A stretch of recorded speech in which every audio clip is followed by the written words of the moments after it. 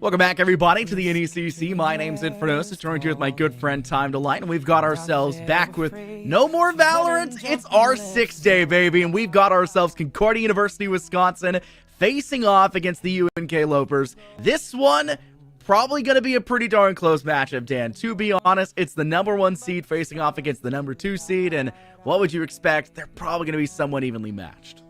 It's about as close as things could get into a best of 5, no less. And especially with Concordia just last week, as you and I saw, drop Murray State Blue in fairly convincing fashion. It was a clean finish, albeit with a myriad of chaos in the middle, but clean finish nonetheless. They're looking pretty good into our grand finals as we move forward.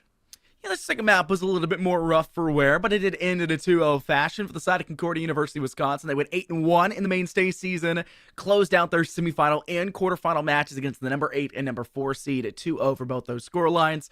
But I will point out, their one loss they faced in the main season was against a little-known team called the UNK Lopers, who, coincidentally, is now on the other side of this bracket, and they're now facing off here once again, but this time in the finals. Now, that last loss came in week 2. So it was quite a long time ago. So there's maybe some leeway to say, things have changed. They went flawless past that point. Just a slight mar on their record. We'll have to see if that will happen to stay true to the points or if it'll change. But for the UNK Lopers, they faced 2 losses in the main season, but they won their quarterfinal and their semifinal matchup. 2-0 for the first, 2-1 for the second against MKE. And they obviously had a bit of a tough time with that second one, but those were the 7th and 6th seeds.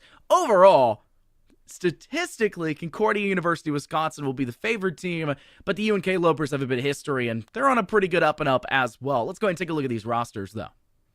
Let's take a first look at the Concordia University, Wisconsin squad. Sonar, Jawbreaker, Augie, K9 Vacuum, and our favorite step bro, computer science major, no less. Well, on the other side, University of Nebraska, Kearney coming through as well. Got a lot going on here for both teams. Obviously, we casted Concordia University, Wisconsin previously, and they're a fairly well-known team within this division. They've got a lot of history. But speaking of history, a lot of history over on the UNK Lopers. Let's go ahead and take a look at their roster real fast. There'll be one name that pretty much everybody out there, if they've been in the chat here for the NECC for our 6th this season, will recognize. It's Quos, just hitting out there on that second list. Clam as well up there. Coop, Toe Holsters, and Bacon Bunny on the board for the Loper Esports side. Fan favorites for sure, and maybe a chance for a Cinderella story to make that full comeback sitting. They came out second seeded, so you can't necessarily say it's going to be a Cinderella story, but they definitely do want to continue their, dominance to this point. They don't want to end things off with a loss right at the end. No team wants to. But one thing we do highlight occasionally here, Dan, is the age of the players, what year they're in college. And a lot of this team here, except for the player of Toe Holsters, are freshmen or sophomore, underclassmen. And that's the same thing mostly for the Concordia University, Wisconsin side. And you like to see that. You like to see younger rosters stepping up as first, second, third seeds and making their way through playoffs because it shows they've got longevity still behind them here in the scene. Take a look at our map vetoes. A note about the order. Theme Park and Border were actually after Clubhouse and Oregon. It was ban, ban, pick, pick, ban, ban.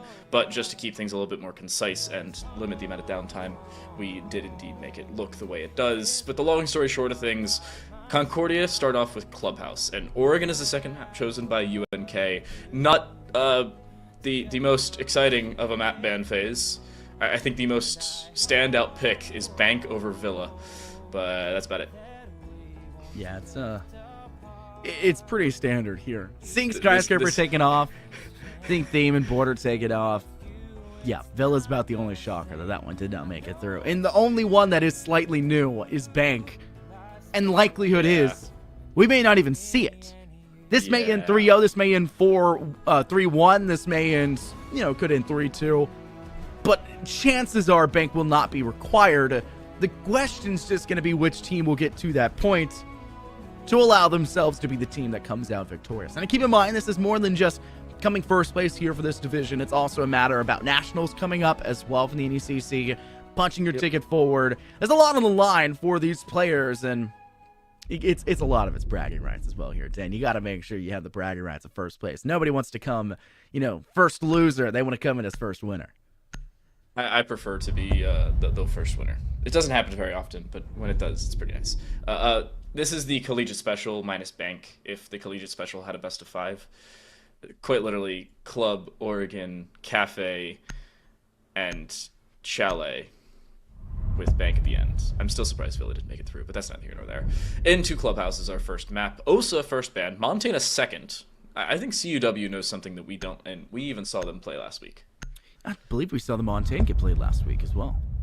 True. By CUW, if I recollect correctly. Maybe Yeah. Blitz more specifically, but I recollect seeing Shield Ops, and pretty sure they also brought out the OSA. Maybe the Lopers have gone for a target ban here to knock that off, but whatever the case may be, Solus will be the first offensive ban by CUW. UNK will follow up with that Malusi ban, meaning that more likely than not we'll see Brava come out onto the board, just because most of the time your Brava is there for the Malusi Banshees to try to clear them away from sites, so the final 30 seconds aren't a literal droll in through that site, dredging through the slow field of that Banshee.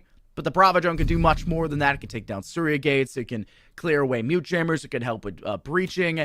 There's a lot still there on the board, but the main focus of it is that Malusi. And chances are, I'm betting it'll be 50-50 to see that Brava get brought out. Also, an in-depth look at how things are right now in the Emergence Division.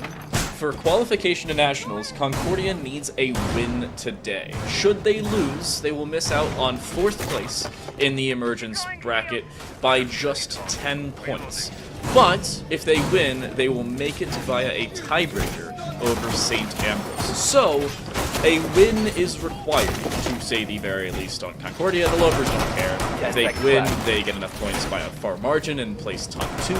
If they lose, they get enough points by a narrow margin and place top 3, so they're more than happy with either outcome. However, some bragging rights and momentum going to Nationals would be pretty nice for the squad. Especially considering how many players and teams there are in Nationals in the first place. The competition's going to be quite high in general, so it's typically important to drive the point home further and get that momentum, get the ball rolling, Dan, so to say. First round officially gets underway, though. CUW on the attack. They go for a fairly normal lineup when it comes to breaching down in towards the basement. Habana was left unbanned, and yet we don't see the Habana being picked up, which is somewhat of a shocker. Only one hard breacher as well to the team. Typically, you'd expect to see maybe a pocket hard breach or a secondary breach like a Maverick or Habana. But, like I said, despite Habana being left unbanned, it is an exothermic charge only to the side here of CUW. And UNK have quite a bit of util they can use to destroy any and all chances of those exothermic charges finding impact, quite literally, through that kitchen hatch and or through bar hatch as well. Nitro cells, 3 in the back pocket for UNK, as well as the impacts in the hands here of Clam. There's a lot there to deny this entry. And it just seems like maybe a fault of CUW, and this could bite them early in this round. But they may want to be more concerned about the pressure still up here on the second floor for UNK. Bacon runs on the ground. They're looking to at least cursory drone it. K9 Vacuum with this going up. I'm not sure if they're going to fully clear out the Mozzie, though. They don't. There's also no sound cue. You can see not seeing a thing may very well cost them. But Bacon Bunny may think they've been droned, so we'll back away at a bare minimum. That or just checking red stairs as to where the drone actually came from. An odd position for UNK certainly to be in. The entire team on the bottom floor, minus their single flank / roam. But the problem is the rest of their defense being collapsed upon. No safety net on the site itself, with limited time now remaining. Impact trick does work. The exothermic charge now taken care of, and the hatch cannot be opened up. There's no secondary hard breach, there's no ace charges, nor a Habana, even though she's not banned for some unknown reason. And yet, there's no easy way in anymore, and with Bacon Bunny playing up above, there's that fight finally setting through as it's back to a 4v4. CW are pinned in. They're completely trapped here on this first floor. They try to step down below, and the same thing that just happened to Augie will happen to the rest of the squad. Coop has a beautiful angle through Kool-Aid Wall with that prone shot. CCSG will wreak havoc on the ankles of any and all opposition that move their way. Bacon Bunny is finally dealt with, so the pincer is effectively removed. But CUW still don't have a great way to entry down in towards the basement. They'll have to drop in through Memo Hatch, and unfortunately, a player through Blue has a bit of a sightline that direction and Quos is hunting for a frag. It's another kill, though, towards Coop, the prone player, through that Kool-Aid Wall, hunting for another, hits the flank of Sonar, but doesn't complete for the frag. Instead, Quos up for another. Step Bro finally dusted. Sonar by their lonesome in a 1v3 and can't find any. Quos for their second kill of that round as UNK will take the first. Usually I go into in-depth analysis, but I have just a single word to break down the round. Quos. Quos. That's all I've got for you. Quos. You're really trying to get that I'm a man of the favoritism people vote from the audience. I'm a man of the people. Yeah, I like when the people like me. Let's put it that way. But UNK liked their setup, and it worked out perfectly for them. Jokes aside, that flank basically set up themselves for the round as well. If you don't have that flank and it is a true 5v4 as they collapse onto the site, there's nothing to interrupt the rotations down. There's nothing to slow them down as they try to attack the site. But Bacon Bunny on that flank, it worked perfectly. And UNK had a strat. They worked around it, and the strat itself worked basically everything you could hope for, and a little bit more if you're on the lower side. If there was something I could use to describe that last round, Dan, it would be a lack of utility, a lack of proper utility, maybe were the phrase for CUW. I was going to go with lack of redundancy.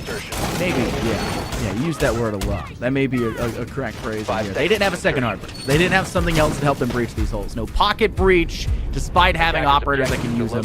You just didn't. And it seems like for a round like that where you could bring a buck and use the skeleton key on Central Hall and in kitchen and just open things up. If you had broken down the kitchen floorboards, even if you had failed to got that hatch down, you still would have cleared the player of Coop lying down with the TCSG.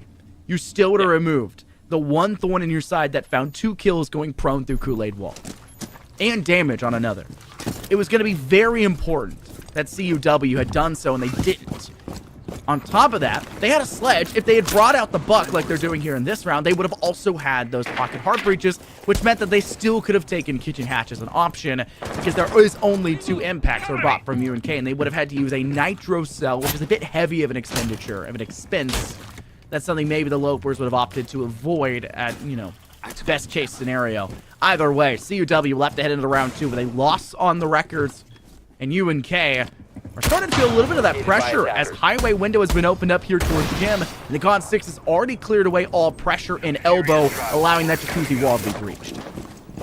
One thing I would have liked to see is actually using the EMP before throwing in any of that utility. So if it is indeed a bandit trick or an attempted Cade trick, you can actually catch them off guard while they're trying to actively trick. Obviously didn't come through, and not the worst thing in the world. Secondary hard breach going to be used over towards the red side, but Quo's getting aggressive. And K9 Vacuum caught out, not expecting the aggression from the entry fragger of UNK. Just like that, it is indeed an entry frag for the Lopers. Up in a 5 versus 4, and taking care of the sledge on a primary soft breach site is a significant problem, because the extent of breach left over is a single soft breach or single secondary hard breach utility, the buck itself, and of course we see Jawbreaker on that thermite, but well, there's the Thatcher, the other L8 in hand, picking up a return frag as toe holsters or shoes he's taking. So sucks. Never know what they're really going for. Bacon Bunny, though, with the nitro cell that I highlighted last round. The rip and dip one here in this one, and it finds hefty impact. A kill already for them. Stepbro, though, will sky themselves forward in through that bar in Jim's side. We'll even find a second pickup at a player inside bathroom. That's 3 kills for Stepbro alone now in this round. And that gives open space for CUW to go for this plant. Para swing for Augie, and Bacon will be at the other end of it, leaving just Quos in a 1v3. Has already found 1 kill in this round, needs to hunt for more, taking a second to their name. Jawbreaker will unfortunately bite down a bit too hard and snap themselves in 2. Quoaz now swinging in through vault side and does not seem to be aware that Stepper was hiding right next to bed behind Stack, and it will be a round win for CUW, who make a nice recovery after that first round loss. Feels bad as well. Bacon Bunny leaning the wrong way on the main stairs, I think was more worried about the logic walkout than they were about the site hold itself, and it probably cost them a fight there. You bring that back, it's a 2v2, you find a follow-up kill, that Qua is actually found, it's a 2v1, but woulda, shoulda, coulda, it did not happen. UNK will lose their gym bedroom hold and now transition over to CCTV cache. I've seen an abundance of bar stages of recent on Club because everybody hates CCTV apparently. It's like a universal thing over the last couple weeks, maybe month or so. Since the recent patch. Everybody's just been like, yeah, I don't want to play it. And honestly, as a really likes this guy to start with, but yeah, they will go back to it. And UNK has the setup for it. I think that Cade will be the MVP here, but the fact that the Thatcher's still on the board, sure, you make them waste an entire operator, but even if you set up your perfect electro plays, it's a 5-meter radius. It's not good enough. Let's recollect here real fast. Against Murray State Blue on Chile, the second map for CUW's last game last week for the semifinals. 5 seconds. They fell to go. victim to Kaid Electro Claw tricking a lot. A Attackers hefty are amount, heading an out to impressive defuse the amount. bomb. Honestly, it was very impressive that Murray State pulled it off Yeah. so often. And I think the UNK maybe watched that series, maybe went for the VOD review, which is the right idea. Let's not be wrong here. That is what you should be doing. And maybe they'll go for the same idea, the electric claw trick over there towards that CCTV wall. If there was only one hard breach for the side of CUW, it'll shoot them in the foot real bad. It'd be the worst case scenario for them to lose both of those exothermic breaches, as well as just the thermite in general. And guess what? It is only one hard breach. Once again for CUW, who despite having so many options and attacker repick and everything galore, it also ran into the same problem against Murray State, barely coming out with the win in map 2. They're going to once again bring out only a single hard breach. This needs to be fixed. CUW are infinitely better than this. And if it goes wrong, it's almost irrecoverable. And it's something that needs to be thought in advance for CUW. They may just have to rely entirely on construction, breaching in that second floor, taking this wall right where Close is currently lying, because it may just be safer for them to breach this than the CCTV side. I think the one caveat is last week Thatcher was unbanned, and they didn't play Thatcher. They just played secondary hard breach. Nice, or secondary EMPs, I suppose. Nice down onto Augie. I'm not sure if I can finish that one without information. But this time around, you can see Step Bros consistently playing on that secondary, or that main EMP. The Thatcher making sure that even if it is an attempted Electroclaw trick, you have more than enough EMPs to take care of it. Attackers They will dropping retrieve bomb. Augie, by the way, but Jawbreaker, after opening up the wall, will fall to so low HP that it's scary for them to even walk in through an electrified surface. They may very well die to the Electroclaws that are on those sides of the main wall. Odd position, certainly, but Sonar finding that kill, Bacon Bunny trying to rotate back up main stairs, and CUW has fully cleared out the room and can now fully focus themselves on the site as they look to aggress. They have both avenues of attack to do so as well. Ooh, great shot from Step Bro once again, dissing out the damage. Throw holsters at the other end of it, falling. Capitell bolts going out towards Cash Room, just creating some safe space and some havoc, so to say. A spray down from K9 Vacuum with some assistance from Step Bro from the opposing side. Lock in Clam, and Cooping, the last remaining player, gets quickly slept upon. A pistol out in hand, in fact, and it will lead to a flawless round result coming out for CUW, who have put themselves on the right foot truly after that first round loss, now coming back 2-1. Adjustments there, and as was the round, I think most importantly, knowing where their weaknesses lie, making sure that Bacon Bunny on that flank is quickly taken care of, whether it's via those gridlock track stickers or via the gridlock herself. Sonar, clean kill, by the way. Basically making sure that CUW doesn't have to worry about that flank. And I think UNK, since round 1, has overcommitted to reliance on that flank. Sure, it worked perfectly in round 1. Bacon Bunny was on the top floor, found the kill for Hatch. It was a perfect setup, found the kill for CUW to look a different way, and basically distracted them from the site take itself. But two different things have changed since then. Number one, CUW's become aware of the possibility of flank seemingly every single time. And number two, Step Bro's kind of gone nuts. He's got 8 kills in 3 rounds. I don't think there's any time in which they're going to slow down either. It's an odd position for them to be inserted, but it's still one where UNK has to bring in something different. There has to be a change, because trying the exact same thing is not going to work every single time, especially when 5 seconds CUW has already made the adjustment. CUW on this attack will Attackers' change objective things is to locate a pretty bomb much and defuse it. not at all, which is interesting to say the least. When they already had problems, they're going to keep the same lineup. Thankfully, I think Augie has realized, hey guys, Capitell also has pocket breaches, like I mentioned in that first round. We've got other options here. Maybe they didn't mean to bring the Claymores. Maybe that was an accident. Who truly knows? But they did use those Claymores in round 2 through that drone hole leading over towards Elbow on that second floor. But they didn't really make impact. That was closed away by a bandit battery in the first place. They had to go through with the Gone 6 to the castle barricade in Gym to clear away that Elbow. The Claymore wasn't really going to do too much. Just saved a point of escape possibly for that player. CUW, though, with the fact they have pocket hard breach, that means they have 4 sets of breaches. They can live through both impacts from the Lopers, and more likely than not, the Lopers will only opt to send out 1, maybe 2 if they want to test their luck nitro cells to clear things away. So they have a good shot at actually managing to get that kitchen hatch down, and even if they fail to do so, K9 Vacuum's life is unbelievably important here. Also, a drone just spotted them. They're locked in. They're not going to be able to escape over here through CC. They need to make sure they're breaching down the floorboards in kitchen to clear away Coop, who's laying prone through Kool-Aid Wall, and stop that player from wreaking havoc from the main hall entry. K9 still worried about the cash room, holding over towards CCTV. They slowly walk forward. They're actually being held. It seems like Bacon Bunny's aware of them, actually hitting a shot through the wall onto the body of Bacon Bunny, who's now rotating back towards Garage. The readjustment from Bacon Bunny is working perfectly in their favor, and the readjustment back towards Garage finally taken down. Sepro goes 1 for 1, and most importantly, removing that distraction. Sure, it's taken a minute 45, but it's baby steps at a bare minimum.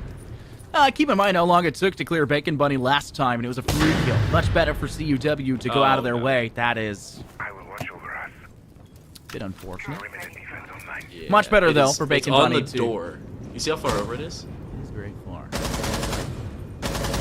Still, much better for Bacon Bunny to actually be cleared earlier rather than later. Keep in mind, CUW had a bit of a time constraint issue when it came to the final moments, but think about how much time has been taken up by that and how little these breaches have gone down and how little space that CUW have to work with. It'll be a gun of engagement truly to find success. Sonar gets a big lick off towards 1. Unfortunately, Augie will fall pretty much in one fell swoop, and Stepbro was not far behind with a bailiff from close. Stepping up big, CUW at the back burners, looking like it could end up as a 2-2 scoreline, but Jawbreaker and Sonar need to quickly swing in fast. Jawbreaker gets their head locked off their shoulders, Close gets another big pickup, and it's just Sonar by their lonesome, and it's a major crossfire for the UNK side, as Loper Esports will find themselves tying things back into a 2-2 fashion. Basement is their proving ground. Good readjustment as well from the Lopers, making sure that even though they lost ground in other places, they retake it in different ways. Notably, we saw Coop trying to play on that same crouch hole we saw the final kill from. They were, of course, taken out from above, as verticality plus information equals a fairly quick death. But Clam, for that final kill, retaking the ground, and I thought immediately, well, as soon as you walk down this long hallway without clearing out that foothold, you're dead. Defenders, That's exactly protect your bombs from Not only that, they were held in a crossfire from the backside of Church. Not really a recipe for success for Concordia, but it is still a round victory for UNK. They'll tie things right back up. The problem is, they have yet to win any of the other sites. They lost both Gym Bedroom and CCTV cache on this top floor. There need to be a few adjustments, and one of them is going to be toe holsters, making a switch onto the mirror here for our first of the 2 aforementioned sites. Let's keep in mind, last time we saw this point, CUW did a wonderful job of clearing away corner elbow, clearing out that jacuzzi wall, and making 10 seconds big remaining. waves off of that highway. I think UNK may need to be a little bit more active in its defense there, using the mirror. Maybe one of the better ways to do so. Stops the jacuzzi entrance, stops the player from holding down elbow hall. But you also have to keep in mind, that's not where they lost their bathroom player last time around. They lost the bathroom player from Stepbro swinging in after having found 1 and then 2 kills, swinging for a 3rd, off of where else but Jim's window entrance, where they had already breached in, been gone 6 previously, and had made a lot of open space for availability for CUW. I don't think UNK have built their strategy well to counteract that. The mirror is nice, Warden is okay, but there's not a lot there that truly stops that entry, Dan. And because of that, CUW can pretty much bring out the same strategy as last time and find pretty much the same amount of success as long as they get those gunfights favorable. Has sometimes really come down to gunfights and maybe gunfights alone, especially in some of these specific rounds. And openers, notably for Concordia, have also come down to that control they've had long term. Sledge coming through for K9 again, not dying early this time compared to what we saw last, and it does seem like it's going to be a similar site take to what we've seen prior from Concordia. From this east side over, and notably also pressuring from the outside in. Information at a bare minimum has been gained by the Loper Esports side, but it's still enough real estate for Concordia to be like, yeah, we don't care about that info to really work with. They're still pushing the bottom floor, they're still taking from east over. It's a good setup to start things off. Augie finding another pickup, this one on a Bacon Bunny, who's had a bit of a problem staying alive in these rounds. Little success when they roam and extend, and a little success when they sit stagnant on the side as well. Supposed to toss out a nitro cell, and that actually manages to DBNO Stepbro, but unfortunately doesn't seem like a recoverable position to take down that player completely. they may just be a doomed to be recovered player for the side of CUW, and that will be the case. Stepbro stabilized, back on their feet, and can continue to wreak havoc here against UNK. Firebolt goes out towards Bathroom, and Coop's in a bit of a tough spot. Fickle pickle, so to say. Takes a lick of damage from the fire, but managed to survive for now. The TCSG, though, takes down Stepbro and finishes the job. Takes a single bullet to do so, because they were DB&O'd previously and up to only 20 HP. There's not a lot of chances, Dan, here for UNK to make a comeback here, especially with Coop's lost inside jam, and there goes Toe Holsters. Dropped in through Logi Hatch. You're trapped outside of Vault. There's nowhere you can go, and it will be CUW having another very successful round up on that second floor.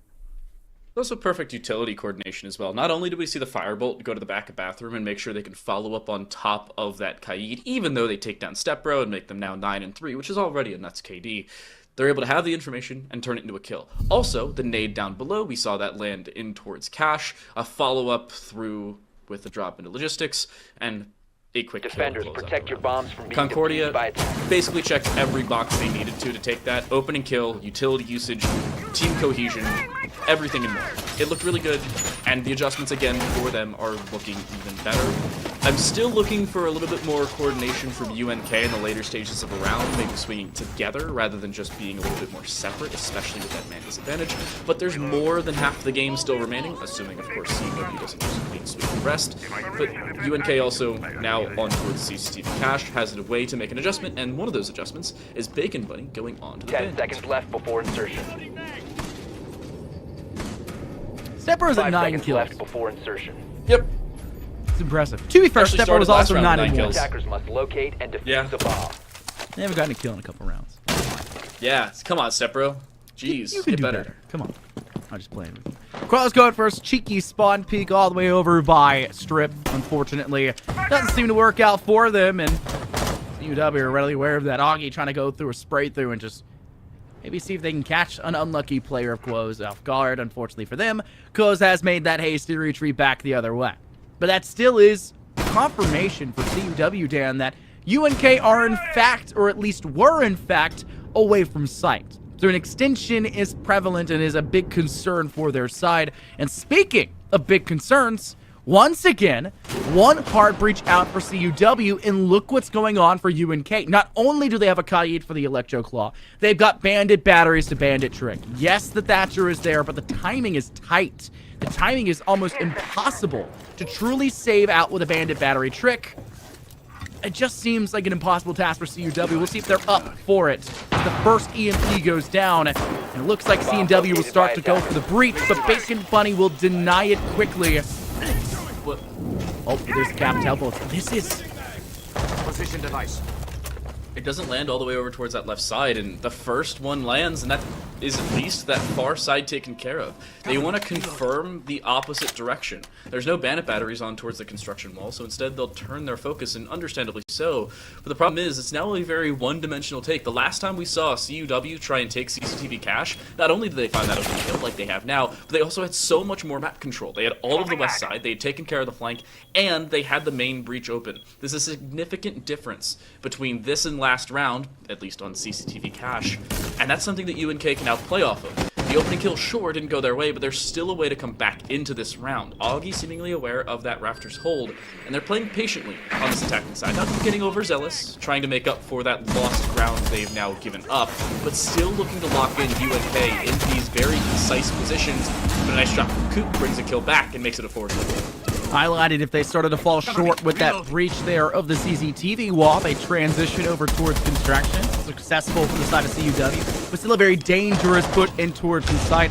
Red Stairs hold as well as the shield hold from Coop puts CUW in a very tough position. Thankfully, Jawbreaker comes up clutch, knocks the head off of Coop's shoulders, and well, at least evens things up to a 3-on-3. But look at the health differential right now for CUW. K9 Vacuum has been hit and hit hard, sitting down below at about 25 HP. Thankfully flanking in through Red Stairs, but oh, proximity alarm goes off and we'll smell the disaster here for CUW. Just Jawbreaker by their lonesome, red time ticking. And UNK have no problems dealing with that with their first defensive victory on a site that's not basement to tie things up completely. So we transition now to halftime. That even 3-3 split and good adjustments from UNK. I also have to say CUW's overall attacking setup for that round wasn't bad, but the execution off the back of it could have been improved. Granted, the lone hard breach was already a problem, but the fact that they then don't play off of their utility as directly as they could. We talked about it, the firebolt went towards the backside of CCTV, but it only extended to one of the 2 walls. At a bare minimum, just open up that wall. That's most of the time the wall you're actually going to want to open in through anyway, because you want to get to the backside of default. But when you try and put it on actually both walls, when you put it in between the batteries on one or the other, it still lands and will take care of your exothermic charge. Well, you have to disengage and go a different direction. That's exactly what we saw. The problem is a little too late, and with unfortunate losses, not only with the procs over towards that main stairs, or right stairs, but also with the straight-up gunfights also won by UNK. Good adjustments. Improvements, obviously, possibly there for CW, but it was overall a good hold and warranted around victory. Now, into the second half, CW's defensive side, a very curious setup, Attackers are moving out to locate a to bomb and understate defuse the it. obvious. No definitive site anchor? Other than Castle, maybe? It's an older style drone. It checks out to a degree. Some people say, and I was going to say this anyways, but it works really well now, seeing the weird defense we're seeing come out for CUW. I won't say too weird. This is somewhat standard. A good defense is categorized by an even stronger offense. And I think that's something that maybe UNK were opting for, playing for that second half performance, now heading over to their attacking side. Maybe that's what we're seeing come through, but I have to imagine that CUW taking this aggressive stance, playing in through that Logi upstairs, getting those breach to deny that kitchen side, working in from dirt, shockingly enough, for UNK. There's a lot there for both teams for this level of aggression. And look at how quickly UNK have already put a drone into sight. Less than 45 seconds into the round, they've gone all the way down tunnel, moved into the objective, and now seemingly could just completely circumvent this heavy extension by the side here of CUW by just taking down the 2 players on that basement side and just cascading to force them into a retake snare by getting that plant down. But it seems like they've maybe thought that's not the best idea. And instead, they're going to have to deal with this extension, and unfortunately, the extension bites back. And quickly so, a problem still mounting for UNK as they haven't cleared out that extension. There is a kill found in the Jawbreaker, so the castle is quickly taken care of, but look at the fallback. CUW's actually opened up the memo hatch and has just dropped away safely. K9 still hasn't been taken care of. They may think that he's been taken care of and cleared out, but with that air jab, they may think otherwise. There's a drone on K9, and they do not know it. 2 separate air jabs set up. They'll make a sound cue, figuring out the first one, and they should at this point be disengaging and backing away to site. Oil pit down to drop should be a clean return for them, and at this point, CUW still has all 4 players alive that were earlier. They still have their site hold, most importantly, and the HP advantage. There's no definitive advantage for UNK other than the fact that there are 2 hatches open. That's really it. Airdrop is ready. Coop's going to do their best to make sure there is no more extension possibly to deal with. Unfortunately, that is not the case, as CUW are still finding impactful kills. Augie there taking down Quos. An aggressive stance coming out here from Stepbro. Wow. They'll manage to get out of that unscathed, might I add there, Dan. And they're going to re-peek and swing. There is no chance that UNK can survive this onslaught of Pepper, as it has gone purely in favor of CUW's defense. That hefty extension, the fallback to site safely. They were going unpunished. UNK had their chance early in that round by just taking site and playing from there, and instead fell right into the loving arms of CUW, who rightfully so will take this round victory. My favorite attacker setup is finding information and then immediately countering it. Whether it's noting that 3 players are off site and then immediately rushing the site and forcing them to retake, as you indicated could be a possibility, or just completely forcing people out of position and then killing them for doing so. Sure, you can force people out of position, but if it takes you as long as it did there for the UNK Lopers, and you don't find the kills and just allow them to back away to site with a correct setup like they had, by the way, perfect castle barricade on the bar. Attackers need to locate and defuse as many bombs. Amazing setup. But if you can't punish them on that disengage and you take forever to drop them away from that position, you basically lost the round in and of your own right. And you said it, deserved round for Concordia, one that is now a difficult position for UNK to be in as they make the adjustment up to June. Transition periods can be a little bit difficult. They can also be a little bit uncomfortable. Sometimes you have those growing pains. Maybe that's what we're going to see from UNK. It did take CUW a round loss to start to truly feel comfortable going back into this objective, this map in general. They took the second floor, both sides, back to back, allowing UNK then to go for the basement. Then there was the stage of, a back and forth 1-for-1. But overall, UNK are better on defense from what we've seen. I just didn't see enough in their offense in that last round to really give me an inkling that this team can compete with CUW when it comes to these rounds. Yes, the basement is a very difficult site to take. It is arguably the most difficult objective here on this map.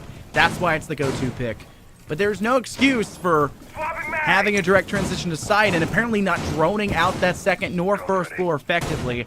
UNK have a lot of problems that can be solved, but they're going to take the direct approach here, which is the right idea. No extension elsewhere for CUW. All of them pretty much sitting stagnant towards site as well as over towards cash.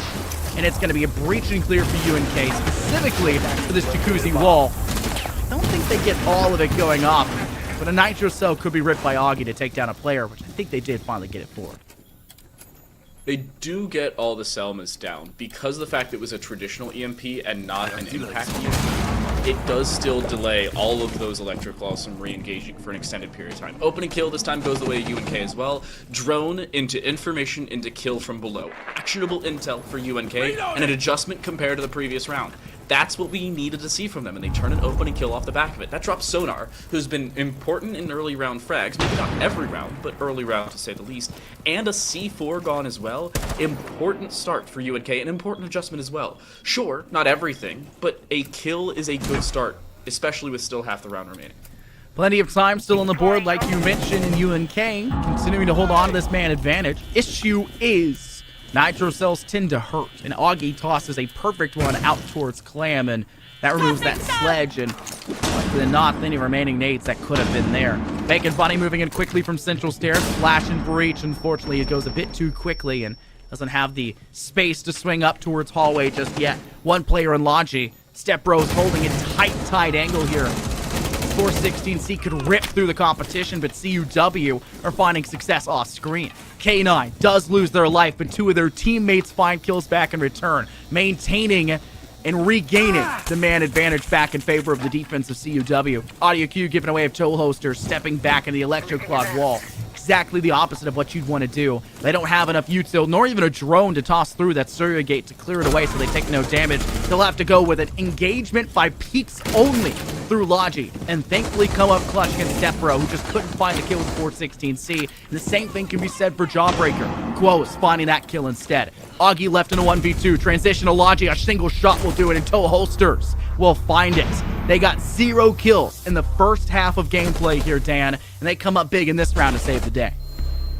Later stages as well for UNK really playing in their favor. The opening kill was the all-important one. As they walked in, they found the frag to at least give them some space to work with over towards main and gym. Clean kill from Quos as well. Their position on that prone door in gym was being held. However, they were aware of the possibility, and through the footholes, proned forward, and found the kill to really give themselves the fortuitous 2v1. And we saw it. Augie was on a sliver of health. A slight breeze would have blown them over. Turns out it's a shot from the AR-33 to do so instead. Good enough for UNK as they again make an adjustment required, a correct one at that, and in good time, they win the site of Gym Bedroom and force UNK, similar to the way that CUW forced UNK, or forced CUW similar to the way that CUW forced UNK. Get the journal again to CCTV cash after that. CCTV and cash, you talked about it. Some teams like to go back down towards bar and hold that objective. I don't think that's hit a collegiate yet. I don't think collegiate has really fallen into that step. 5 seconds left. Truly speaking. What's up? Didn't Murray State do that last week? Attacker's One objective time. is to defuse a bomb. One time? One time. And it was very hit or miss, to be fair. But one time does not make a trend. Twice barely makes a trend here, Dan. I don't think collegiate has really caught up to the state of saying that bar is the go-to objective. CCTV is still the default hold. And for UNK, their second time around, the merry-go-round was much more successful than the first. Bandit tricking alongside the Kaid for the Electro Claws. a lot more util to deny the pitiful amount of hard breaches available for CUW, and it forced CUW to diversify where UNK had them on the ropes with those frags, connecting it from cash towards construction. The issue here, we don't see that from CUW. CUW is going to take the normal approach to this defense and completely forego the active defense of CCTV. Let them take it. We'll hold garage and rafters. We'll hold cash room and red stairwell. You have no way to step direct in towards sides safely, and even though you may have smoke canisters like Nancy or Ying, flashes as well as candelas, we've got so much more with zombie barricades. We've got mute jammers. We do have electric claws we don't have to be concerned about. And we got ADSs to burn away that util you throw. And we got roamers to take down your sledge and the nades that were still sitting in the back pocket. The kill again. This time it's CUW to return, and Clam had already used one nade unsuccessfully, was trying to adjust, but was quickly taken care of. Good adjustment from CUW. As soon as the landmine went out below them, they were well aware that the bottom floor was occupied, and Stepbro made the adjustment. They're now prone, sitting inside the main lobby, and they're just waiting to try and readjust once more. Coop here on the ace has now been seen and shot at, and Stepbro's just playing patiently. Not over-swinging, not getting overzealous, but Coop looking the wrong way. It's a follow-up kill here for Stepbro, and that may very well be the round coming to a fairly swift conclusion. The site now being taken, but Sonar shutting that down as soon as it starts. Toe holsters trying to hold down rafters over towards garage, but around those Kiba barriers, no easy way to take care of Augie on that zombie, and well, there's no help for them either. Quoz is inside of construction, having to worry about a flank, the hatch, and the site itself. No simple way to find a frag, but finally, toe holsters do. It's only one though, and a problem is they walk straight into a toxic babe. That's the round. CUW 2-1 first round split as they retake their lead. Worst possible timing there for toe holster. It happens. Toxic babe gets tossed out right as you were walking forward to jump through that breach. You do so, and it gets detonated. Your already stringent life is just going to be forfeited very quickly after the fact. If it wasn't going to be the electric cloud wall that gets the job done, the Toxic Babe will do so quickly. CUW now up to 5. 1 round away from match point here on our first map of the night. And 2 rounds away, possibly, from sending us into map 2 of Oregon. It's been a pretty close series, though. Honestly, UNK have kept it a somewhat close game. But a lot of that has come down to rounds where they defaulted to a comfort strategy, such as their basement hold, where 2 of their round wins, half of their round wins came from. And CUW have had success on a plethora of objectives, on multiple variations of strategies. They have changed things up a lot, and we've seen a lot more in the strat book, which leads me to say that CUW are a little bit more impressive so far in this series, but that doesn't mean that UNK can't step up with the rest of them. UNK keeping a halftime even. Quo stepping up big with an 11-5 scoreline. Yes, doesn't equal Stepbro, but Stepbro was caught out for a little while there, stuck at that 9-1, stuck to the 9-3, 9-4 stat line that they had, and that's allowed for Quos to really catch things up, and they need Quos to step up big. They need everyone to step up big for UNK. Note that once toe holsters started to feel comfortable, UNK pick up their first attacking round win. The rest of the team can start to follow suit. UNK are absolutely still in the game. Notably, again, it's a basis around information in this attacking round. A bottom floor hold is actually far extended to this top floor extent. And an odd position again for CUW, but not something that UNK has not seen before. Certainly aware of the fact that it is a top floor hold, able the drones they need to do so. 8 of them, by the way, about 40 seconds ago. And K9 Vacuum's actually down as they try to drop down the hatch. I'm not even sure if they're aware of it. The nade will actually miss. It'll only blow up the barricade, and they need to try and find a way to finish off this Oryx. They should at least be able to drone him out or push him out of position, but it should be a foregone conclusion. Yeah, Clam will find the kill. Good opener, and UNK significantly quicker this round. Learning from previous mistakes and adjusting accordingly. CUW with a man disadvantage. Defensively, will have to start being a little bit more cognizant of their positioning. Stepbro's in a very dangerous position themselves, lying down in stage, trying to watch that hatch inside construction to sneak away a kill. A drone does spot the Legion of Augie, but maybe they don't know that Stepbro is still here. Maybe they only know Augie's position. It's one big use there of having that vigil, of having that sightline denial there for those drones. A notable audio cue of Augie dropping down that hatch in the Legion goo mine. Perfect fight for Stepbro. taking down Clam, hunting for more, maybe a bit too greedy. They could be paying the price. Does Stepbro have what it takes to make this escape? I would say it's nigh impossible, and it is in fact going to come through. UNK will shut down Stepbro. CUW getting over aggressive and greedy, and it costs them another player. Compared to what we've seen before, it's UNK with a little bit more time, and notably a man advantage with no roam to have to worry about this time around. Impact Trick is still available should they need it, as Augie still has both in their back pocket. However, with no Habana on the board, there's also going to be no hatches opened as UNK start their aggressive push forward. Information is still in abundance here for CUW. Their Valkyrie's still alive, as are the Black Eye cameras. With a push down, they're just playing for information and face-checking seemingly everything. UNK do not want to waste any more time, and as they start to envelop the site, CUW is going to start running out of those safe positions. C4 thrown through does not land, but the information gained off of it should very well be enough. And a double kill now found across the board. Coop even taking even more damage, but the walk-in from Crows at least finds one. It may not be enough though. 10 seconds left. They need to play for frags. They cannot even afford to go for the plant. And as they walk through the main door, they find a kill into Jawbreaker, now adjusting over towards the blue side, but with a lack of intel and a lack of time, it's CUW to head onto map point. Big play from CUW to realize, hey guys, we don't have to go for this final pickup. Let them sit still. There's no time for the plant. Diffuser out of control. Just save your life. Condition it. Very important. Tactical timeout will be called by UNK just to give themselves a little bit of time to talk things through. Observer needs to quickly go ahead and do so there's not a problem here. There we go. Thank you very much. Yay. This is the time, Dan. It may be a little bit too late. Typically, you want to see each objective brought out for a team before you call a timeout. CUW are at that point, but because UNK had found a round win earlier, it's taken a bit more time than they would have liked to see that. And seeing all three objectives means, since it was a 3-3 half, CUW reach match point. UNK are praying for OT, and while this is, I believe, CUW's map pick, Dan, feel free to correct me, they don't want to give it up early. Clubhouse is a map where any team can surely compete on, and every team should know what they're doing. I don't know. We'll have to see if they're talking it out. It may be a tech timeout as well. We'll have to see if that is also the case, but they got to talk things through. No matter what, UNK are on a very dangerous game right now, and CUW have been tested. They have come out on top. They've bailed the water out of their whole field canoe and are still staying afloat while UNK seems to just barely be riding the waves, and it seems like the next one will take them out. You are correct, by the way. This is CUW's map selection. And Defenders, the Lopers had a good start to it, sure, but I think the difference is CUW's had that adjustment long term, especially later on in this map.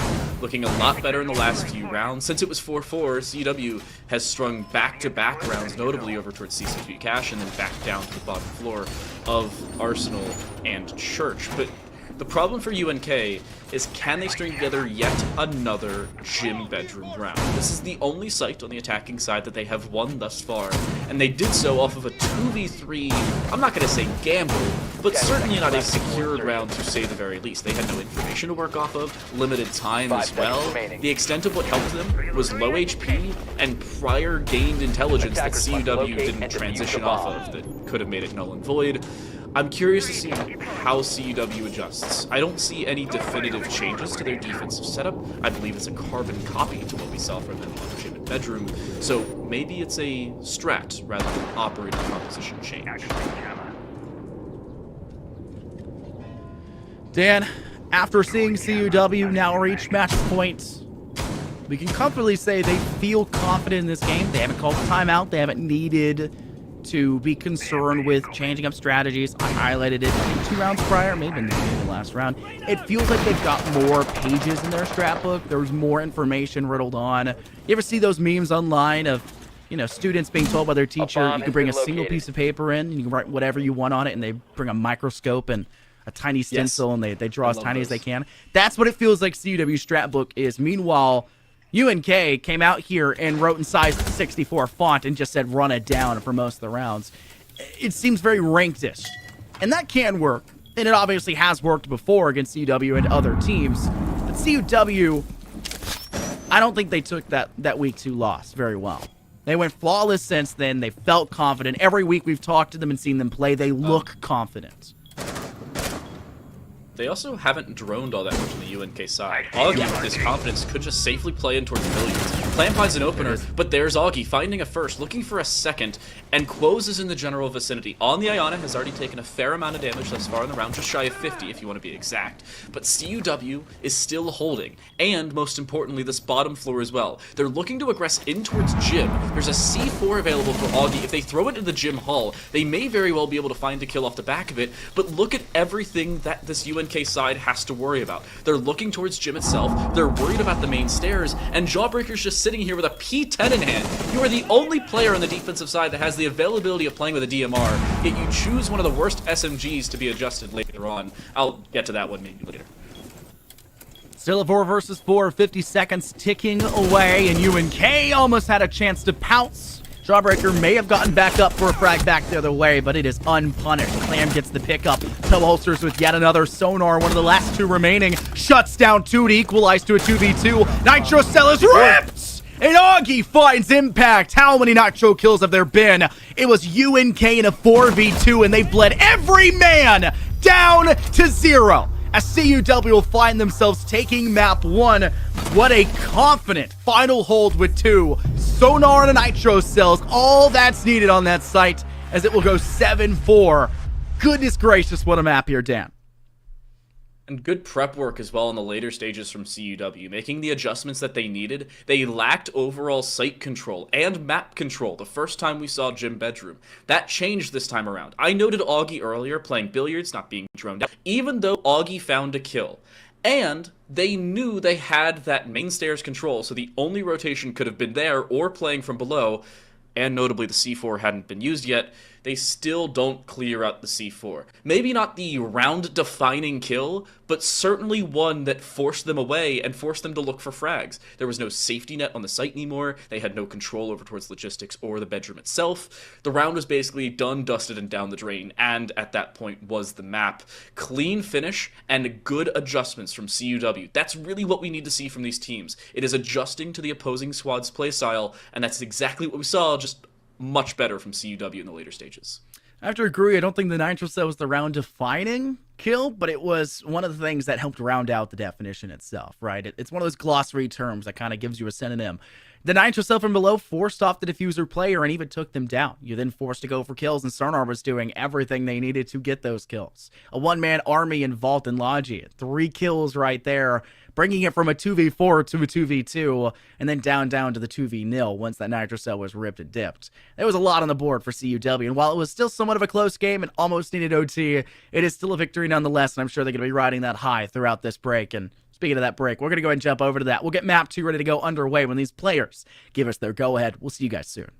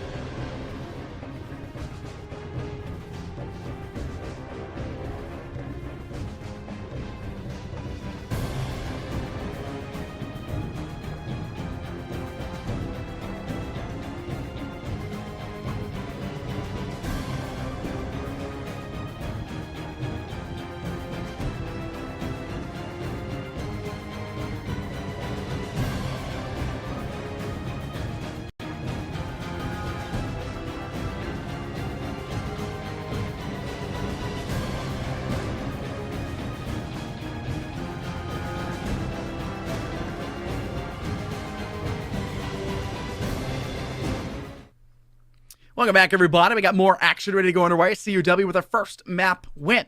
Now, the second one, can it go for the twofer? They had a close map in their second map on our last week's broadcast, Dan, with you and I in the booth. It was a little bit too close for comfort after a very solid map one, but this one was close through and through. So I'd almost predict that UNK, very much so, will take this entire 1-1.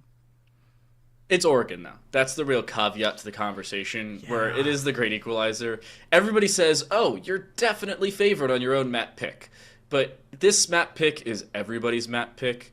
It's Oregon. It is the most played map in Rainbow Six Siege competitive history. It's the most picked map when I have map bans in my ranked games. It's a pain in my rear end, to understate the obvious. And some teams as well. You can pick it, but there's by no means a safety net. Sure, UNK did indeed select it, and they may feel a little bit comfortable here compared to either Theme or Border, which were the next two bans after, or Chalet, Cafe, or Bank, which were the later stage picks as well.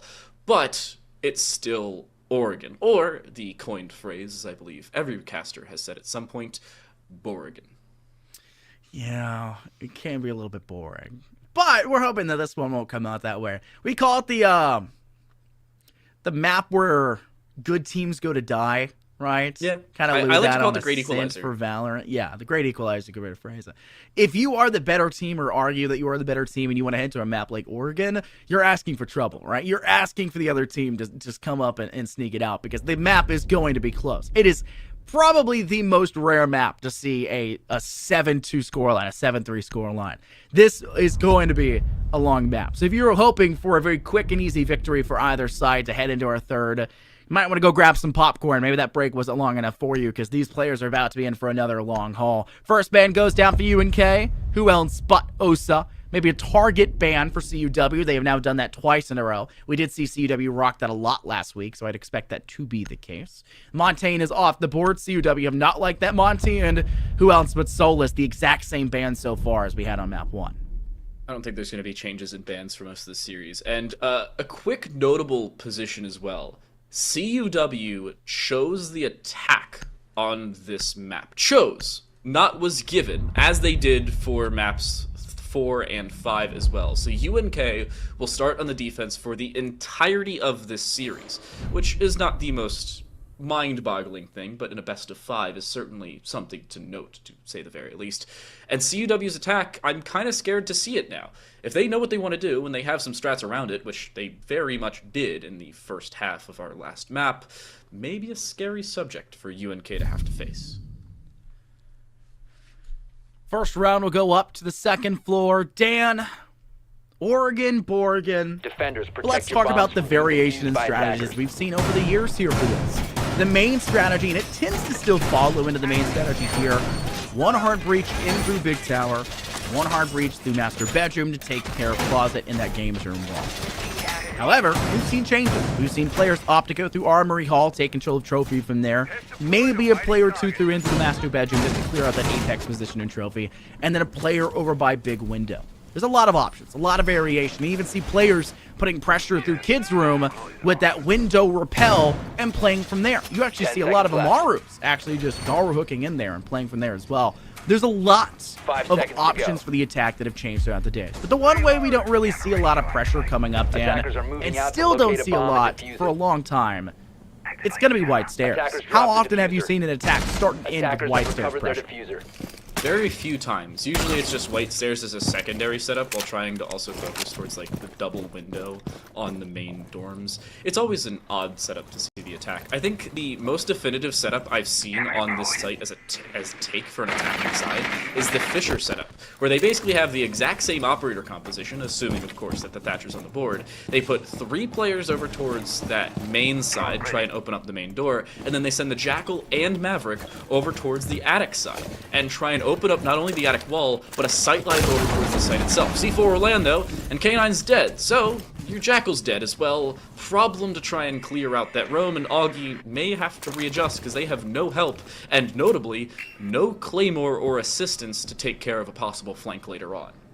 It's a bit rough to lose your only, I won't say flank watch, but flank denial kit in your entire lineup. There's no Nomad for flank watch. There's no Gridlock, the track stingers. Your only bet was the Inox scanner to hunt the players that were roaming. And there's quite a few for UNK, mostly being driven from that white stairwell side down through Zulu and trying to just take control from there. Sonar is going to have to really rely on K9 Vacuum watching the drone from Sonar that was placed over there in stairwell inside main. Bacon Bunny, who has stolen a drone. Free information for UNK. And that drone is spotted, needs to be cleared. That could be destroyed very quickly if you were just to swing around that corner for that Sonar, but maybe they opted not to do so. Reload, though, does come through, so I can only assume they've done exactly that. It is an armory push through corridor. Sonar needs help fast coming in from that master bedroom side. And there is no external pincer coming out for CUW when it comes to Big Tower. It's only Augie, and there is only 60 seconds left. You've got to breach, clear, and gain safe space. There's not enough time to do all that concisely. Quos here with the Mossberg in hand, looking for the kill, is playing a little bit patiently. They've not been seen by Jawbreaker, and the kill for Coop, making sure that Quos has safety. A nade will go long, so will not clear out that Trent side, and Augie has no time to create this space. A swing from down below, Bacon Bunny dumpstering Sonar, and a 1v5 for Augie, an ace clutch in round 1. CUW, I'm no expert, but this is not a start you want on your opponent's maximum. It's a rough round. This one may very well go flawless. This could be just a position for Augie to sit in and say, hey guys, this isn't Valorant. You don't gotta save. You don't gotta hold on to your stuff. There's no eco, no credits, no cash. But this is a time for us to kind of have a tactical timeout without having to call something this early. Let's talk things through. What went wrong? How are UNK playing? What was their operator selection? How do we expect the next round here on this hold, which is very likely to come back around depending on how popular the second portal is? What can we do to stop it? And how are they going to transition now down to likely the basement? I don't know if CUW were talking enough to highlight that. That is kind of a plaguing problem for a lot of collegiate teams, Dan. But it's something that I think is much needed. And I think it's something CUW are at least good enough to talk about. Either way, it is going down to the basement. UNK will hold on to the lead for now, heading into round 2. First round victory, and a clean one for UNK. Defenders, CW's attack really lacked a little bit of pressure from multiple angles, and I think notably, the Achilles heel for them was losing K9 early. That C4 finding an opening kill really put a spanner in the works of CUW's attack. They had no safe way to open up attic. They didn't have the time on their hands later on because they just couldn't pincer as they originally planned. And there also has to be that flexibility. You have to expect that some way, shape, or form, your attack will be hindered in one way or another, and I don't think they did. So adjustments certainly can now be there, but not for a couple rounds, considering UNK now has the site locked until round 4 minimum, and CUW has to now attack the bottom 4. Not too many changes as well for them. Stepbro's going to go from the Thatcher onto the Nook, K9 from the Jackal onto the Capitao, and then most notably, we see Augie on towards the Flores instead of the Maverick. That's an interesting switch, as well as there's no primary fragger other than, well, maybe Stepbro, with Sonar off the Iona.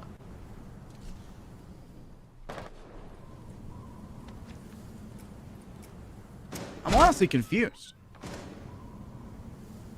There's no Azami. Flores isn't a necessity, so to say. There's only one shield and it'll likely be placed in Central Hall down in the basement. I'm not sure why they felt the need here for the Rotero drone. Maybe just to clear out shield towards... I think that was where it was placed. Shield over towards bunker? They've only brought one. It's an interesting lineup selection.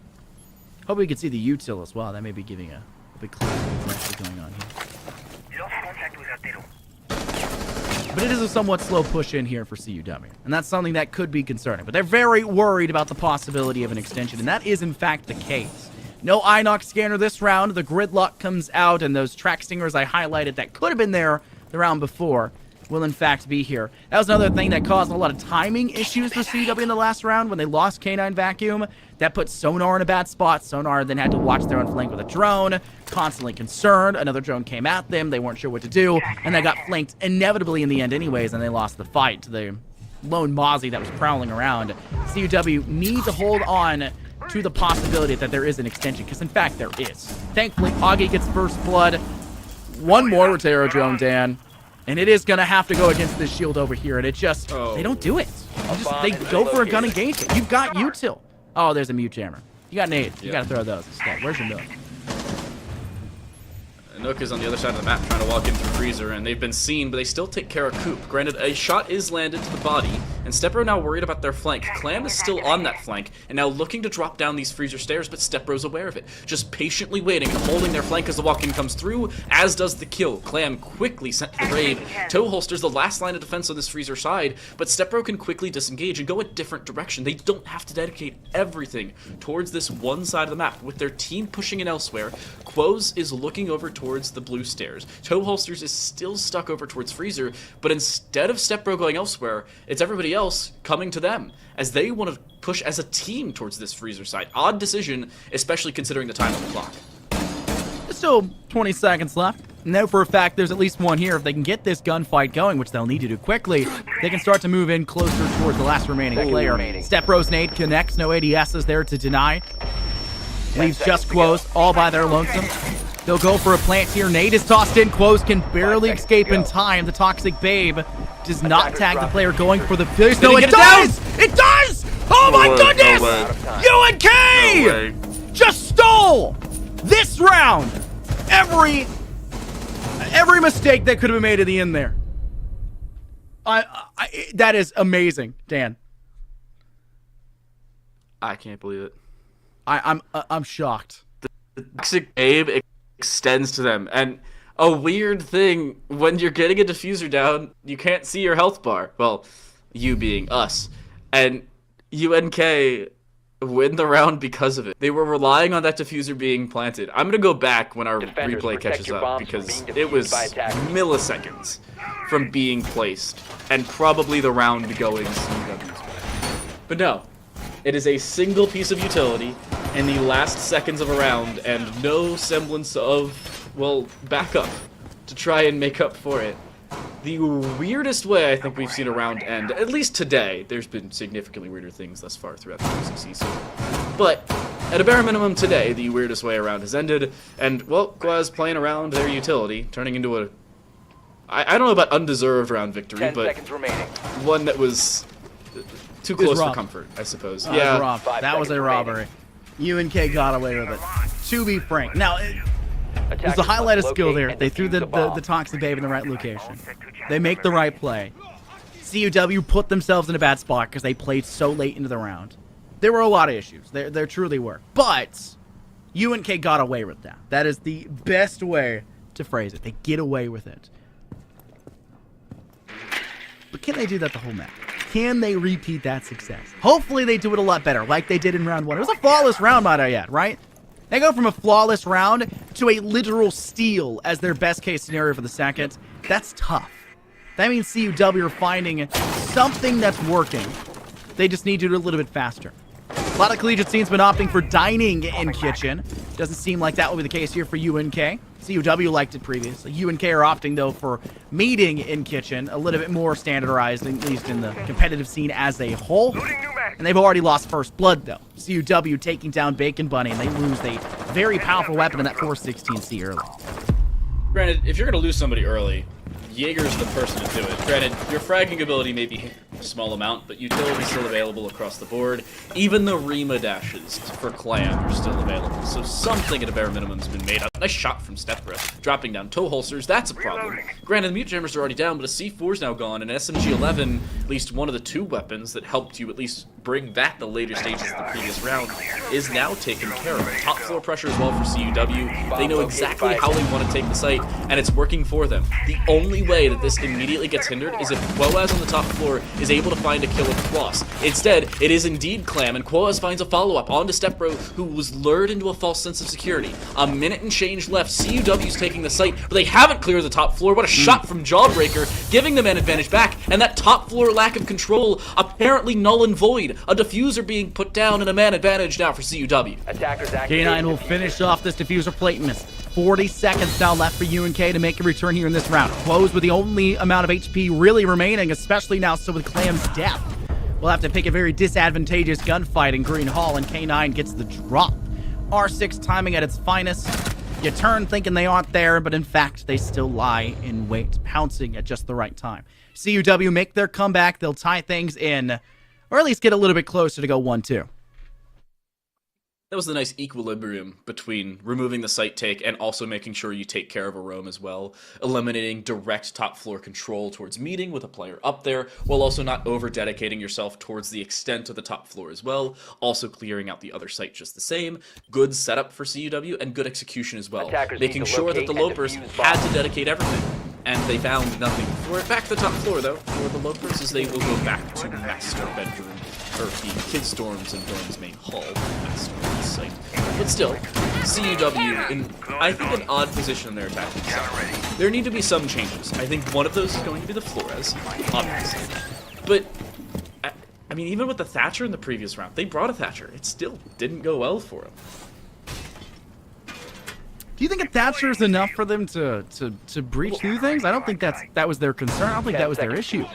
They got the closet wall open. So I think 5 seconds the issue for them was losing Augie. If I'm going to pick one specific issue, they lost Attackers are Augie. moving out But it to looks like locate a bomb and CUW's defuse changed it. their overall lookout.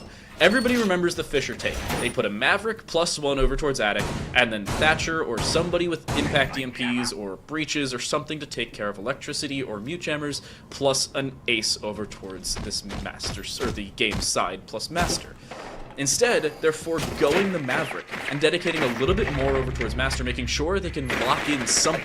They also lock in an opening kill. Coop being taken care of. They have information on the Bacon Bunny as well, and Sonar's looking for the kill here. No safety net for UNK anymore, and Clam on that far side is going to mean absolutely nothing as they try and play aggressive towards the big tower. Everyone remembers the Fisher. Apparently, everyone remembers the Fisher thing. That's just something we all remember here today. They should. They've been running it for like the entire academic year. Nothing's changed. I've talked to Yali about this. She knows.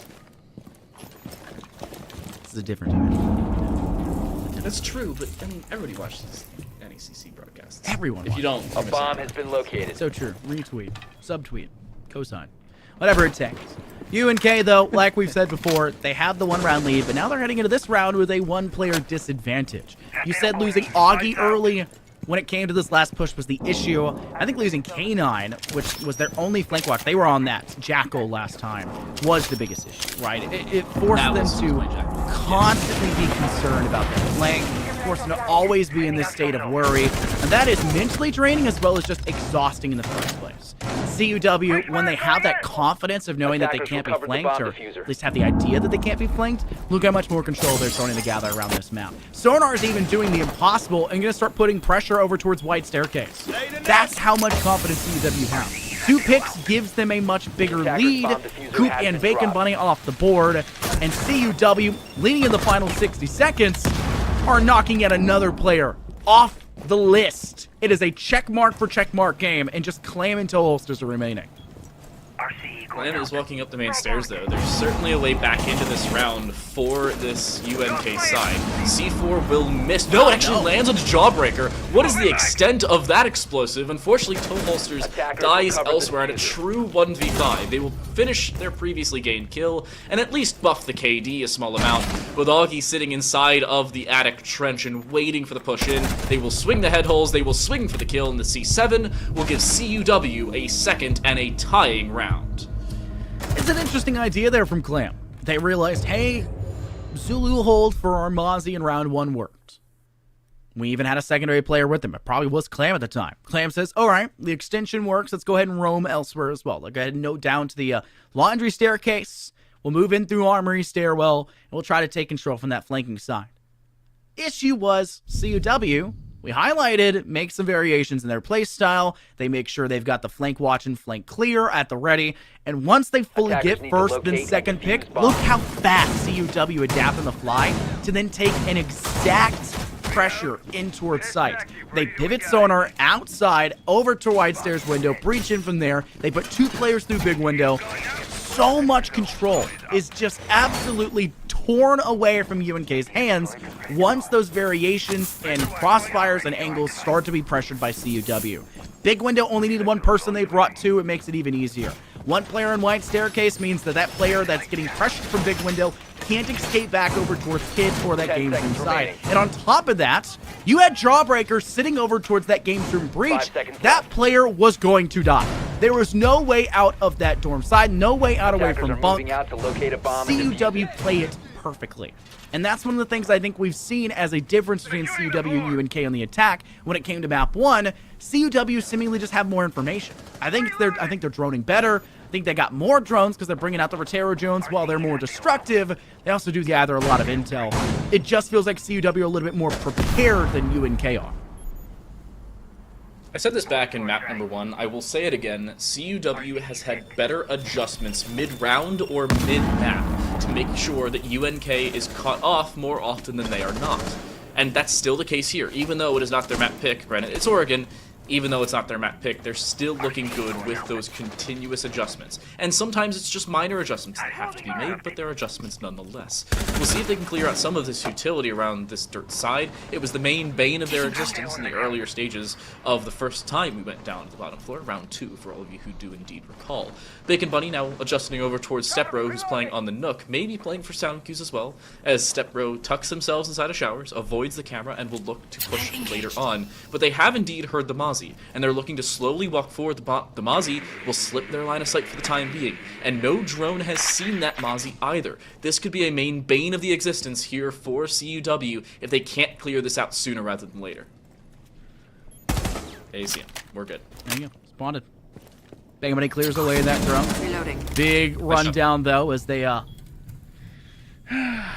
hold down the shift key A bomb has on a been row located. where they need to be as quiet as possible. It's a bit rough. There's no Caviera. Can't get away with that one. Bacon Money falls off the board. That's information that would have been available with those pests in the drone theft, as well as just having a very solid weapon and a solid player on that extension. CUW with the man advantage will start to act in with pressure. We've seen them be very effective when it comes to this. But a big toss by Stepbro, who just gets iced out by Coop. Thankfully, Augie is there on the return fire. But Augie takes too much damage in that engagement, and it's an easy kill for Toe Holsters all the way over by Laundry, just to give CUW an even position when they had gained the man advantage early. Jawbreaker hasn't been seen over towards the laundry stairs side, though. There's a way in here for CUW if they want to play aggressive and they want to do so quickly. UNK could very well be caught off. The only caveat is there's still a C4 for Toe Holsters, and the Toxic Babes that won them the bottom floor in the previous round could very well do so again. The first of 2 remaining is thrown forward, but K9 from the freezer side has found a follow-up kill. The second of those 2 Toxic Babes goes extension, but it does not fully land. There's a way now in. A nade being thrown forward. Quoz still survives through it though, and looking for the kill, may not be able to find it, but Quoz still in this close corner, patiently waiting to try and push and deny that defuse plan. Cannot do so. Sonar will shut it down, and they stick the defuse all the way through. Clam now towards Highway, looking to get aggressive. Sonar not holding for the time being, but can still do so should it be required. Looking for a first, will find that, but Sonar's refrag, good enough. CUW, another round, this time to take the lead. CUW is getting confident. You can start to feel them feeling themselves. You can feel it in the air. Feel everything, Dan. Just feel it up. CUW on a 3-round spree. They look better. They make up for the giant mistake that occurred on that basement hold in round 2. The one that was pretty much stolen by UNK. I think that was kind of the unanimous decision that was made. They got away with it. There's a lot of robberies yesterday as well. Attackers need to locate Cinderella story. That one was truly a Cinderella story. 6-seeded team, flawless in playoffs, beats number 1 seeded team 3-0 in a best of 5. With the last map requiring 4 OTs. Will that happen here? I don't think we have infinite OTs. I don't think we've enabled that here for finals. We'll have to see. If it even gets to that chance. CUW. Somebody go bug Michael. Yeah, somebody go bother. Yeah, let's everyone just go bother Michael. Everyone knows Michael. If you're part of the NECC, you definitely know Michael. Yep. Remember Michael. I'm being 10 seconds to targeted. go. I don't know what would lead you to believe that I'm doing so. 5 seconds left before insertion. Either way. CUW, while looking better, Attackers are they've got to moving get out out of to this. locate a bomb. Remember that the first map went 3-3 at halftime. UNK managed to squeeze back around right at the very end off of playing a lot more aggressive on their defense. If they did that more consistently on this map, I think it would probably gain them a lot more success. Because note, when they played passive in that last round, their roamer, Bacon Bunny, was playing very close to chest, was trying to stay alive for as long as possible. CUW had no problem flanking that flanking player, and just getting a free kill early, which inevitably trickled into a man advantage to continue for CUW on these sites. There's not much aggression from UNK, and CUW are punishing them for essentially free kills, and that's hard to come back from for a defensive team to lose that man advantage. Swapping bodies! UNK making that aggressive decision here in this round, and there hasn't been all that much of a drone ability on the top floor. Notably Quoaz on that top floor trying to play a little bit more aggressive compared to what we've seen prior. Stepbro back on that Nook, but there's a drone going up, one that will see the alibi and force them back. Good adjustment again from CUW, but Quoaz still trying to play patiently and in different ways as well. Holding over towards kitchen, can play white stairs, can play over towards trophy as well. The adjustments for both squads, it's a game of chess, and one that nobody seems to be better off than the other, at least not as of right now. The drop from Quoaz now playing over towards dining, as they want to try and find an open kill, or at a bare minimum survive. They will do the former and the latter at the exact same time. A kill onto Augie, a disengage elsewhere, and most importantly, a man advantage here for UNK early on. Stepbro still trying to play outside, just give him some early pressure, penciling in the players that are extending over towards that small tower. You'll also see that CUW do have the ability to direct approach in through laundry. Could be a prime concern. Coop's holding over by Zulu Hall, holding C itself. The bomb diffuser. Quoz is not cleared away. Inside dining. Finally goes down. But it's too little too late. Stepbro left their teammate out dry, and unfortunately, they're now dripping wet with their own blood. They took 65 damage in that engagement. That's rough. Stepbro, not only are they hurt, they're pressuring an angle that UNK have been actively defending for quite a while. Gemini Replicator can't step through the barricade, forced to be cleared by the fire shots from Jawbreaker. They had a breaching round as well, but they opt to save that for now. Nade in hand for Stepbro. They'll toss this where Coop was previously. I believe Coop has transitioned now down into Freezer, but in a very cheeky angle. Direct. Nitro still available as well, thankfully. The Nook can be quiet. Too little too late, though. Peeker's advantage does not apply when you're moving that slow, and it is all UNK in the kill feed. Looks like they'll steal another one on this basement site. This one easily theirs, though. There is no theft involved. CUW just haven't had their name on this round. This little Kobe of a toxic babe. It was actually shot by Jawbreaker, unless it just wasn't exploded. No, it said it Was not wasn't detonated. exploding. Jawbreaker swings for one. Will find only one, though, and Clam finds the final kill required. UNK do exactly as they did in their previous map. A minor adjustment in the later stages of the half, and a round victory to tie things up. This time around, it was indeed that aggression. Quoaz, most notably, a first kill, a swing to a second, sure dies, but a lot of resources, notably drones and bodies, and a lot of time expended to just clear out a minor roam. Just one player. Significantly different from what we saw in the previous round of the bottom floor, and most importantly, a round victory for UNK to tie things up at the half. Where have we seen this story Defenders, before? protect your bombs from being defused by attackers. Snap one. UNK squeaking out a round win right at the buzzer for the first half. And we tied things up 3-3. What do you mean we've seen this before? It's brand new. Yeah, I don't have any deja vu. I don't know what you're talking about.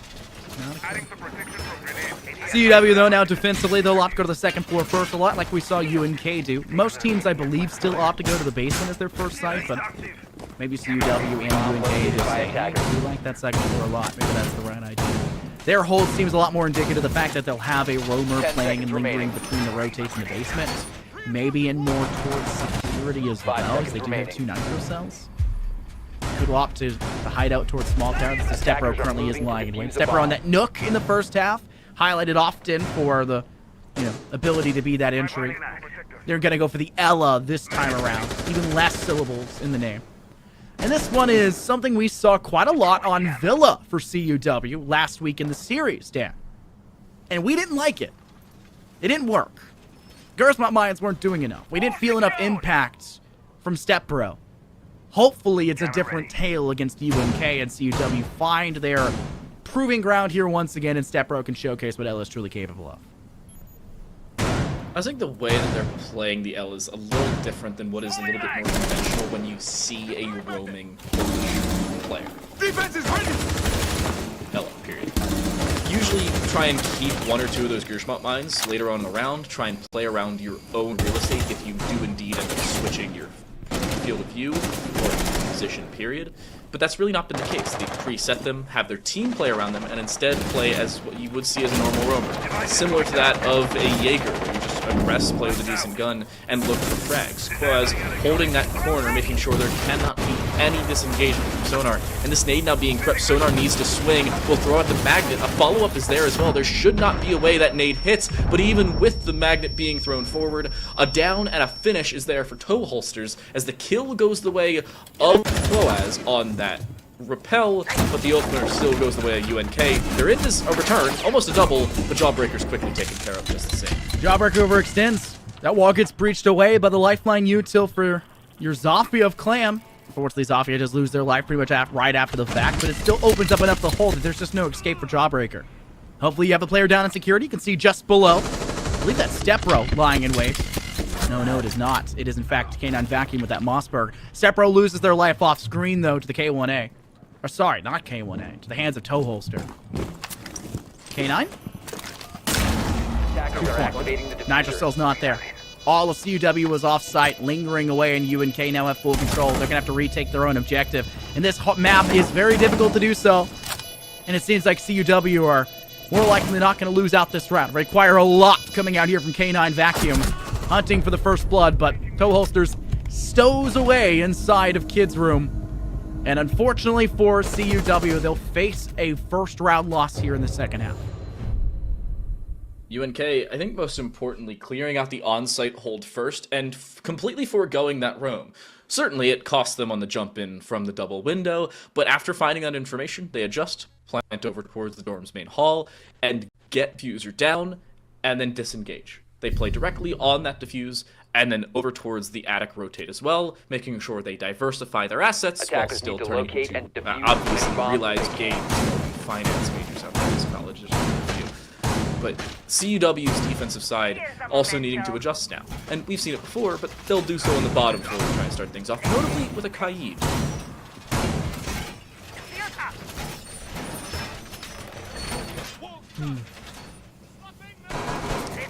CUW were not the team that used the Kaid Electro Trick in our Maybe previous they've years. learned. Maybe they learned. It was very impressive. Honestly, Murray State, 10 seconds left. I kind of wanted that to go to 3. 5 That was a seconds really remaining. good game. Chalet was unbelievably close. Attackers Murray objective is to State locate a bomb and missed defuse it by what, 1 round to lead into OT? I believe the final score line was Yes. crazy. A wild showcase. Murray State honestly could have and maybe should have gotten a chance at going in OT against CUW. But CUW come out the rightful victors. They get to come into this series and they got to showcase what they're capable of. And unfortunately, defensively, we're not really seeing very much. They lost first blood last round. Attackers have located They've a lost bomb. the first 2 this round. Wow. Wow. Bacon Bunny with 2 instantaneously. This is a CUW round that already looks irrecoverable. It looks like UNK also want to try and play a little bit more aggressive than what we've seen from them in prior maps or rounds period. Sonar trying to re-aggress, but we dropped just the same. The AR-33 coming through on that one. And Augie and Stepbro need to be the saving graces here of Concordia if they want to have any shot at coming back in this second half of play. Augie waiting over towards Laundry. The swing, however, Stepbro wins the fight long range with the Scorpion no less. Uncharacteristic of the weapon, but a kill nonetheless. They now look to re-swing towards Laundry, but timing getting the better of Augie, and Stepbro with low HP stuck in a 1 versus 4. Needs to re-swing towards Laundry. Their position more than known with the Surrey Gate falling, and they will follow in short suit. Clam will close it out, and UNK with back-to-back attacking rounds, and 3 in a row here on Oregon. Timeout will be called here for CUW, I believe, because it was Sonar. Yep. I believe they're capable of doing it themselves. Oh no, we have the They are. There we go. Just press the button. Thank you very much. There we go. 45 seconds on the clock. Not sure why it's not a full 60. Still don't understand that. But UNK, NECC big lead. R6 moment at its finest. Only 1 observer slot. Yep. UNK, big lead. 2 rounds ahead. Unfortunately, because they won those 2 on the attack, CUW can still bring things working. CUW's defensive side has also made better adjustments in the later stages of halves as well. So the earlier spots, maybe not going their way, but but it certainly could go their way later on. This round and this half is not over by any means, but you still have to look for what they're going to change. And I think this is a good time to call a timeout as well. UNK's attacking side looks decent and looks better, especially into mechanical gunfights, but has to make sure they can lock them down later on. Still looking for Attackers CUW need to to make those locate and adjustments, defuse but they as many haven't tried bombs the as they same site can. twice. They now will as they head back to the top floor. And Step Bro's going on the warden this time around. I'm curious as to how this works, considering UNK is bringing in the Ying.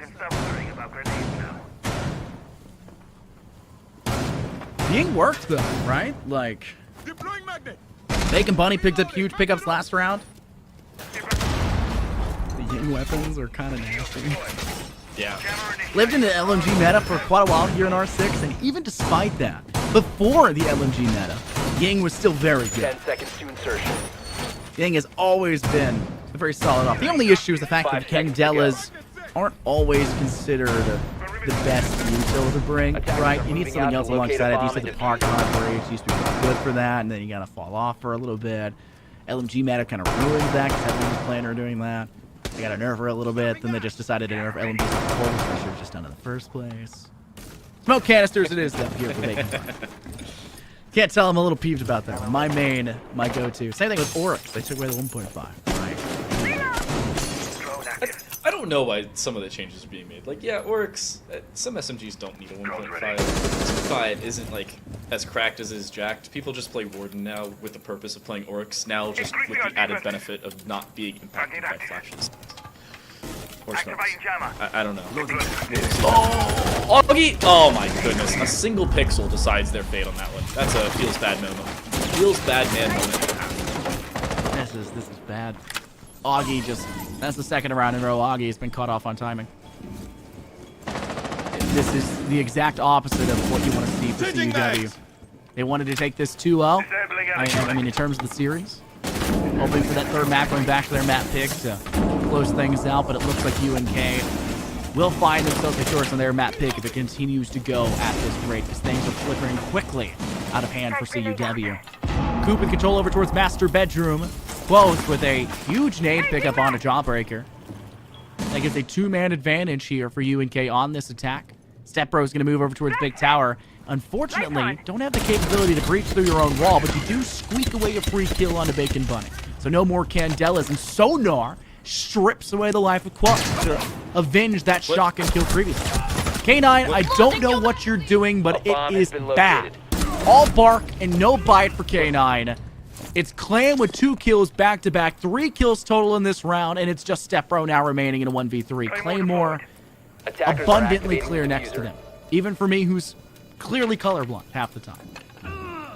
Is he gonna die to it? I'm just seeing it. Please tell me no. He finds the kill, will try and walk by it. Instead, is not affected and will find the kill and the Claymore, now making this an attainable 1 versus 2, trying to deny map point here for UNK and keep CUW in this map. They see the second Claymore and instead will readjust their aggression over towards the breach, but to their own fate. Coop will shut it down, and UNK 4 consecutive rounds now here on Oregon, putting themselves on a map point to try and tie the series. This is rough. CUW have not felt like they've been as actively involved as they could be on this defense. They are noticeably absent in comparison to what we saw on map 1. And Oregon is not a map that's dominated by the attack, Dan. It is not a map that is wholly attacker favorited, right? No, I guess most maps are somewhat attacker favored in recent memory, especially for NA, but not to this degree. This should not be a total 100% victory for the attacking side. We're gonna head back down to the basement. This didn't work twice. See if it works this time around. They just can't give up a first blood, can't give up control. On top of not giving up first blood, they can't give up 2 more bloods after that. Kind of an issue. Once one falls, it turns into kind of a trickle effect. You know, when it gets cold out during winter, you gotta set the faucet to go. Looks like CUW opted to try to do so and instead accidentally turned the whole darn handle. And now it is pouring out like a gaping wound. It's gotta be clogged, it's gotta be plugged, because UNK, only a couple mistakes made by CUW away from just taking this map and tying things up 1-1 in the series. You know, it's very possible that CUW has a few doctors on their team, and they find a way to cauterize this wound and just come back in the later stages of this half. But at the same time, UNK seemingly healing them limb from limb, has a few scalpels of their own on this attack, and is looking clean to take these. K9 playing in a different way, still fairly aggressive over the third side, and it's an odd position for UNK to be in, because they're playing a similar strat, but with significantly less openings, and CUW are not playing nearly as aggressive as we saw them on the bottom floor last time around. I say that, then Sonar, for some unknown reason, swings with no safety net behind them because there's back-to-back head holes, but at least for the time being, they are safe. Cat vacuum still lying around inside bunker. Keep in mind, CUW had failed on their attack to clear bunker most of the time against UNK. They brought Rotero drones every time, and 2 out of the 3, they really struggled. It just did not work for them. Nitrocell sent out. Wow, an escape made just barely by UNK. I'm honestly amazed that they got out of that one alive. They could have continued to pressure, gotten the kill, and denied the Nitrocell detonation, but they still got out of dodge and managed to survive the huge explosion. CUW had 3 or 4 Nitrocell kills on map 1. 0 so far here defensively, as far as I recollect. It's been tough. Bunker has been fully reinforced, though. Minute and a half remaining, and UNK can start to make quick work. This has been great timing for them, and they finally get yet another first blood at Sonar up. But there is a return. Sepro again activating, 13-7, near a 2.0 KD here in our second map, but it needs to be more. And you're scared to say it does, because Quos is now just walking down, and with no information to play off of, the Bulletproof sees him, but they don't turn in time. Sepro taken care of, and CUW now with a 2 versus 4. Augie and K9 stuck in the exact position. Clam will find one left alone. Inside a supply will look to rotate around, but with no safety net nor site control whatsoever, they will be swung with the drone to start. The Mossberg trying to close things out, but the LMG and the Shorty clean it. It's UNK to win map 2. Very dominant map 2 as well. Much better than our map 1 in general of Clubhouse. We talk about this is the map where good teams go to die, and goodness gracious, CUW fell asleep at the wheel and crashed. This was bad, to be frank. CUW are much better than this. They're going to have to show it now as they head over to their third map. Chalet, my favorite map. CUW now have to make up. I mean, hey, Chalet is a pretty good one to really see teams show up as well. It's not the great equalizer, nor is it where great teams go to die. It's where good teams go to show up. I think that's where you really see squads show differently between the two more common maps nowadays at a bare minimum, especially with Clubhouse as well being in that same conversation, but that's neither here nor there. I'm still looking for CUW to change a little bit of their defensive playstyle, because their Oregon defense just seemed out to lunch. They may have had a final to study for. I know it's finals week, but half the game showing up and half the game exiting stage left, even though it's a call out on the map, maybe not the greatest place to be. Something's got to change. It's got to get fixed up quick, because with the series being tied 1-1, that's guaranteeing that map 4 Cafe will in fact be getting played. And that could mean that we also see map 5 getting played, and we'll have to head on over to Bank, and I know nobody wants to see that. So let's hopefully get this one done. Who's going to come out victorious? Take your bets with those channel points during this break for map 3. We'll get it running for map 4 when that one gets underway too, but we're going to take a break between map 2 and 3. Stay tuned to find out how this one's going to end.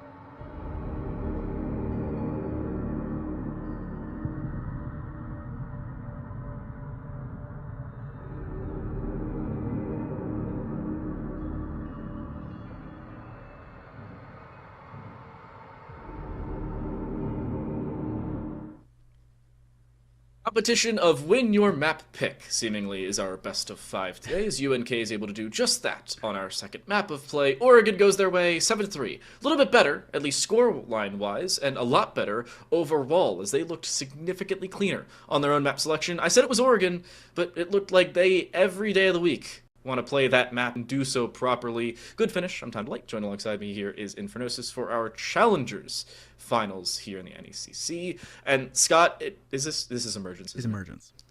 We'll get there. Yeah. It's all right. You know, we bring the new guys on broadcast. They occasionally make the mistakes. You know. It's okay. I'll step away. No worries. Yeah, it's all right. Yeah, you go ahead and here, I'll just walk away. It's fine.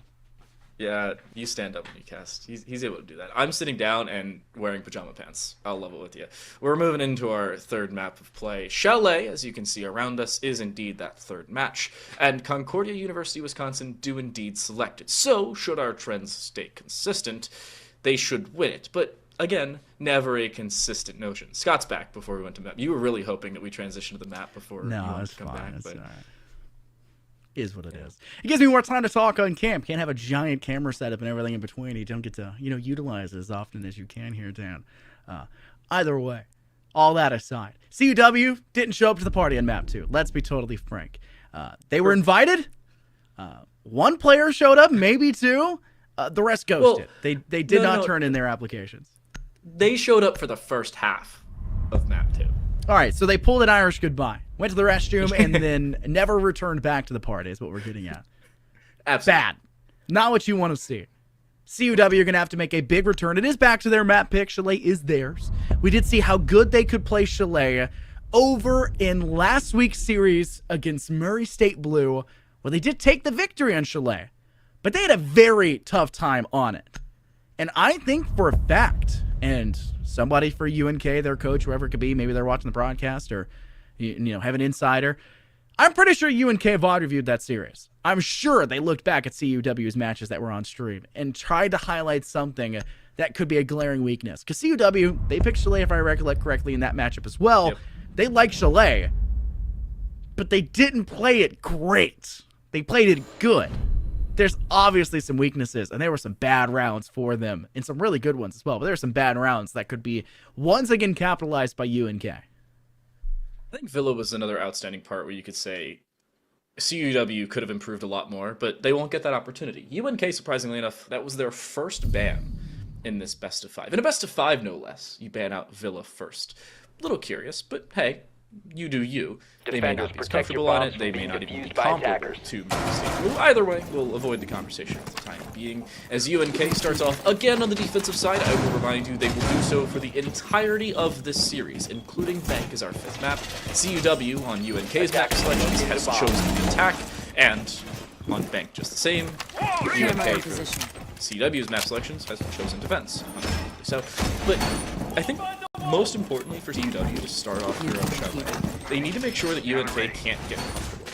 Because overall, UNK's defensive setups have looked really clean throughout, but have had some issues in the middle of the round 5 seconds where to go.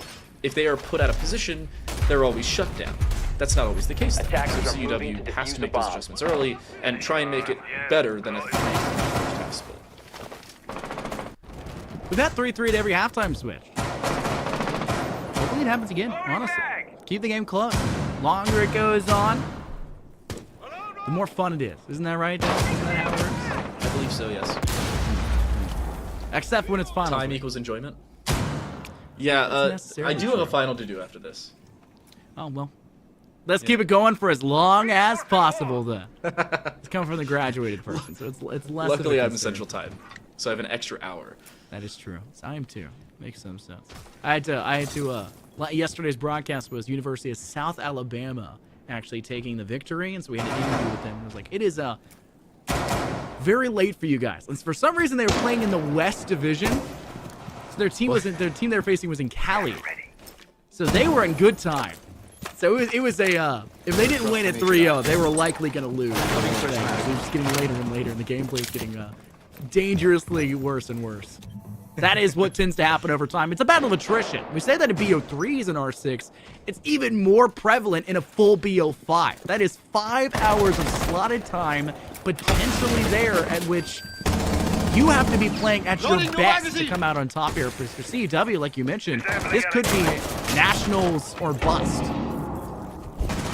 I actually lied. I was not given the full Attackers information. are Both of bomb these teams have defusers. made nationals. St. Ambrose is unfortunately out because they did not place well in the regular season, nor are they in playoffs. So, mathematically, both of these teams are in. It's really just about placement. I believe either way, UNK is in first when push comes to shove, but it's down to how CUW will specifically place when the final standings do indeed come out. So, maybe the lesser, but still a you want to make sure you have good placement, especially in a 28-team national final.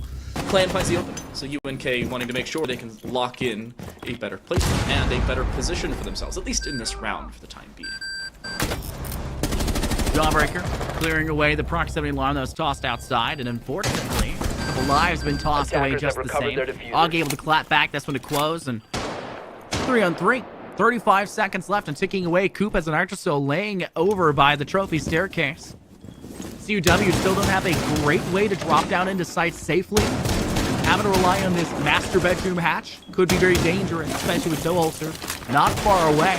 Trying to use that skeleton key to clear more floorboards and just try to give them an even better space to drop from. 15 Toe holsters has been seconds to forced go. over towards dining, so maybe a safe space to drop ahead in. 10 But they would have seconds to go. rather walked through Solarium and taken that staircase to move forward instead. Toe holsters 5 get seconds spotted to from go. Kitchen Hall. They've Attackers crossed. Toe bomb. holsters! You've got to see them! They were spotted in there. Thankfully, the rest of the team steps up big. Bacon Bunny and Coop. 3 to both of them. 2 to Bacon Bunny. And a hold for their life as the Loper Esports side will find themselves another round 1 victory.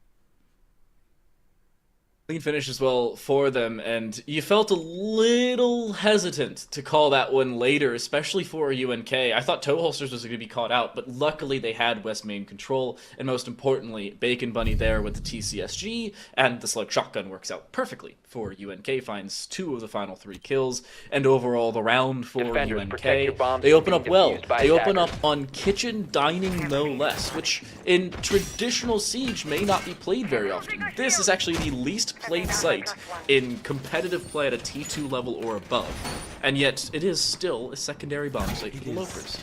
It's so frustrating. I hate this site personally. The only time I don't is when Thatcher's banned and I can play Cade. Yeah, but that's in bronze. It's not gonna. Hey, IQ with champions. They Sure. carry me, but IQ with champions. Yeah. 10 seconds to insertion. Whatever. CUW 5 picked this seconds as their to second insertion. go-to objective as well, might I add. This was the Attackers second moving out to go-to locate a objective. bomb and Actually, I think this defuse was it. the first go-to objective for Murray State. It was. Frustrating. Very frustrating. I Very said the exact annoying. same thing last week. Yeah, I hate seeing that. It's so annoying. Oh yes, Spawn Peak! I love it. Well, apparently CUW did not learn from their scrim they had last night, where they were getting spawn peaked, and will fall victim to the spawn peak here as well.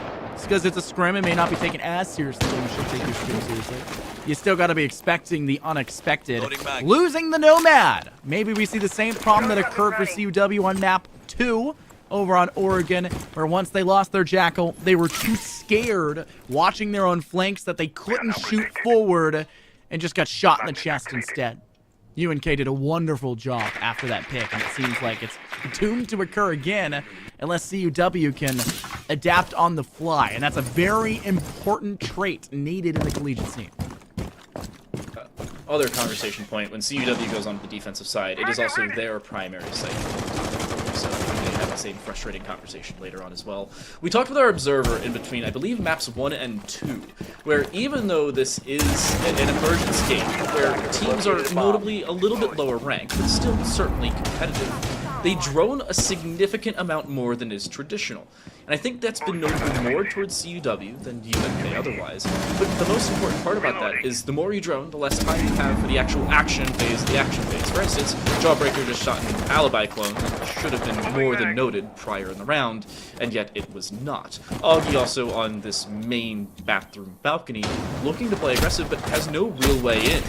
Bacon Bunny trying to get aggressive with the TCSG in hand. That one-shot headshot may be playing in their favor, but they need to hit a shot first before it to indeed be a headshot. The jump in is surprisingly not punished, and Stepbro wins the fight, even though they could very well have been caught out on the rappel. And Jawbreaker walking in through bathroom is not being held from the backside of the bathroom side. Koaz and walk forward though off the back of their procs will find the kill, and an important one at that, trying to regress towards bathroom. Missed the shot just barely, but the refrag is still there. Sonar is dropped, and a 2v4 as CUW have to regress with lesser manpower.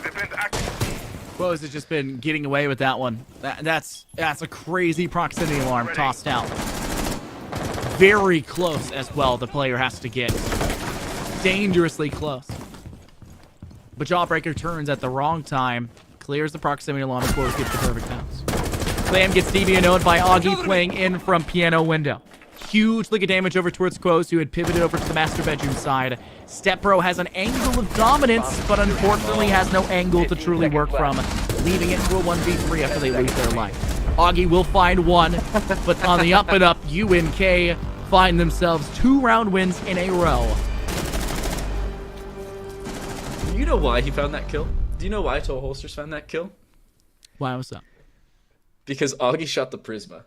Yeah, you're not wrong. If Augie wasn't Again, being no repeatedly pinged, then they would have been safe in the wall. At least would have had some level of anonymity. That's a feels bad man moment and a half. Well, UNK back-to-back defensive round wins. One of the first times we've seen that from their defensive side, at least in recent memory. Attackers need to locate and defuse as Odd many position bombs for as they CUW can. to be in as well, because 3-3 halves have been the consistent basis. We said it, both maps thus far, both with CUW starting on the attack, have had a 3-3 first half split. This map, maybe not the case. Somehow that, how in the world did that pest not land on the C9? Okay, or K9. Interesting, but okay. Anywho, UNK's defense now go to the bottom floor. They will forgo Bar and Gaming. I don't know why. One of the better sites in the game. But 10 seconds to insertion.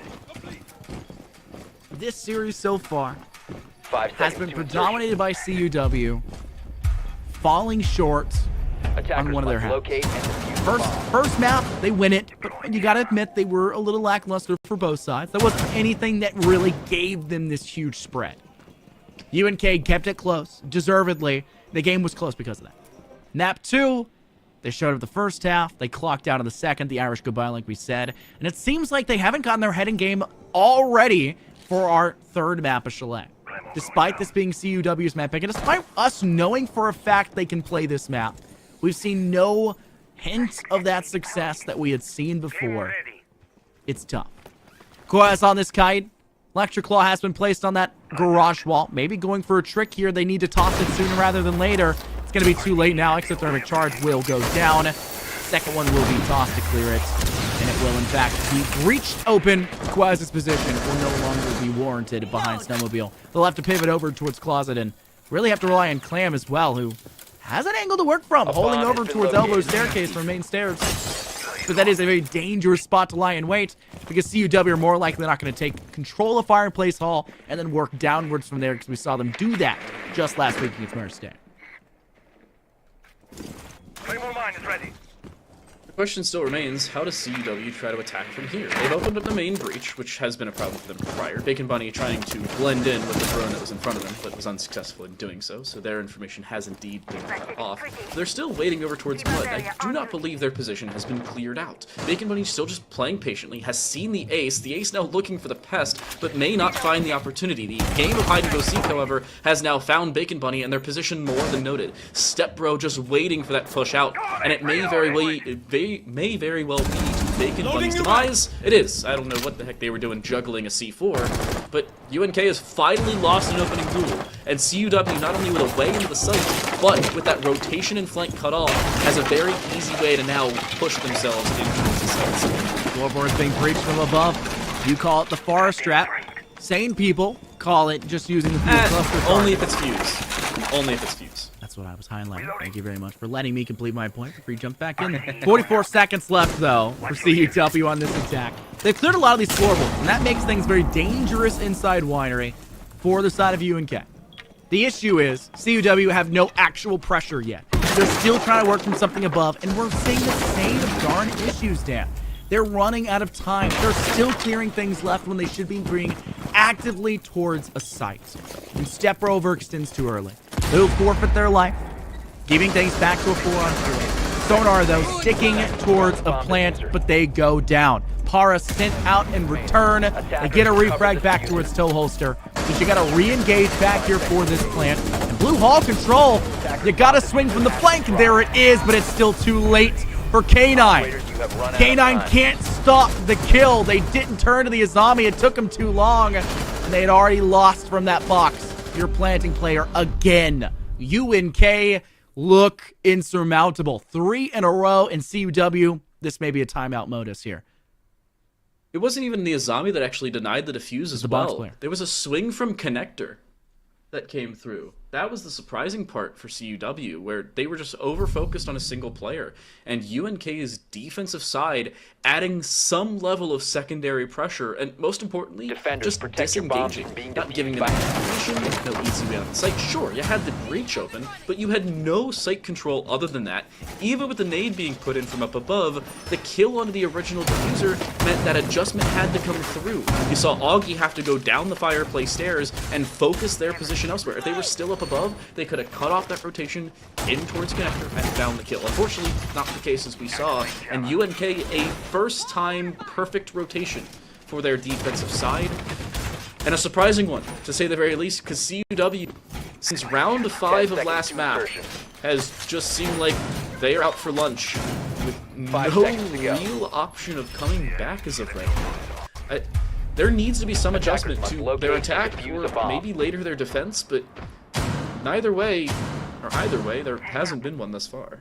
Yeah, it doesn't seem like they have very many answers. Typically, you'll see a team fall short in 3 rounds. They call a timeout. They've seen all 3 objectives. They have an idea about how that defense may be working or how the attack may work against it. They can kind of adjust. And we know CUW knows how to use their timeouts. They've called for it. They may not have pressed the button themselves, but they've called for it before. Same thing with UNK.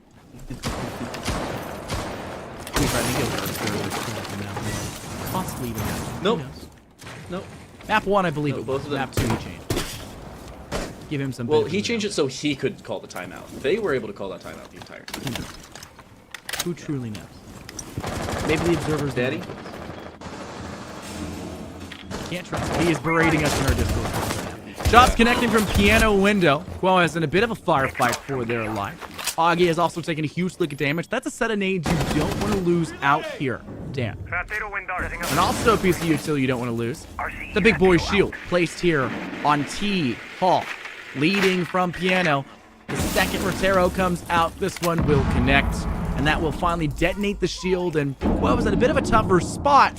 But all of this, and you still have a minute and a half left that you can hold out on this top floor when you're not really worried about your life debt. You can die up here as long as you break even, and Quos has done that every round. They got my toy.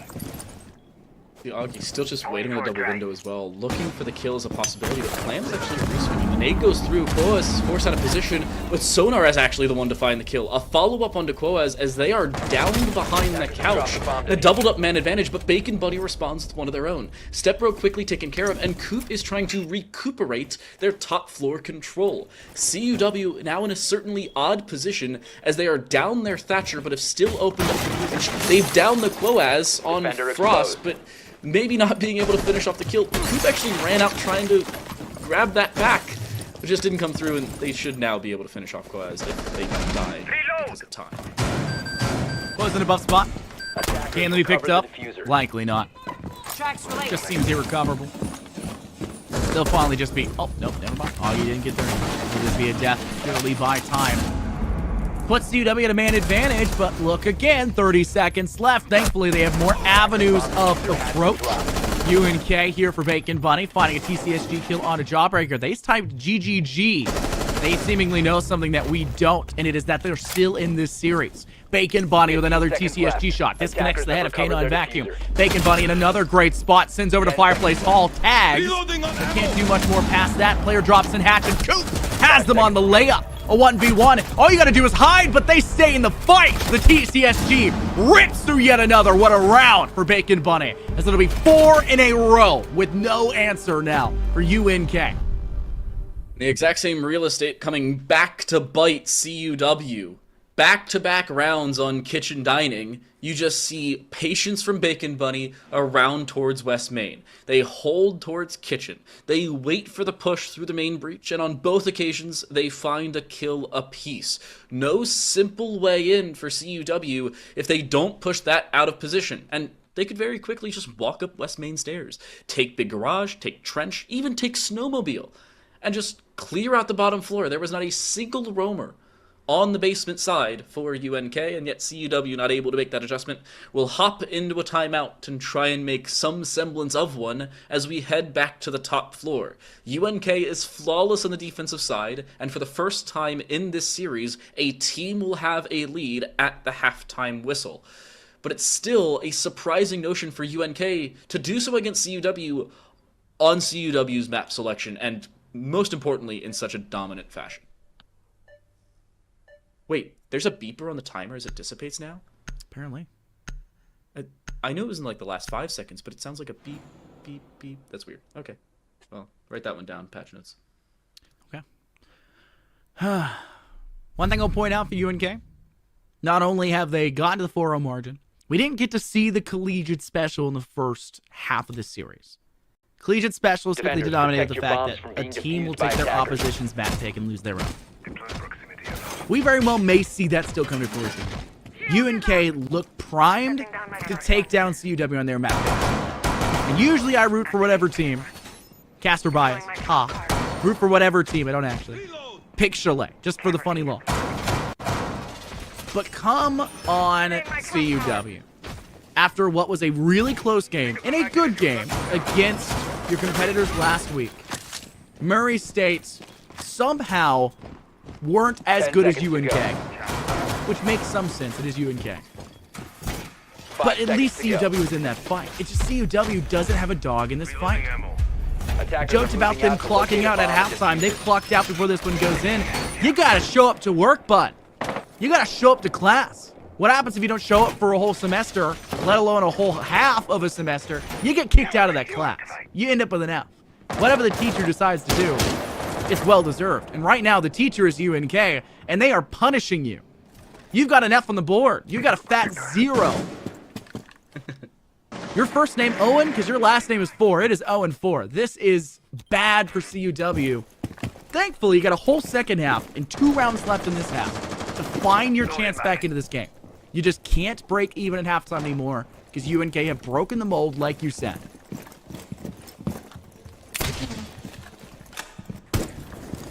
UW's attacking side, I think, needs to not only show up to class, but try and teach themselves, if at all possible. Clams on the bottom floor. I said there wasn't a single roamer on the bottom side for UNK in the previous round. That has now changed, and they're looking to retake the West Main side, of which has been the bane of CUW's existence on at least 2 separate occasions.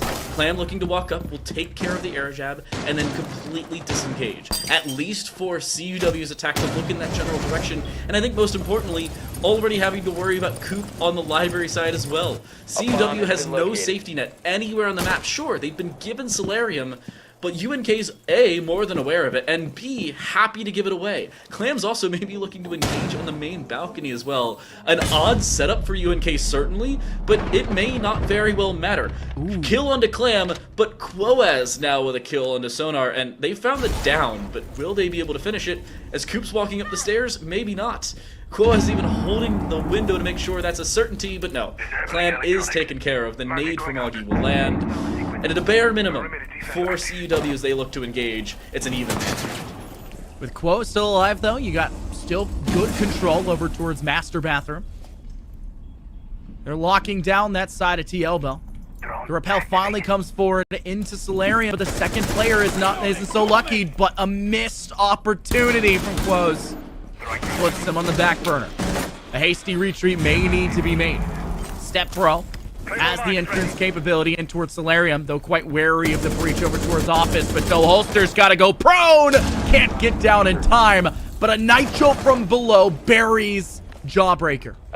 Holsters could feasibly be picked back up, but it is too far of an angle to work from. Step Pro decimates Quos, putting Coop in a 1v2. Has the flank on the Step Pro and Augie. Seconds remaining. Augie is now breached in towards office. Claymore's down to the 10 ground, and seconds Coop remaining. will have to avoid it. Barely missing the slight edge of it. It is all over, and CUW will mark themselves for the first time on this map, getting themselves the much-needed first-round win to hopefully start the trickle back in their favor. To have a comeback, you need to start somewhere, and CUW has at least put a few baby steps forward to pick up a single round victory, and a fairly clean one at that. But UNK is able to go right back to the bottom floor, of which was a fairly dominant victory for them, not only based off of mere numbers, but the fact that they baited CUW into every feasible advantage that the Lopers could then work off of. Certainly an odd position for Attackers CUW need to to work off locate of, and but I defuse think bombs. the adjustments can very well be there. They know they have to play a lot quicker.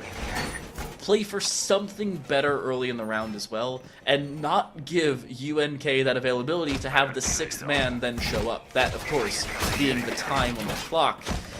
If CUW's attack again takes forever and a day to try and walk onto the site, I think no matter the numbers for UNK, it is going to be a round victory for them, because we've seen them do it before. Notably in the earlier stages of Oregon, for them to pick up a second round, it was the toxic bait 10 from seconds left Quoaz before insertion. in a 1v3 to win the round and deny a defuse plant with 5 mere seconds remaining. milliseconds left. If similar situations happen here, Attackers I don't know if discovered that's the recoverable location of for a bomb. CUW. Attackers are moving to defuse a bomb. Recoverable or not, they gotta try. Can't give up. Can't drop the heat. Can't drop the tempo.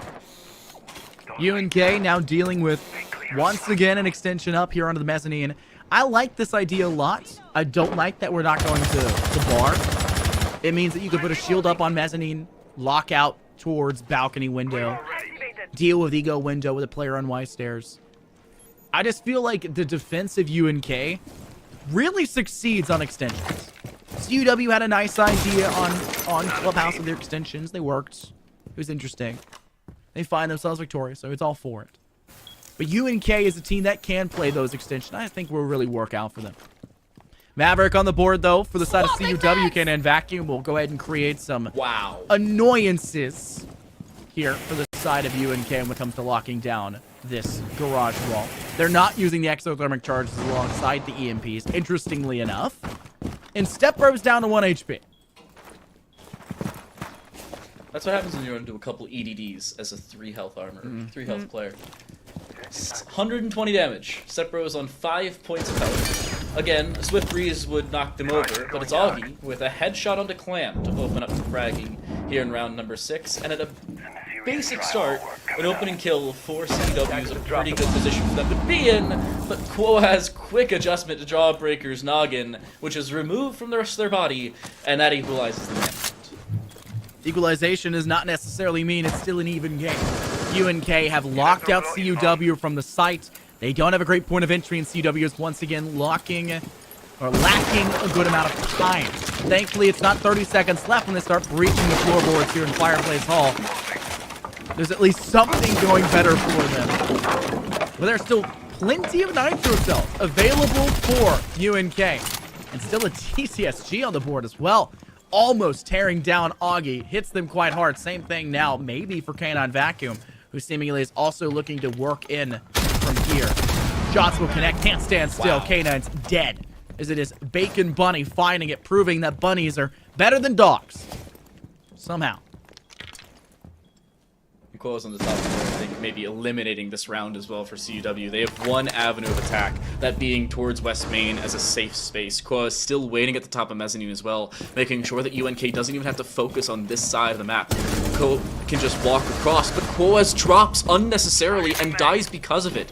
But that's information to work off of now here for UNK, as they will look to flex. Unfortunately, they do so to their own demise. The low HP Step Bro is quickly taken care of, and Augie in a 1 versus 1 has to grab that 5 seconds defuse to go. and try and put it down. The problem is, the time does not favor them by any means. Coop has disengaged entirely, have run out of time. running away from the site, hiding over towards Trench, and most importantly, giving a 5th round victory to the University of Nebraska at Kearney, as they pick up a 5-1 first half on CUW's map selection.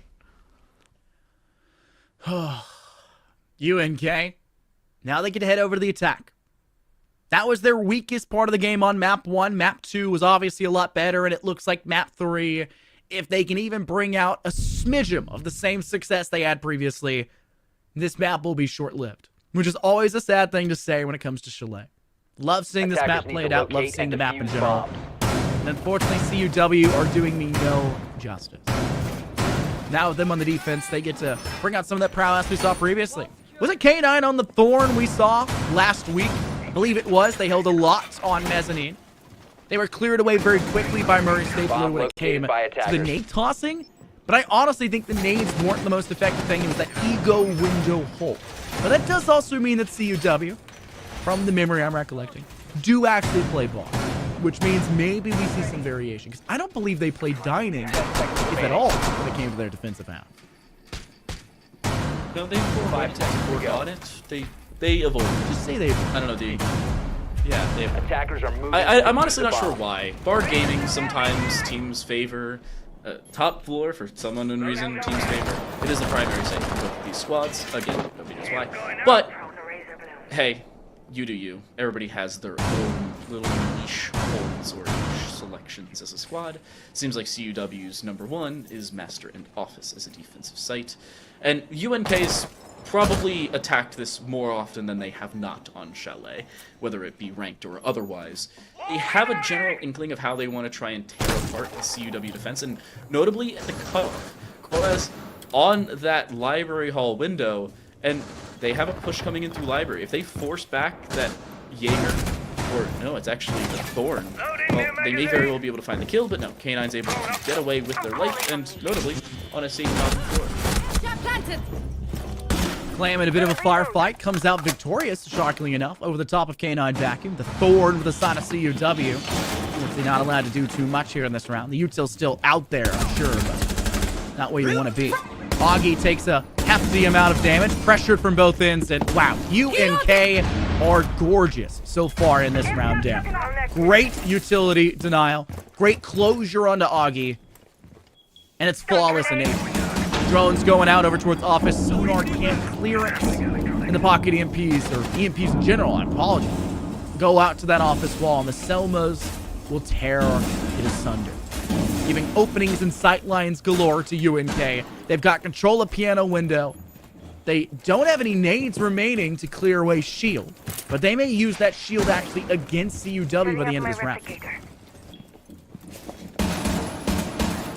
It looks like CUW is trying to grab back some of this real estate, and they have the availability to do so. The problem is they may not have the information. This defuse is going down. If they can deny this, they're in a good spot. The Toxic Babe is late. Even if it lands on Soul Holsters, of which I do believe it did not get them in time to deny the defuse, as we saw in our first map of play. A second Toxic Babe will go through, but to absolutely no avail. Quoaz on the piano window is taken care of, though, and Toe Holsters is finished off. So a true 3 versus 3, but the down and finish on towards Stepbro gives Clam a 3K. Looking for the ace. Bacon Bunny will be taken care of. Again, an equal man count, but it may not matter. There's very limited time on that defuse, and now with limited manpower for CUW, it's Sonar who has to clutch, and with no information, no time, and notably, no way back in, UNK will find map point and go up 6-1 here on Chalet.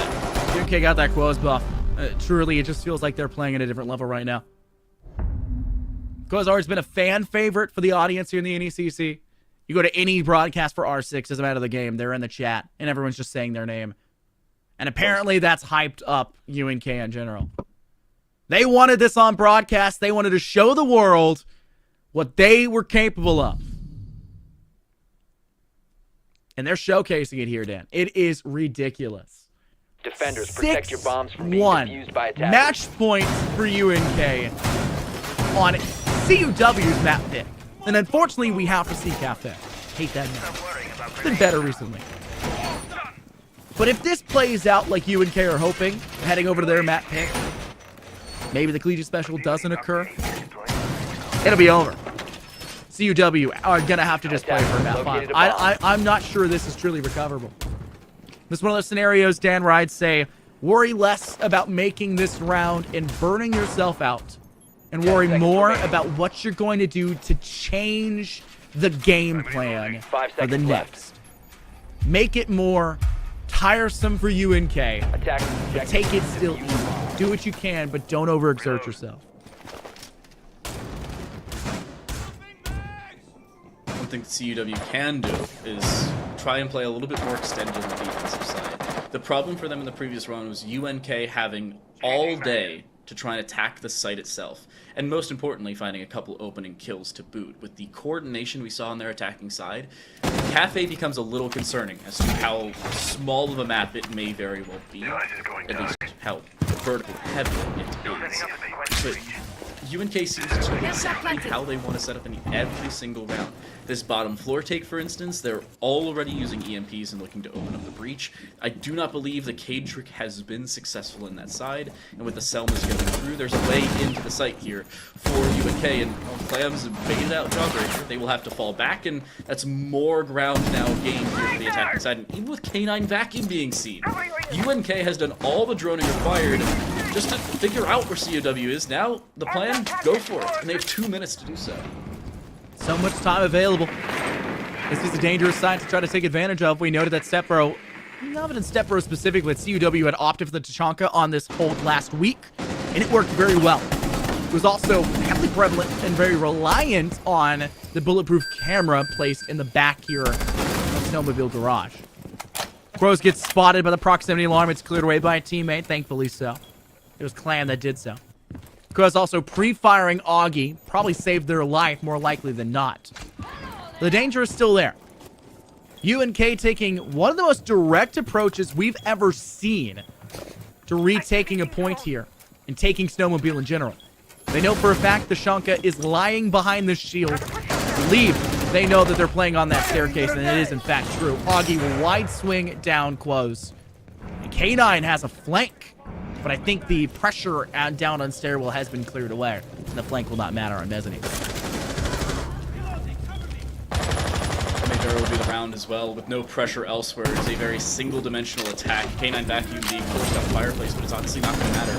Everybody left over here for UNK is focused towards the main breach, and K9 Vacuum playing peekaboo around the bomb chassis is taken care of. A first bound for Bacon, almost a second, but that Shamika launcher does indeed land, and all the information needed from a single bulletproof cam will almost certainly deny this round victory for UNK and subsequently the map as well.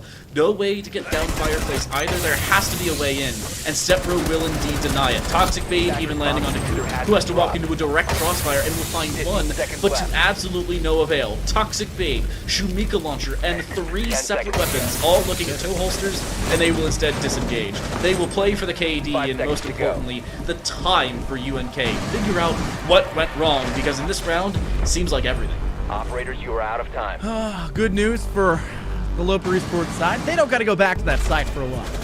CW taking the win there means they're locked out of it. Give them their victory. Head somewhere else. Try somewhere new. Still a match point scenario for UNK. They still got 4 rounds of wiggle room, Dan. 4 rounds of attack, and they'll get to re-attempt the sites they've already taken before. CUW can't lock them out of it forever. Can't always go back to the same sites, because once they win it, well, can't go back for a bit.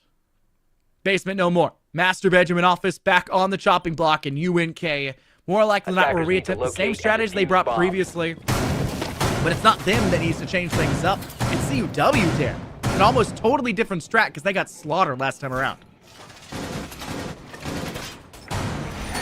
CUW is also adjusting how they're playing this top floor as well. Master and Office is a difficult site to hold, which is why I advocate that nobody ever go here ever, unless for some reason you have the most niche strat available. In that case, have fun, go for it, whatever. But CUW's defense in the previous round just was not up to snuff. They had a very one-dimensional hold, minus that mezzanine play. They had one player trying to progress on towards the library stairs. That was Augie, who was quickly taken care of in the later stages. Attackers are moving out to locate and losing a bomb 2 players in a site that requires a lot of utility and, most importantly, a lot of late round pressure. Basically a recipe for disaster immediately, and that's exactly what we saw. If UNK can force them out of position again, like we saw in round number 7, and, I think also most important, find a few kills to start things off, this may very well be a done deal as a map. Well, it's going to go ahead and work in from Ego window. Knowing that there is pressure on mezzanine, I highlighted before, this is where we saw CUW like to hold previously, though they did it with K9 on the Thorn. also did note that they could do it on that Wamai. That is where they're lying in wait. Drone's spinning Unfortunately, over. K9 is 1-7 in this map down. K9's going to need to step up big. Their role is one of the most important ones possible for this defense to stop UNK's pressure coming in from that northeast side. Clam's got control of dining. Going to start to swing that pressure forward and more likely than not swing over towards bar, where not only is there one, but there was two. But the Wamai quick rotate down through basement. K9's going to start to move in from the flank. This could be perfect to catch Clam off guard. Hopefully a drone or, well, you're a nomad. Hopefully also an air jab put in play to stop any sort of rotate that way. Body spotted. Clam not fast enough on the draw. The Kaid will survive for a little bit longer. Jawbreaker, though, needs to make a hasty getaway because the rest of UNK are going to start to move in quickly to either refrag back this player or just get the kill in the first place. And unfortunately, Clam can't wait for the team. It'll cost them their life. I need to reload. Stay clear of the platform. Most importantly, CUW also still holding on this bottom floor, not giving UNK all the freedom they've had in prior rounds. Stepro is dead, though. An important fragger we've seen in prior engagements. Toe Holster's also seeing the Jaeger.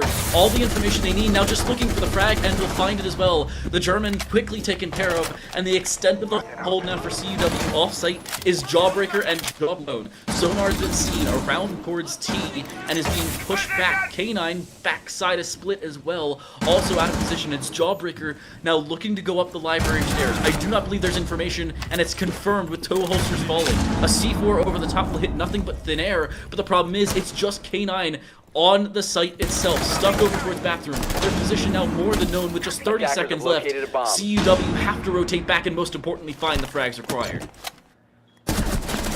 He's just going down. Wallace goes down first, though. K9 with a kill. Jawbreaker back to Coop. It's just Bacon Bunny. They're flanked! And CUW will survive. Perfect timing. As UNK will fall short in yet another round. The match point will have to continue. K9 with the defuse. I said if there was a time to step up for K9, it was here. When their role was the most important one. Perfect for CUW. And UNK will have to reevaluate their strategy as they'll head over to the next site. Intel, still at match point. Still being gate kept by the CUW side. And I'm sure CUW are plenty happy with their performance. But you gotta imagine, eventually, they'll make a mistake and UNK can capitalize for the win. They gotta play perfect, and CUW are at their wits' end. They're looking in the barrel end of the rifle. And that's the wrong end. Sorry to break it to you. I don't know if you know any anatomy of rifles. That's the wrong end of the rifle to be holding. I don't have my anatomy of the rifle textbook on me, unfortunately. I know the university put that out a couple weeks ago, but I returned it already. It's finals week. I already put the final for it. I failed it. Yeah, you should study when you know there's a final coming. Yeah, I've heard it's overrated. I don't remember the last time I studied, actually. It's kind of concerning. But, move on. CUW, their final 3 sites have been confirmed. Assuming we get that far, it will go in order: kitchen dining, snowmobile garage and wine cellar, and then back to master office. They do not like bar gaming, similar to that of similar to that of UNK, just foregoing the first floor on the south side of the map. And understandable, some teams don't like the specific ways maps are played or sites are played, and verticality seems to be the bane of both of these squads' defensive existences. Anywho, CUW with the setup as well, similar to that of their bottom floor hold. Running Tachanka as well. Nothing too out. Razor wire going up. CUW's defensive hold here will be very reliant once again on Tachanka. Seems odd to me to see Tachanka here for dining and kitchen. They're going to have to be very reliant on Stepro staying alive and making sure that the hatches are indroppable. Essentially inoperable and indroppable, however you want to phrase it. Just to make sure that it's possible. Huge control gain for UNK, though, from Big Yundo. How many times do you see this second floor being held? The reason why you don't like it is it's too quick of an entry in from the control that can be gained for free from breaching that window. K9's dead. Dusted. Yes, it's only a UMP, but K9 was probably the main point of success in that last round for the side of CUW, and losing them here is costly. CW also still trying to hold on this top floor as well. It may very well become their Achilles heel. And opening up that piano window forces Augie to try and play in a different way. That nade would not have done anything with the ADS on the door, but they're still looking to try and play aggressive. The nade, still put forward, is caught by the ADS, and quickly Quoaz is dead. A return kill and a chaotic one, but still one favors this UNK side as they find a follow-up onto Augie. That's all important, as it seems like CUW may very well have made their final mistake. It's a 4v2. It's hard to imagine that CUW can make a huge and triumphant return, but we've seen them do so. We saw 4v2 on this site in our last series last week with CUW making the comeback. I believe it was the round that ended up winning them the game as well. Skybreaker holding down. Marksman rifle in hand. To try to get the firefight, but unfortunately Bacon Bunny gets the better end of that situation, taking little to no damage in the process. Sonar by themselves spotted, and it's lit hard and finally concluded for their life. It's Coop to find the final blow, and the final one that sends the Loper Esports side on to map 4 with the lead. 2-1. What a map for UNK. What a series so far, Dan. Goodness gracious. This one's still going on, and CUW aren't really doing the same. No, and UNK in these last two maps have really shown how that team cohesion can work, especially in the second half. Remember, UNK for the entirety of this series will start on the defense to kick things away. But there are adjustments in the later stages, notably as a squad forcing the CUW squad out of position, whether it's early in flank positions, late on site itself, no matter what. It's combined utility, information, and players from multiple angles, making sure that CUW does not have a safe place anywhere, whether it's on real estate they already hold, or real estate they're trying to regain back.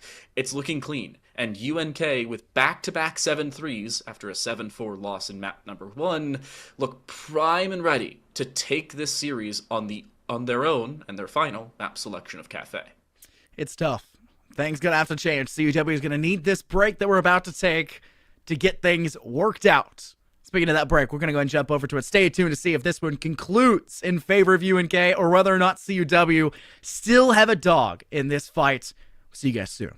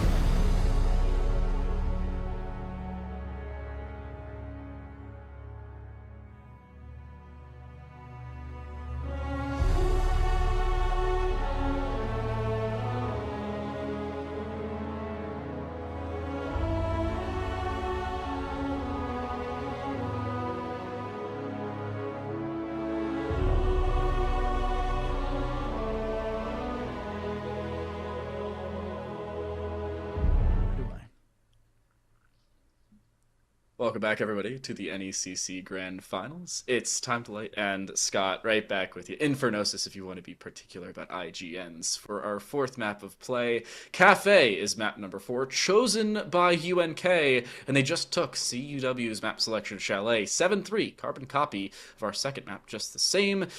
What's the difference gotta be for CUW as we move into Cafe? It's a good question, Dan, or time to light if you want to waste more breath.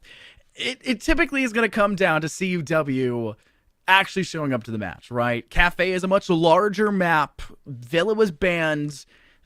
Cafe and Bank are going to be very two similar maps. And if CUW takes Cafe and shows up and shows everybody what they are capable of, 'cause like we know they're capable of, then I think they'll take Bank. But they got to survive Cafe. They're at loser's point. It's 2-1 of the series. This very well could go 3-1, and if it's played anything like Chalet, it's going to be a quick 3-1. That's tough. UNK came out of nowhere. The game plan for them was play smart, methodical. Their defense was clean, and look where they're starting here again on the defense where they just went 5-1 at halftime last map. I don't think anything's going to change anytime soon as well. UNK has been very decisive in both their defensive site holds and their attacker drop-ins, as they seem to know exactly what they want to do every single time. As do both teams at the bans. The bans have stayed about as consistent as humanly possible through our first 3 maps of play. I see no difference coming into this fourth as well. Should be Osa, Montaigne, Solus, and Malusi in that order.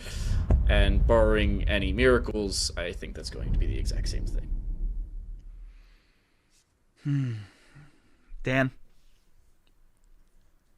the problem with UNK in map 1 was they didn't drone very well. They didn't have a lot of information. It seemed like they went in blind most of the time. It just seems not like a great scenario for an attacking team riding for success. Right? The riders went on strike. Aptly fitting. Coinky dink. Timely. In UNK, they changed the storyboard. They got ChatGPT out and they told him straight up, listen, if you want to write a better story, if you want to have a better script, you're gonna have to do something better with your drone work. And they did. Chalet, gorgeous for their attack. They did really darn good in Oregon, and their defense even more so when they stole some of those rounds away. Like that one Toxic Babe round against CUW where they were on the defense. Information has been key for UNK. And they've been finding a lot of it defensively as well. Mozzie was brought out on Oregon to high success. Map 2, they relied on some more ego peeks, but they had some very cheeky angles through walls. Spawn peeks to catch them off guard. They're bringing out a little bit of everything. And on top of that, look what they can bring out this map that they couldn't bring out before. Solus is on the board. Malusi was banned. Azami was banned. So the one change-up is there. That does mean Flores will not be required for CUW, as you don't have to deal with the keep of barricades. But CUW may still opt to do so. But it may be a little bit more reliant on 10 seconds left. Twitch as a main go-to factor of clearing those ADSs, which are a big concern 5 seconds against left before UNK's defense insertion. here on this third floor. Attackers' objective is For the to first time in a locate little bomb while, and a top defuse it. floor site hold is actually the best one. Kitchen and kitchen, the second area, there's no decision between mining and dining or reading and eating. Dining and eating at the same site, by the way. It's just fun to find. CUW's attack has to make sure they can put UNK out of position. There's not a shield pixel, which I have to say I'm extremely surprised about. Maybe a little curious than otherwise. But it still seems like UNK is extending elsewhere, notably the bottom floor, where they are indeed bringing that Solus, as we mentioned, the Azami being on the board instead, or off the board instead. The attacker's bomb diffuser Still has up to been dropped. UNK's defense to try and flex around this, but with that Solus now being available to them, it seems like they're playing with a significant more amount of information. Jawbreaker Attackers holding up. recovered the He already bomb has an diffuser. entry in towards site. May continue to peruse up through the stairwell. White stairs is a very easy approach inwards. Just gotta worry about that pixel hold that more likely will be held by UNK. No Amai on the board. Something you typically do see hiding behind that shield. But I think there's plenty of information ready. Z-Ping went forward. You know a player's hiding in that hallway. They're going to rely on the rappel here. Augie heading towards I would believe that'd be piano window, but maybe a smart idea for them to pivot over through hall window as well for white corridor. It's not going to matter. K9 finds first pick. That is Clam off the board. The soulless that you were relying for information no longer available, and Quoz will join them in the afterlife. Wow. Leaving it to a 4v3, but what a pounce by Coop. Perfect timing to deal with Jawbreaker. That's pressure from White Stairs off the board, but Sonar's not far behind. With K9 lingering and reading, they could still take the option of White Stairs, and I think K9 may do exactly that. They got the Gemini Replicator. Why not use it for that information? I got a drone as well. You might want to watch out for that. Worry about that Mew Jammer and play. Coop! Coop? How is he alive? I don't think they've stepped up on White Stairs completely. I mean, Jawbreaker's got to be kicking himself, because as soon as he looks away from the bathroom, he dies courtesy of that Alda in Coop's hands. But they still have that long hallway control, which I think is the most important part. Finally, Augie will deny the maestro of their life. And a follow-up from K9 as the White Stairs was taken, as is now the site. Toe holsters having to adjust, but cannot do so quickly enough. K9 with back-to-back kills in the G36C, and a quick finish for the attacking side. CUW open up the scoring this time around as they pick up the first round of the attack. Well, the attack's already looking good for CUW and UNK. It didn't seem like they were as involved as they could have been. That third floor hold, typically for most teams, Dan, is the go-to site for defense. You start the third floor, you move down to the first, and then you play up inside of reading and fireplace or reading and mining. I think more teams are opting for mining recently, all things considered. Or fireplace and mining, I apologize. But right now for CUW, the concern is going to have to be moving down the kitchen. UNK, they're going to have an extension. More likely enough. The mirror being brought here is actually intriguing to me, Dan. Where would you sit the mirror window? Bottom red. And kitchen prep. And hall.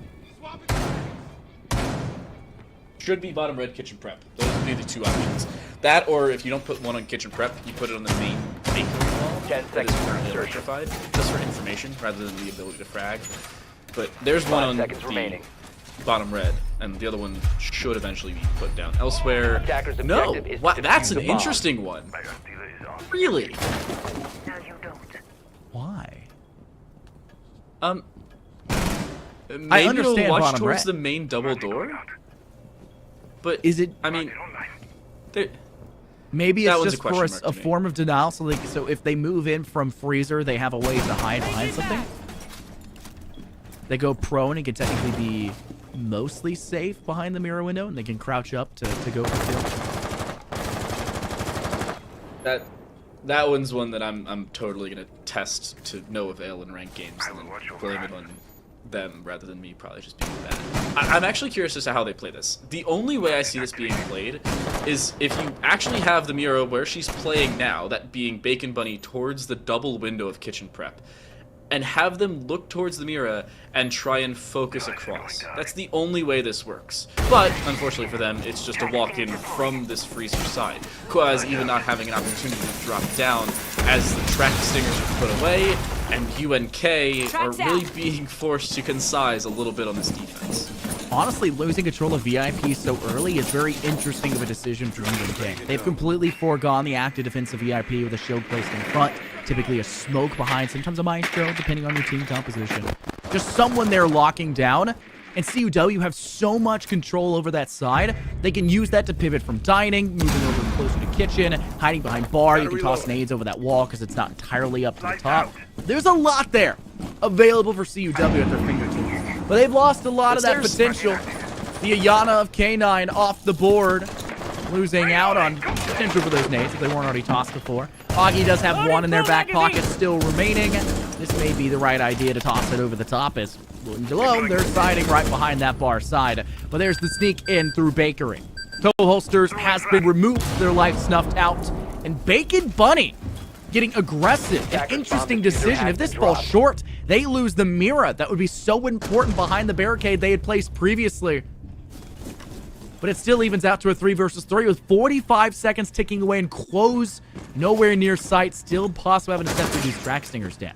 Attackers have recovered their diffuser. They're still looking to walk down, though, and a lack of sound cues. As Sonar backs away, this could be a way that's pushed through later on. Bacon, that aggression has now worked out perfectly in their favor, and Clam never being cleared out on that red side has activated finally here on the site. And CUW has just Sonar in this 1 versus 3.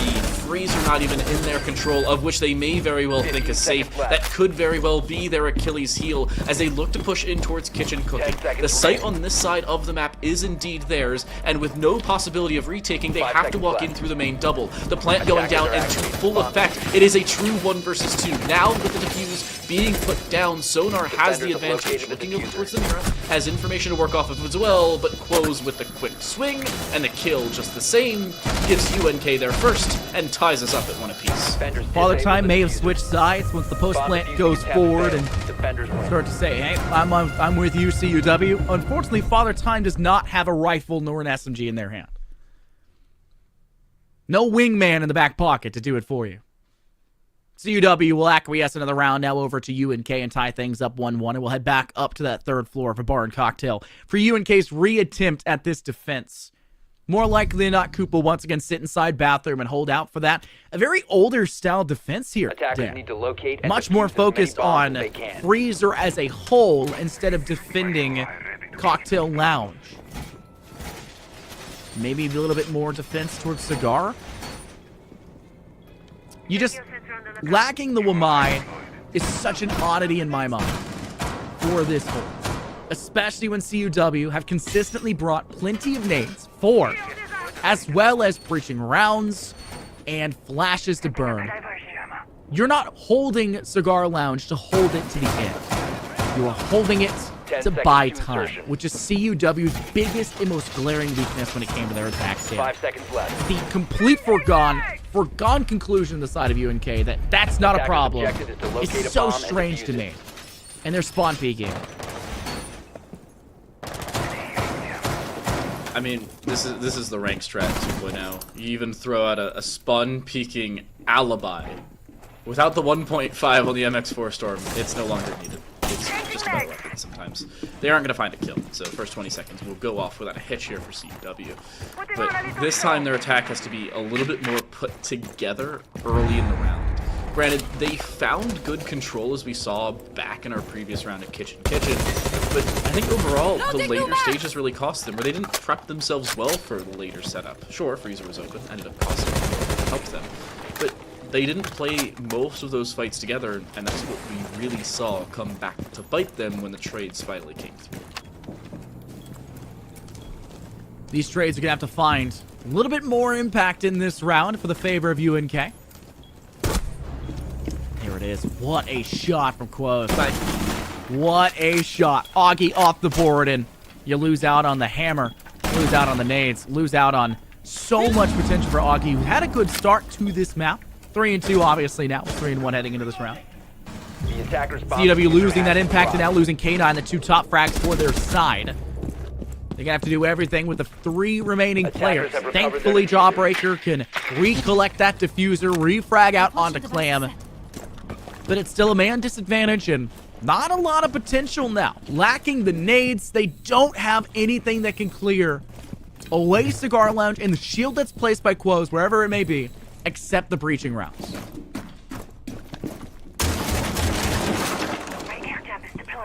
Set up as well for CUW. They're playing vertically from below. Certainly not out of the ordinary, but something that's notable to force UNK out of position. And granted, with a man disadvantage, you could certainly use that positional advantage, but you cannot force all of your eggs into this one basket. Easter was 3 weeks ago, and UNK is just patiently holding. There's no reason for them to over-aggress. They've barely been droned out of position, much less forced back with manpower. In the final 40 seconds, Coop still has bathroom, as do the rest of UNK, the site itself. CUW is going to have one way in, that being a combination of Shaiko and Red. Other than that, it's fairly simple for UNK to hold, and Quoz finds the first kill to work with. This is tough. Nepro off the board. Still have a breaching round. Could clear out a wall or two to make some space. Thankfully, 2 big pickups. Jawbreaker and Stonar, leaving just Bacon, Bunny, and Coop for the opposing side. 15 seconds left. Time still favoring UNK as there is no safe space for CUW. Player goes in! And they find 2 apiece to close things out, CUW with a shocker out of nowhere. Because for some reason, UNK decides, hey guys, who cares about time? Despite it winning them multiple rounds in this series as a whole, let's completely ignore that option and let's swing for kills. You've got an Alda sprayed through the bars, sprayed through the woodwork.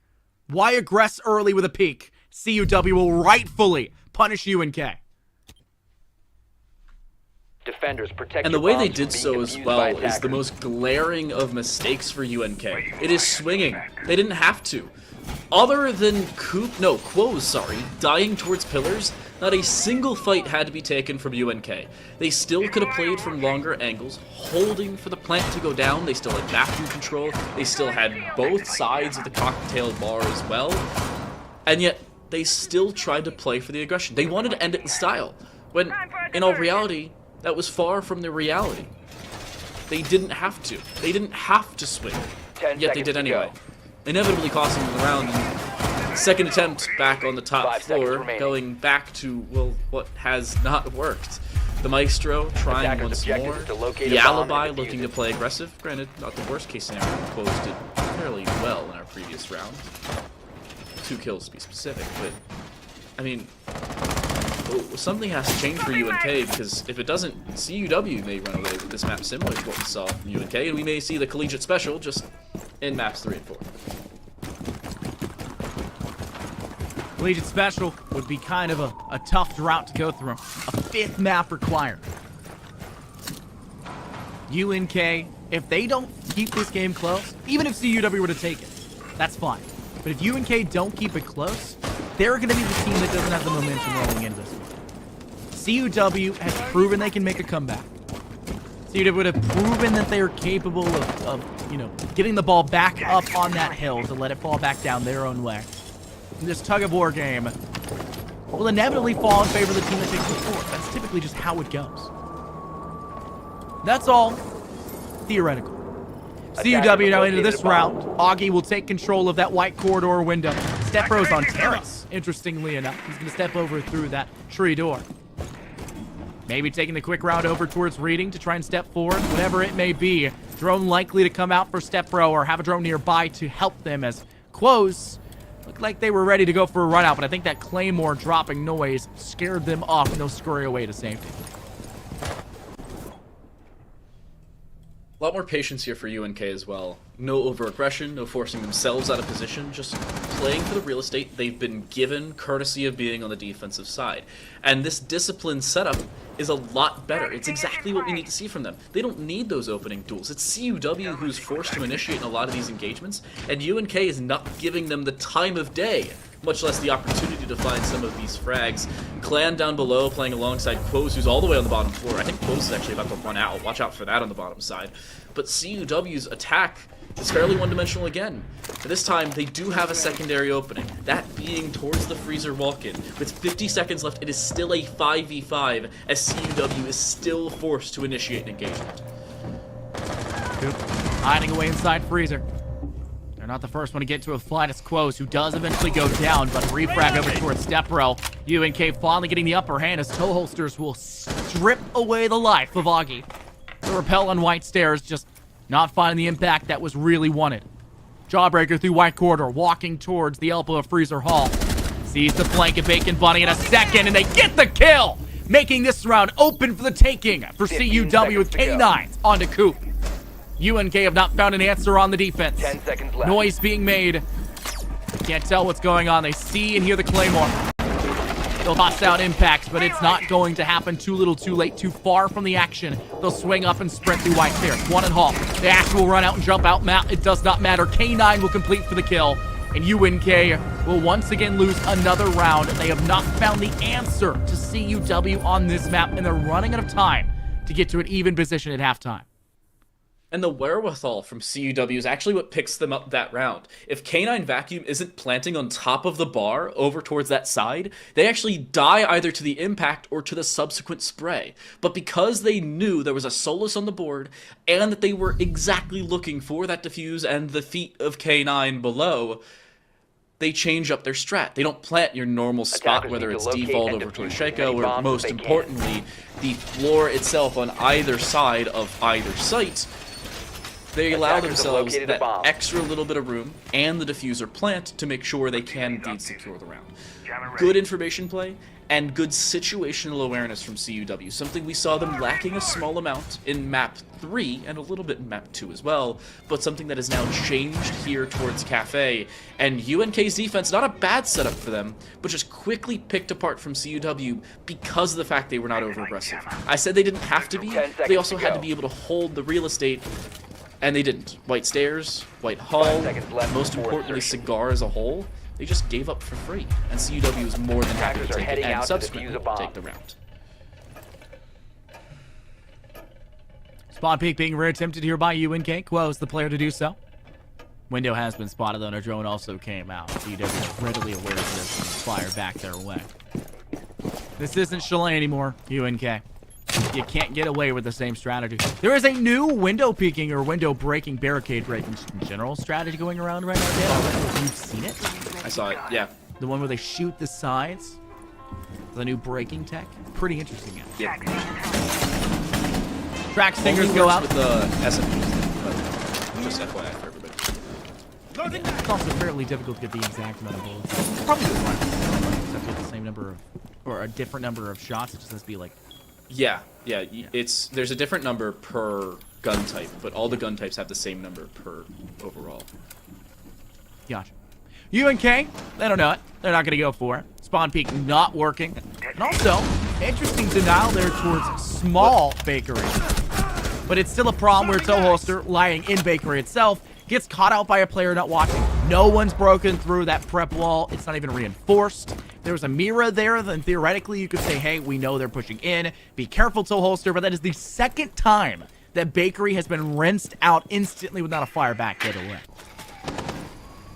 They're also looking to clear out the main red hall as well.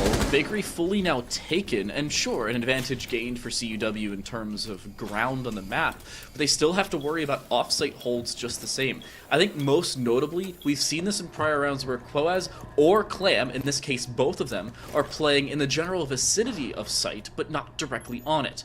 One on White Stairs, that being Quoaz, and Clam around towards Brown, just playing patiently for CUW to turn their full attention to the site itself, and then setting up that flank. You can see both Augie and K9 are worried about the possibility, but don't have the direct information, and because of it, still have to turn that attention. K9 doing a quick little bit of drone work. Last bits of, full exposure to this site in general. Give themselves as big of a fighting chance, but time is starting to run out. This was the issue for CUW on every map to this point. Falling into the final 30 seconds and just running out of safe space to work with. They'll lose a man. There goes yet another player. They've got an angle. They'll deny the exothermic and the man! But they'll fall after the fact. Now CUW have even less to work with. They've got to go pure gun up for this fight. They'll find one. Spray through small bakery. Quos! Down the line. Line them up and strip them down. It's UNK finding a much-needed round win. And CUW back to the old state, it seems, Dan, of the final few moments being their undoing. And UNK's strat worked out perfectly for them. We saw this a lot in map number 2 of Oregon, where they had general off-site holds coming down to CUW being caught off guard. Notably, we saw Clam find the all-important kill onto Jawbreaker on the Thermite. The exothermic charge meaning then nothing, and most importantly, need to locate and CUW being defuse distracted. bombs. Sure, there's a refrag. Good enough, yeah. But Quos was still on the far side of the map, waiting on White Stairs forever, playing patiently, and most importantly, flanking with information. The double spray down as we saw to close out the round was solely based on the fact that CUW then had to tunnel vision on the site, and time was against them. That's why they were forced to do so. UNK will head back to the top floor and will bring a fourth separate attempt at... Actually, no, I lied. They're going reading and dining.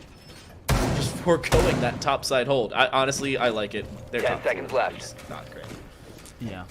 It doesn't seem like it's been 5 working seconds out left. for UNK. This is the last round chance. They have to tie things up 3-3, Dan, and they got to change Attackers are things moving up. out to locate a bomb and Just defuse throw it. a wrench, a spanner in the works.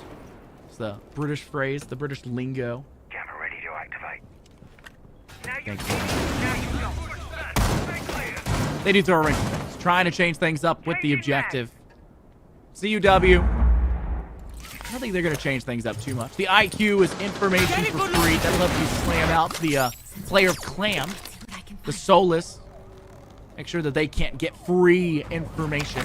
You know they're going to be playing on that first floor. Possibly on the third as well, but it's Cafe. As an attacking team, what's the go-to strategy, Dan? Say it with me. Breach top stairs. What? I can't believe it. You're telling me the exact same take of the map for every single site is going to be the take of the map for this site as well? Wow, these are some innovative strats coming in from CUW. I really think they can take this. Scanning for electronic Cafe devices. stinks for this one reason. But teams can make it interesting. And right now, CUW have done a wonderful job of that. And UNK have had their tidbits, had their glowing moments. They've also thrown away some of those glowing moments. So they got to keep things close to the chest here. They can't let things get out of control.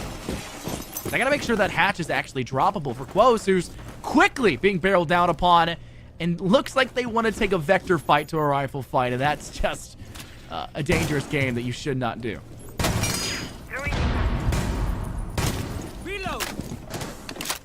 Curious as to how UNK actually decides to hold this good information play from CUW. I thought Quos was going to win that fight solely because they saw the drone and were aware of the fact there could be a player behind it. Odd decision from Clam to play from such a long angle with the P90, the headshot basically being a requisite to win this fight.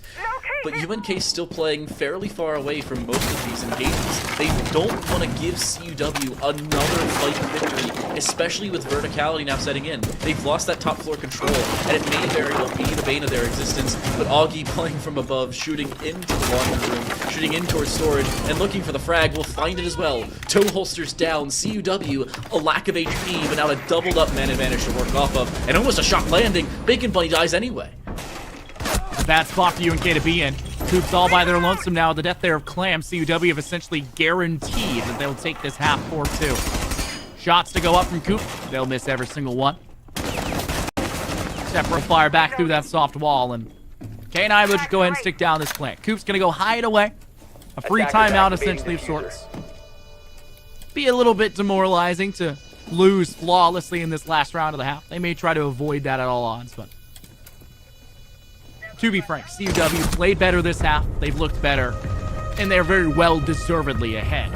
Even in the rounds that we saw UNK win, UNK had a 2 versus 4, and still almost threw it against CUW. It's also a situation where CUW knew exactly how they wanted to set up. They pulled a UNK, which is odd to say after map 1, but in maps 2 and 3, UNK played directly around their information.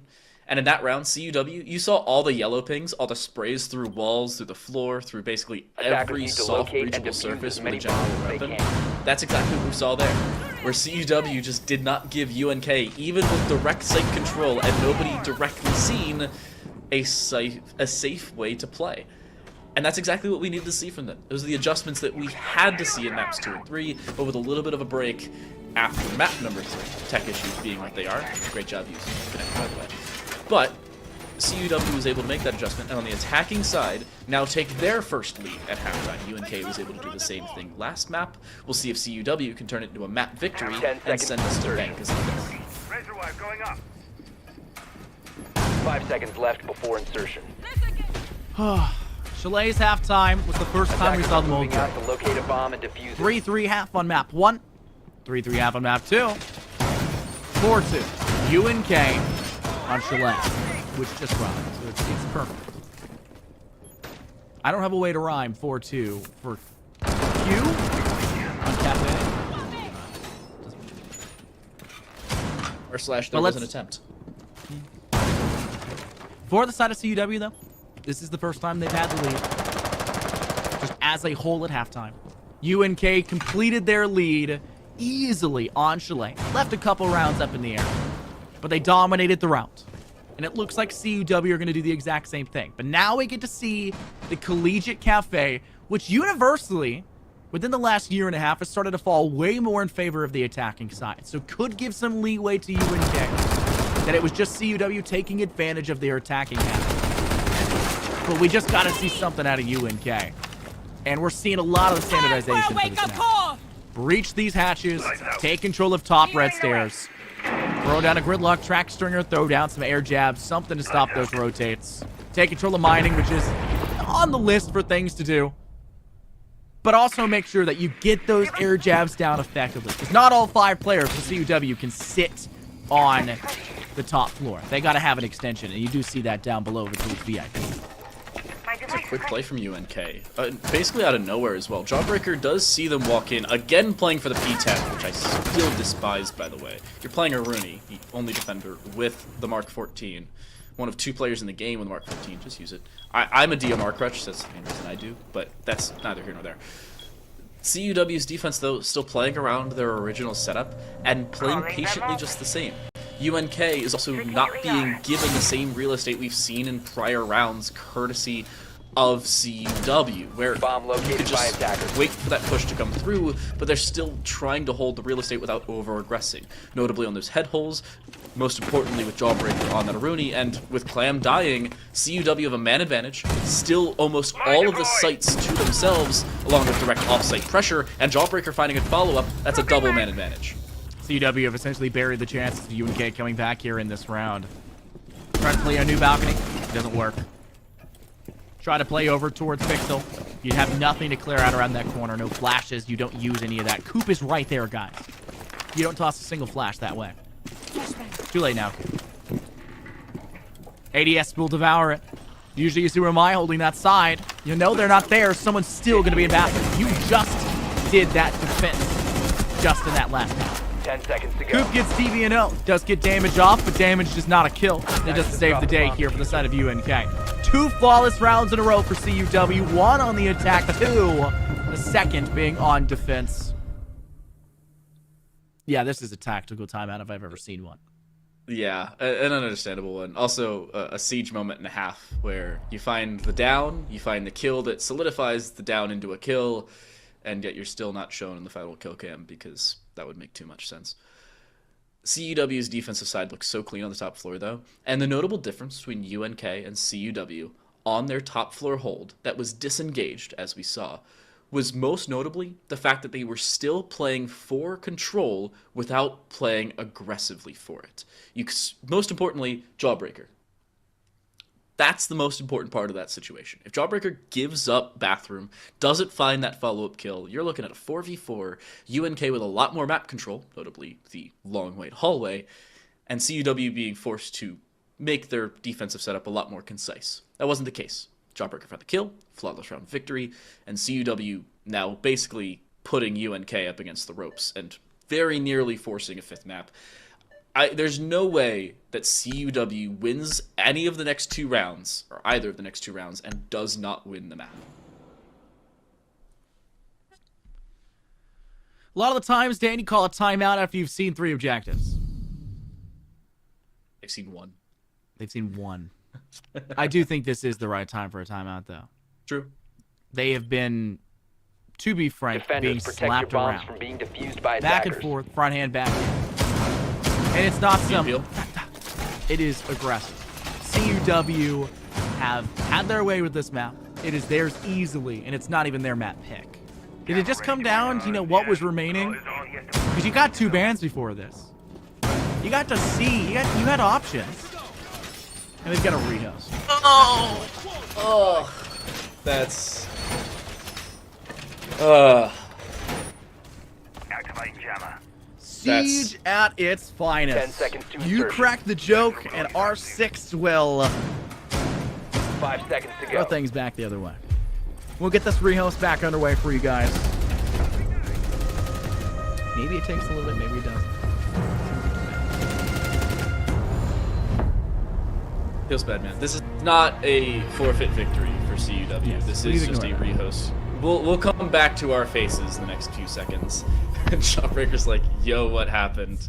And You feel a little bit bad. That's some of the momentum for CUW now being like dropped off the face of the earth, but it's not the end of the world. They're still in a pretty good position, up 5-2. They have their site selection as well. We'll get a quick rehost going, get the lobby back underway, but a Rainbow Six Siege moment, one that cannot be avoided. I'm honestly surprised it took 4 maps.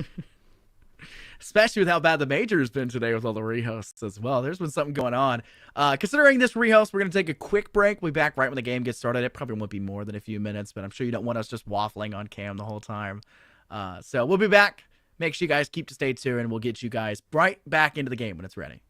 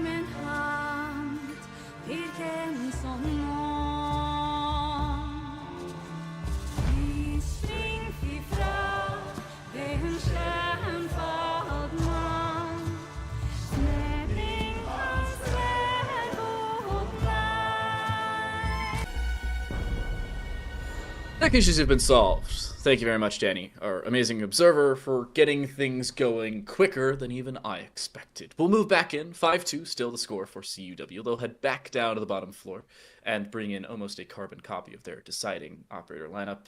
Time to Light. Joining alongside me is Infernosis for the later stages of Map 4 after an unfortunate visual bug forced us to rehost.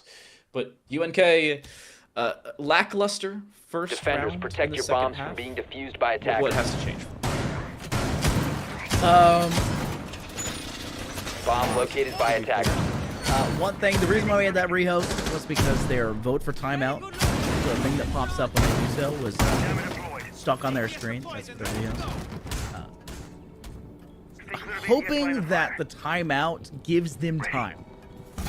You're saying they gotta change things. One of the things they gotta change, and finally highlight into the issue, is their attacking prowess. Last map, they droned things, they knew what they were doing. 10 seconds to go. Look at the way they tried to attack that third floor down. They all swung in through New 5 Belt, they seconds to swung go. in through Cigar Shop, they tried to take control through Door, they wildly swung Secret. Attackers are moving to defuse Where's the the bomb. team? Where's the dumpage of utility? This is not a gun-up engagement meta. This is a util dump simulator, same as it has been since the creation of the esport.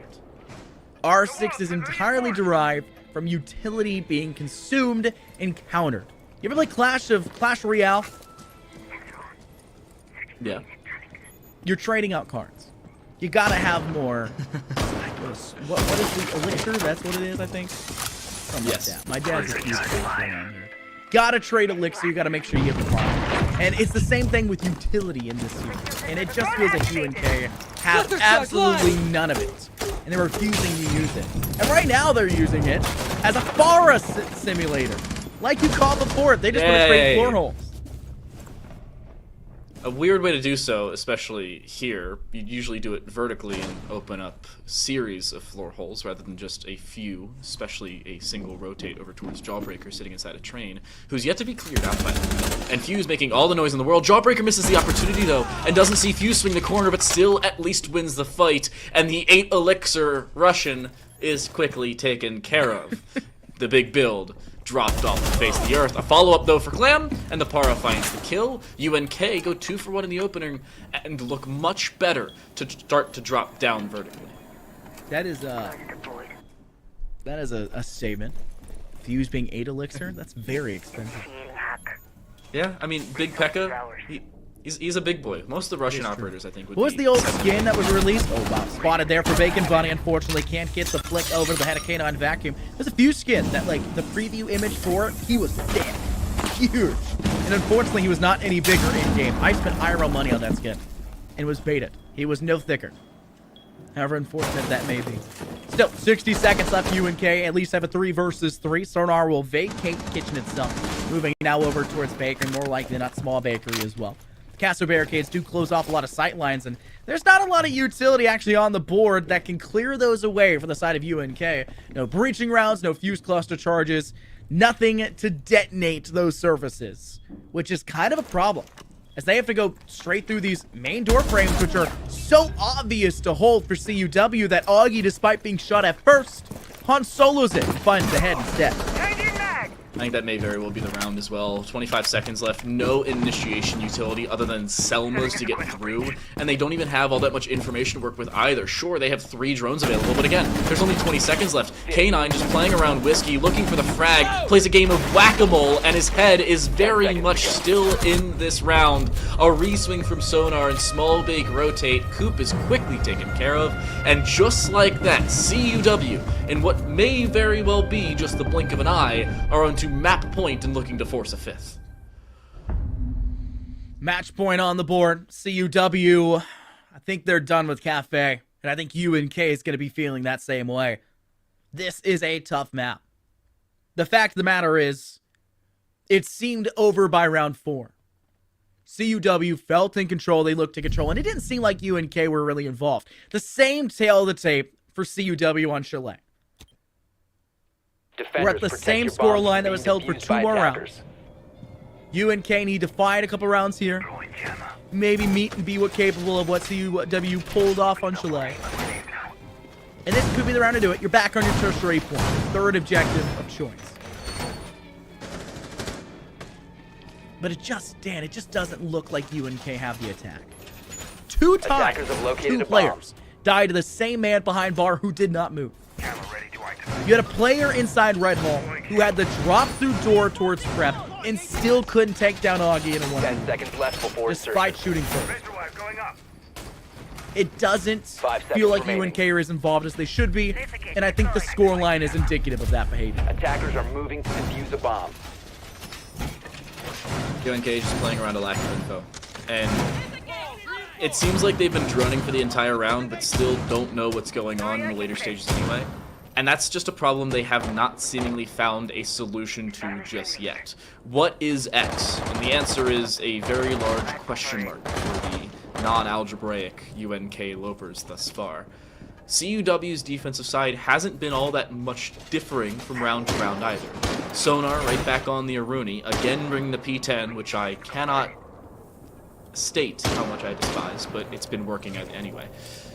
And UNK's attacking side, honestly, I feel a rush would be pretty good right now. Maybe even from two different sides, which would be fairly available right now if they had the willpower to do so, but they will decide better of it. And still seems like CUW is happy to play on the top floor, even having a shield towards Pixel this time, instead of inside the bathroom itself. Pixel's a very nice spot to hold on to, especially if you have a Womani. But if you don't, it's kind of dangerous to hold on to. The timing or the spacing for that shield with the ADS is fairly tight. Same way with Bunker. We did note that CUW weren't playing a default Bunker hold when it came to Oregon. Same thing with UNK. They played a mute jammer there instead of a large amount, a hefty amount of ADSs to done. But it works out for Augie here first and foremost. Coop off the board, you lose the buck, you lose those flashes. Woos is in. What in the world? They get traded! They don't even find the kill! Augie can be picked back up from the DBNO state. They got 2 players to lock that down, thankfully, from within that bathroom wall that was left open. Bacon Bunny can at least close for the kill, but their life forfeited just as quickly. CUW on the draw, and they've got double the man count on the match point here of our 4th map. They want the fit, and they want it now.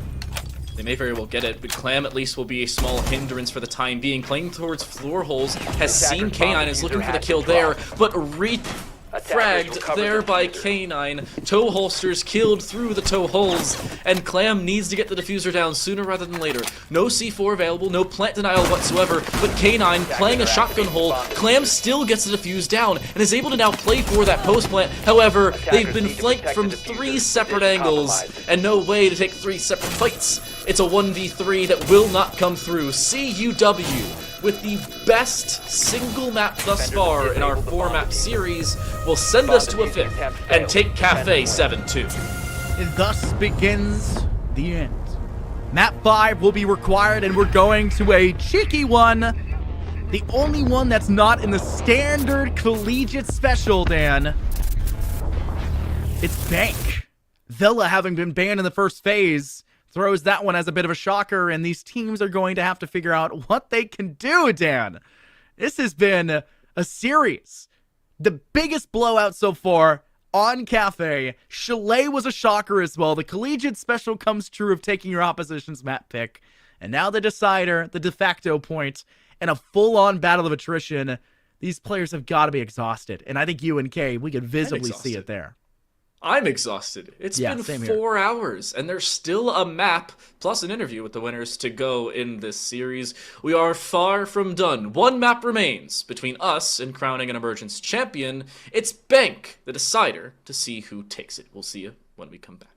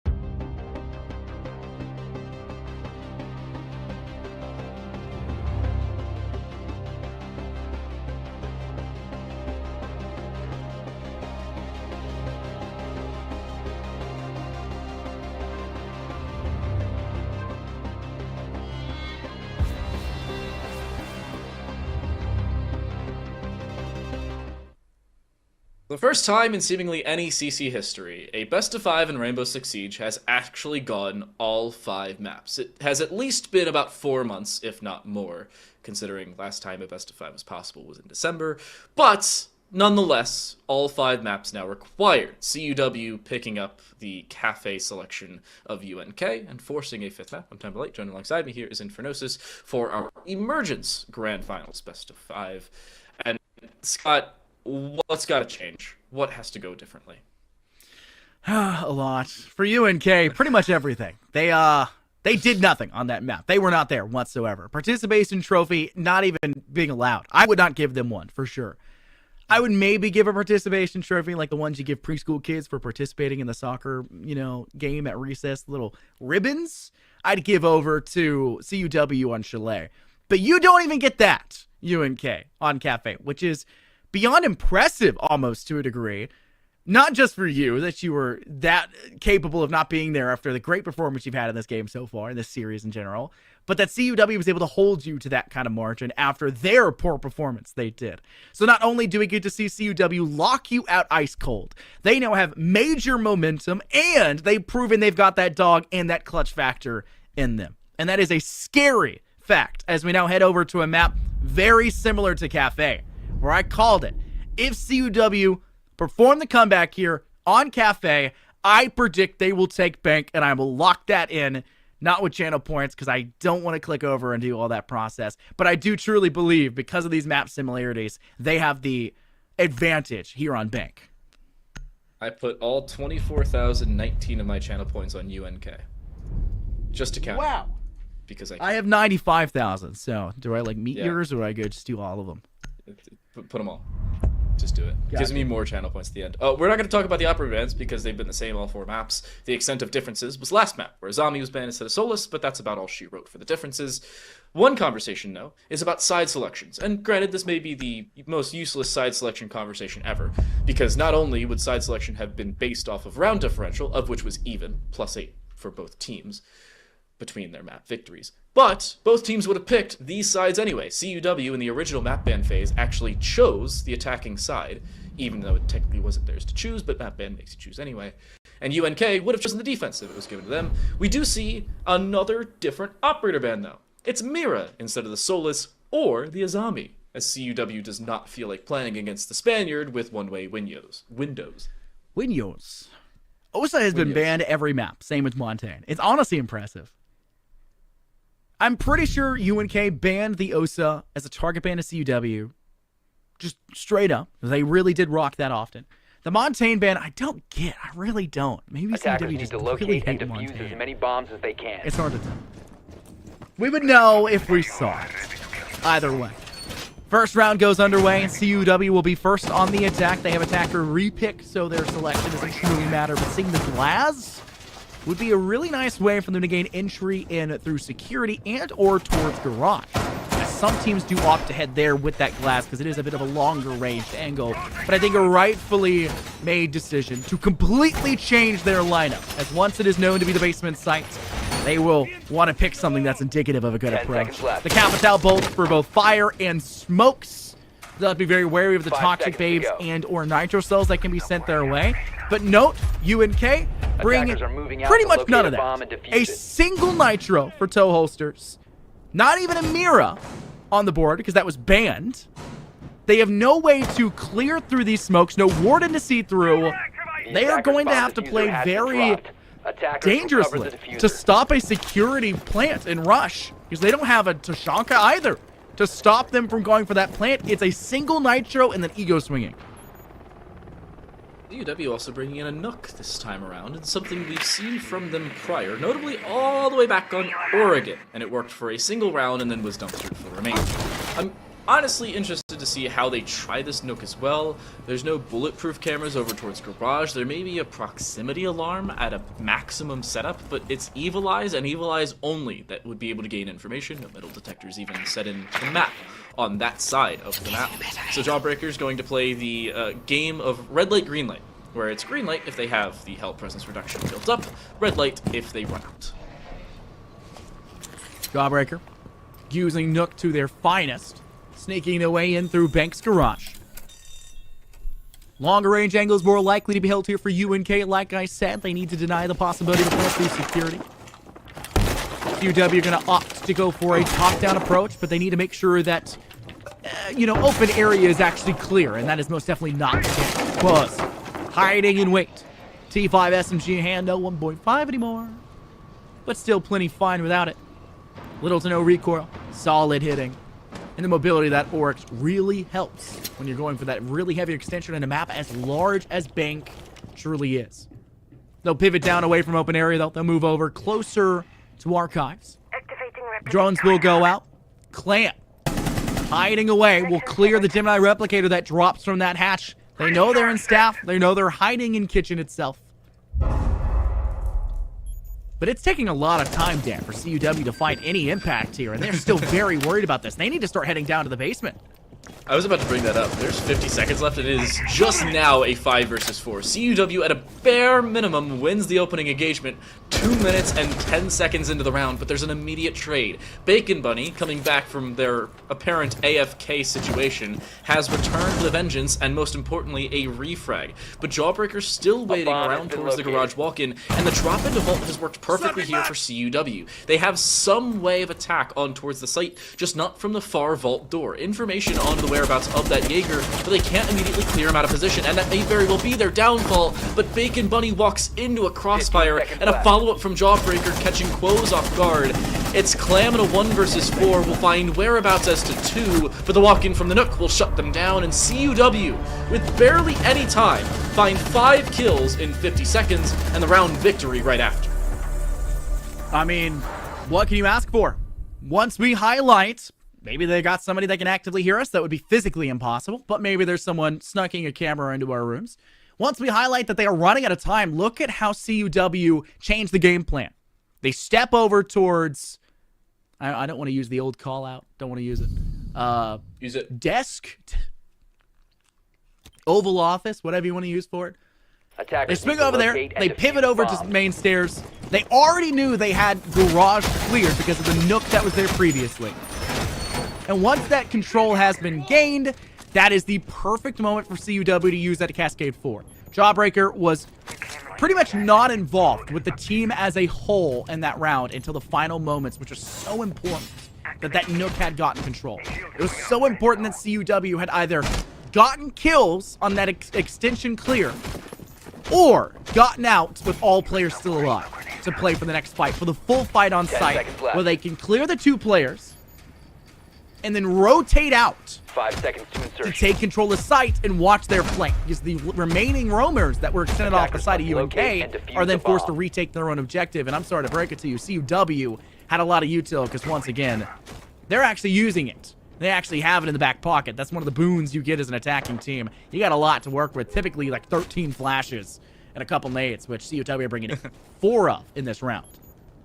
4 nades, 2 smokes, and 4 claymores for themselves, most likely on the outside windows that we see on that north side of the map. And credit where credit is due, Jawbreaker with expert patience, S-tier whereabouts. Just waiting in garage, no reason to push forward, no reason to back away, just waited for the rest of the team to activate, and the distraction factor to set in, because Nook already has barely any sound cues. When you couple in barely any sound cues alongside the rest of your team making about as much noise as possible, it turns into a round victory, and or kills, just to start with. CUW, now with that first round victory, will force UNK to the top floor, and the defensive setup, honestly pretty good. I like the Electro Claw decision, however, Sonar playing on that Thatcher, the direct counter to it. There's no Cade tricking, just the Cade period. But it's information as well for UNK. I'm curious to see where those black eyes are set up around the map, just for the extra info to play off of, but it's still just slow play from CUW, and most importantly, quiet plays. They're not giving away anything in the early stages of these rounds.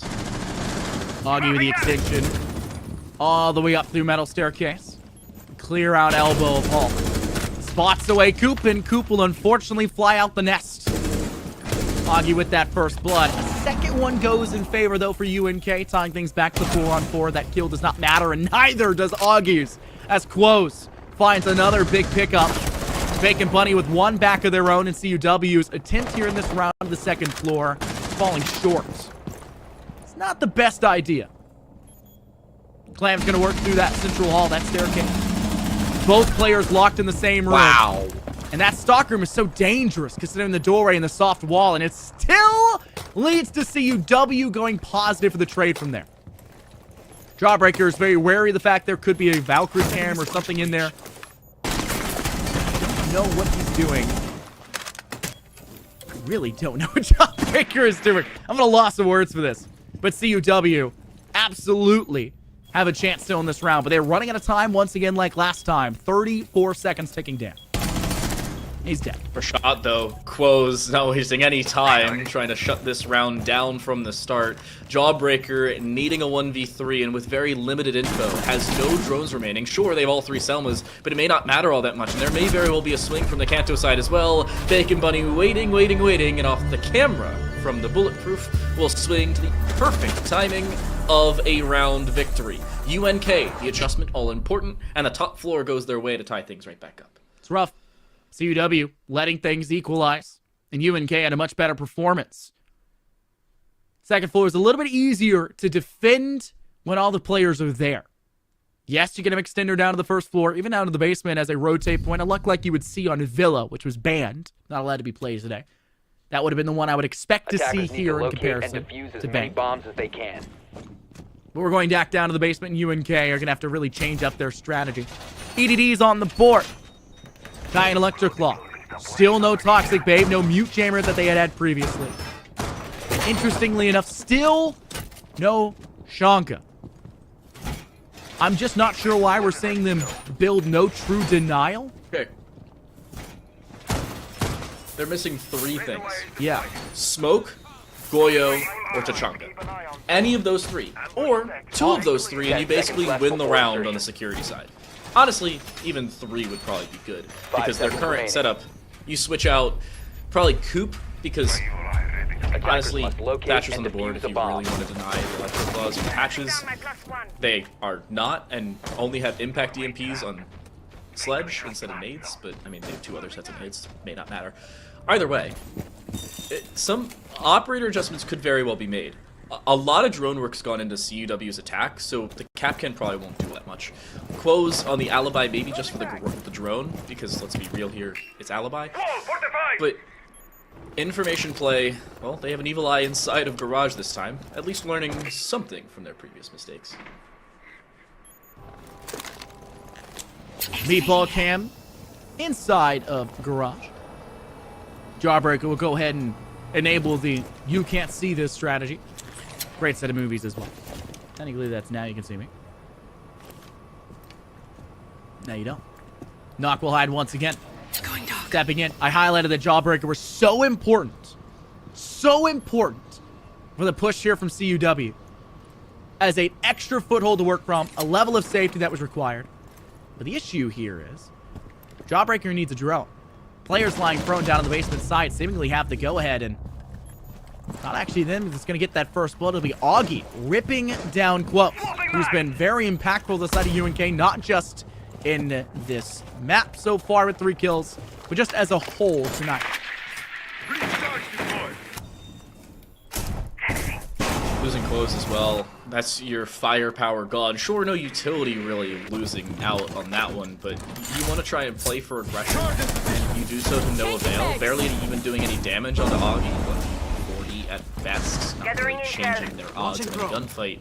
It still gives an obvious advantage to CUW. And a lack of overall utility, I'm getting some deja vu as Jawbreaker's in Garage again, slowly walking forward and playing for some level of aggression on that side of the map. UNK may very well be caught off from the exact same setup type, as it may very well be a jump in from everybody at almost the exact same time, with Coop being dropped while prone inside of the vault entrance, a 5v3 and every feasible disadvantage now against UNK. Despite building for a strategy that's built for a defense elsewhere, a non-security push, CUW is still doing a non-security push and winning. It's amazing that UNK can build this way and still find themselves in a net negative position. Nitrocell finds the only kill for UNK. Finally, utility brought out something that we said was heavily struggling on our last map there of Cafe. And it's the only thing that showed up for UNK in that round. 2-1 scoreline now in favor for CUW. I rarely see players drop down elevator hatch, Dan. It's so rare to find it even find success. It's too limited. It puts you in a literal No box. kill box. Yeah, that could be Attackers way need to to phrase locate and defuse bombs. it. It makes things too easy. I was gonna. Yeah, and the fact that they did so as an initiation tool and not a hey catch you off guard after somebody else swings tool. I don't know if really how they want to put it. Is an odd way of playing, but I mean if you have the information and you can just quickly swing a Cade who's stuck on a CSG prone in a corner and no other way out. I mean, you do you. It worked out. In UNK, instead of going back the top floor, of which, well, they technically couldn't, nor going to the bottom floor, of which they could, but probably would lose after going 0 for 2 thus far, will 10 instead go seconds to open area in the insertion. kitchen. And honestly, not a bad idea. Open area, pretty good site. It does 5 rely seconds on left. some level of verticality. Koaz playing Vigil, looking to roam maybe towards the blue Attacker's stairs. objective is to defuse You know what the they're bomb. probably going to try and do? Jammer UNK activated. is going to try and funnel CUW into open or kitchen from the square side, and then have Koaz, like, last 20 seconds swing up from blue. I still remember seeing this a lot at SI and even the 6 major in Charlotte. You can worry less about grenades now. We didn't really see Bank that often in the 6 major. No, it's only seen once. Reloading up. Bank's still not a heavily played map. Let's be totally fair. It should be. What did you say? Reloading. That it should be. Maybe. I didn't even think I was in this for a minute. No, it genuinely had me shocked. CUW, last time we saw an objective that was not the basement. You see the scoreline show. They had a bit of trouble. UNK did give them a run for their money, and in fact, almost flawless at that. CUW had gotten first blood, a very aggressive play, I believe, from Augie at the time. And Augie's had a bit of a field day on this map. 4-1. Their only death was that refrag back from Quaz that was inside supply. For the looks of things, CUW have already made quick work of a lot of the pressure on the southernmost side of this second floor. The concern still remains from the north. Player over inside of office. Ready to drop down into main landing. Clam's got to run for their money, so to say. I think they may go for the re-engagement personally. But the drone work for CUW is lacking. That audio cue given away, and almost a rightful fight to Clam because of it. But Stepbro will come out victorious. Doesn't seem like UNK has any saving grace either. Koaz is actually playing on the bottom of marble stairs, and may very well be able to find a kill. No drone work done, actually being seen earlier, at least checked for, but it's still a kill back. K9 drops the Iana off the board, and the nades no longer being useful, as Koaz lives to fight another day, and maybe over towards those blue stairs now, as they look to change their line of sight. Stepbro, very much so, was needed alive after that first engagement. It's a good job that they took down Clam. The 2 nades in the back pocket, very important for not only the dismantling with the hammer of these floorboards in office, but also the ability to clear players out from these tiny corners. The safety nets that are still there. A beautiful one right here. Top of office, into Attackers conference recovered the room. bomb diffuser. Throw a nade and clear out one of the only corners in cubbies that a lot of teams will hold out defensively. A lot of the defenses as well for this objective rely on that central staircase we see just lying in wait, but more towards the basement side. But open area is such a difficult 15 seconds objective left. to swing towards. And the dangers are ever so present. CUW's run out of time. Great flick by Augie. Augie will eventually die to toe holsters, holding inside admin. Time is running out. They have to go for the plant. Crossfire is there. They'll start to stick it down. It's a 3v1. Rose has an angle in, but can't win the fight. CUW, despite the disparagingly low amount of time, still squeak out a win off the back of them planting in red time to hold on. The most important part of that round as well is the fact that they all focused in one general vicinity. They also weren't funneled into either setup that UNK was relying on. I talked about the Vigil trying to walk up blue stairs and deny a plant in the later seconds, or later stages of the round. It didn't work, because CUW just was not forced on that side of the map. There wasn't enough pressure from Attackers UNK need to to locate and force them in that defuse as general many bombs direction. as they can. They didn't have to change their scope, so naturally they didn't. And they walked away with a round victory because of it, even with limited time. They still are able to pick up the round victory, and in a fairly dominant fashion, man count considered, with 3 players left alive, and honestly, with low HP left there for Koaz, they didn't have all that much of a shot to anyway, but again, similar to a joke you attempted to make earlier, r/ there was indeed an attempt. How did you making that joke?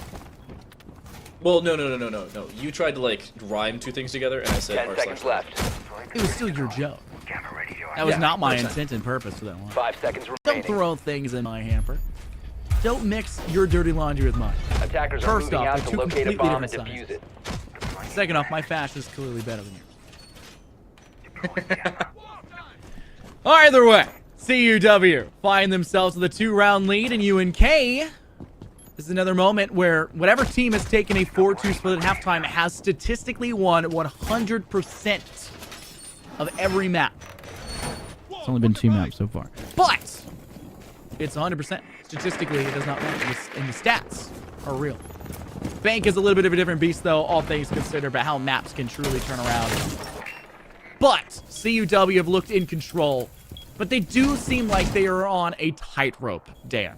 Time after time, little time to their name. They're walking a dangerous line.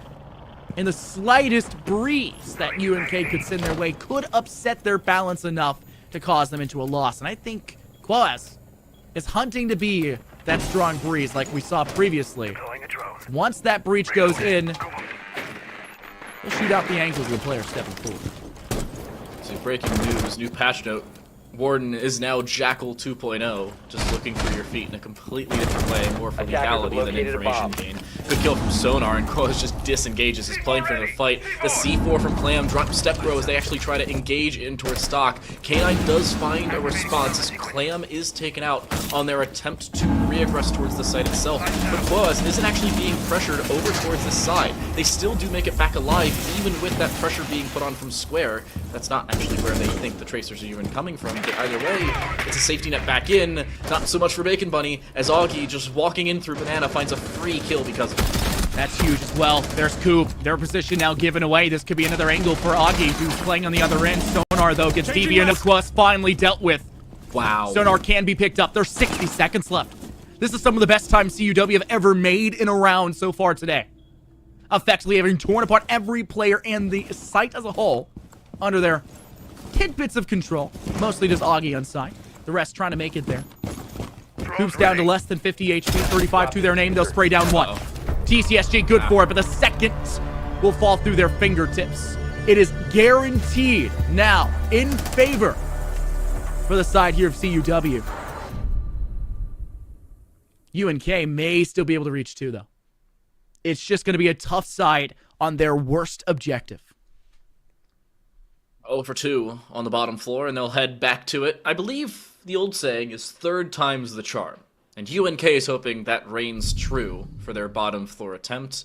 But CUW, as soon as they drone this out and figure out that it is Attackers indeed need a to bottom locate and floor defuse hold, bombs. expect an alarming amount of attacker repicks. I think most notably, Jawbreaker almost certainly will go on towards that Nook once more. Nothing really out of the blue for them. Stepbro will go from the Thatcher onto the Sledge. K9 will stick with the Ayana. Sonar should stick with the Buck.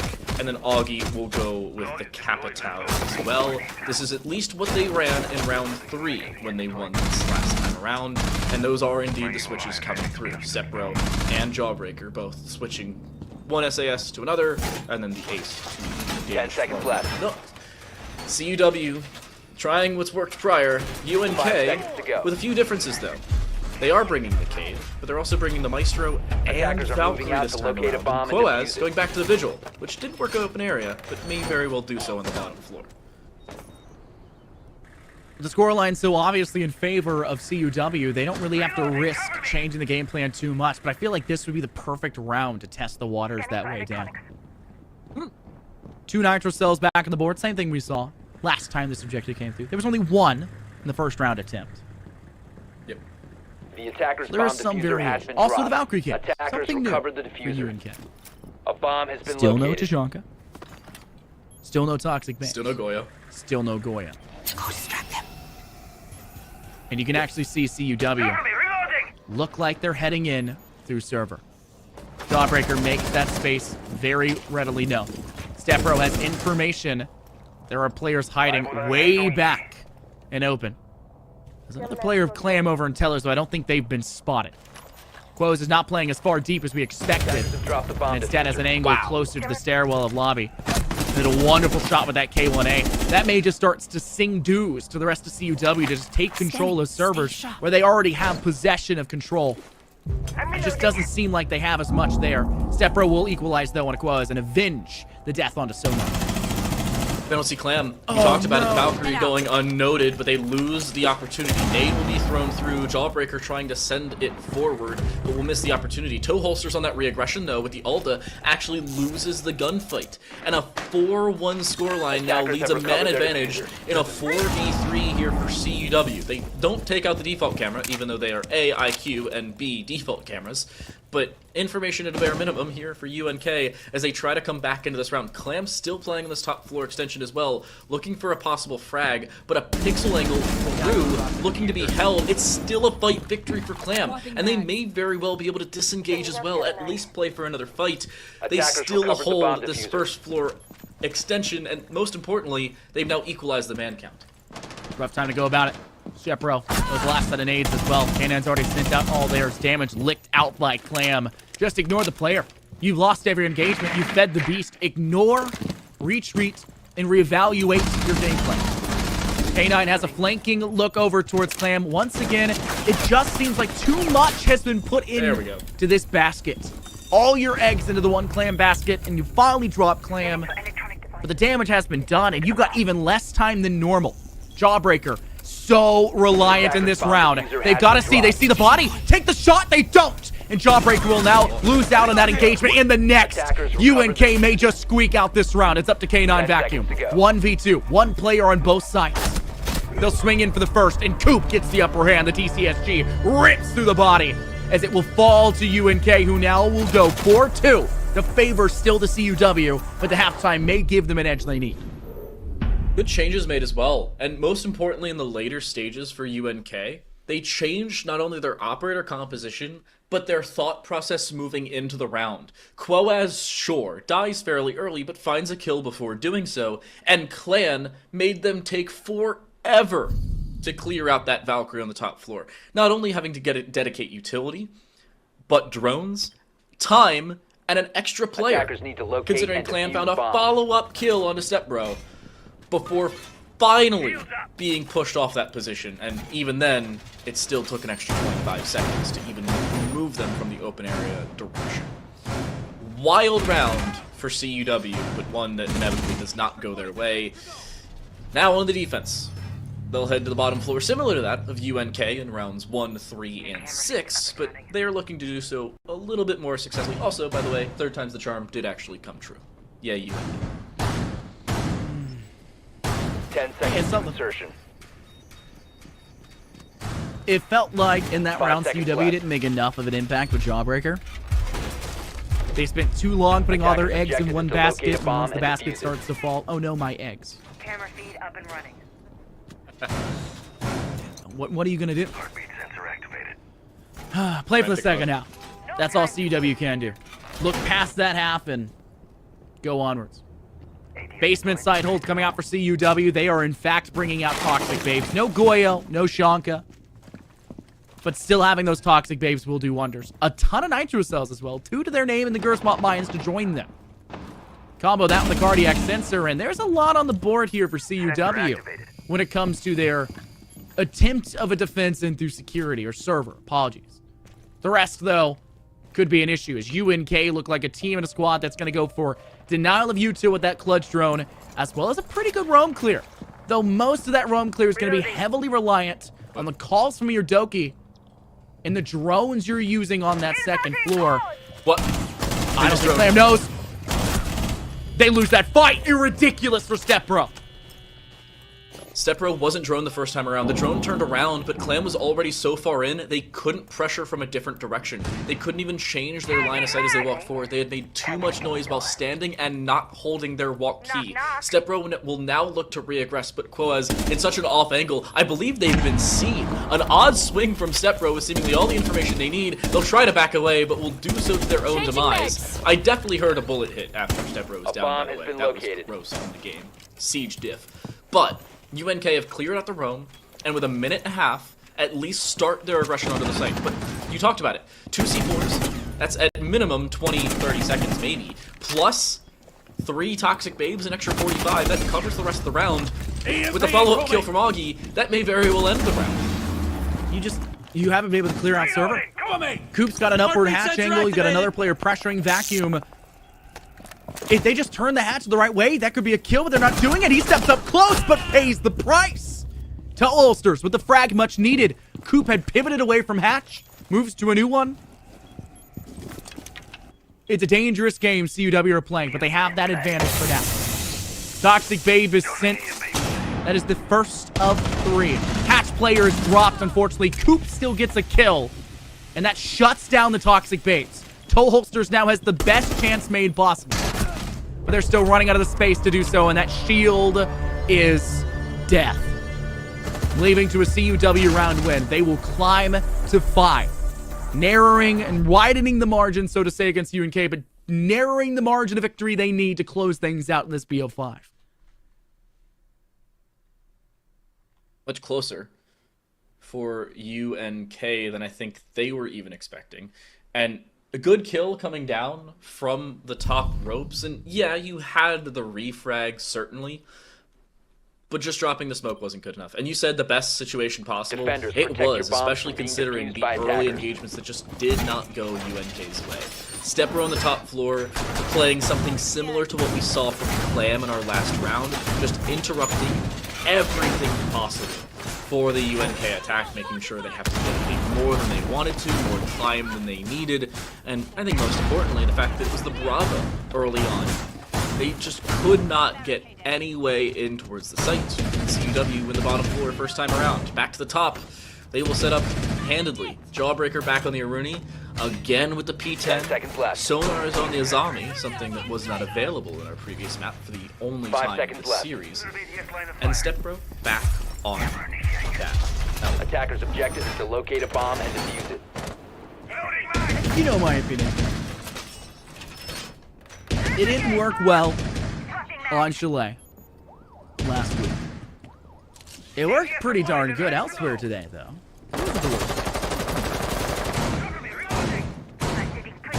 But I feel like if Stepbro is gonna go off, and Stepbro needs to go off, you give them the right things to do so. Maybe they're just really good with the Scorpion either. Maybe they really like this gun. I just don't love it. I don't know why you would. It sucks now.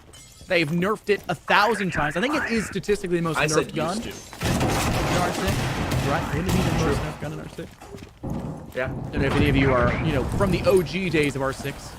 I'm an old man, so that very well for these collegiate players, they could be sick Bomb has been for located. it's not that old. The Evo used to be an absolute threat.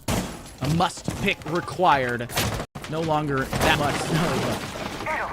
Stepbro has been working fairly well with it. Coop will breach out through square door.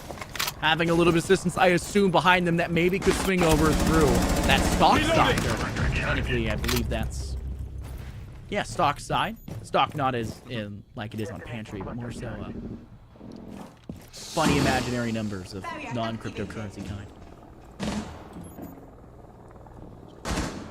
How much you've got versus the actual call out in the game. CUW. Just, again, playing patient. And we've seen this multiple times over from the defensive side. Notably a little bit back with Cafe. Refrag, though, still found. Sonar isn't even finished. And a 4 versus 2. Technically 3. Now even down to 2. As K9 is downed and finished. Courtesy of toe holsters on that rappel. But Stepbro just playing patiently. In towards square, waiting for a possible rappel in from either of those 6 windows, or any of the 6 windows. But Jawbreaker isn't actually able to pick up Sonar. Coop should be able to finish that off, at least via time, and will finally do indeed that.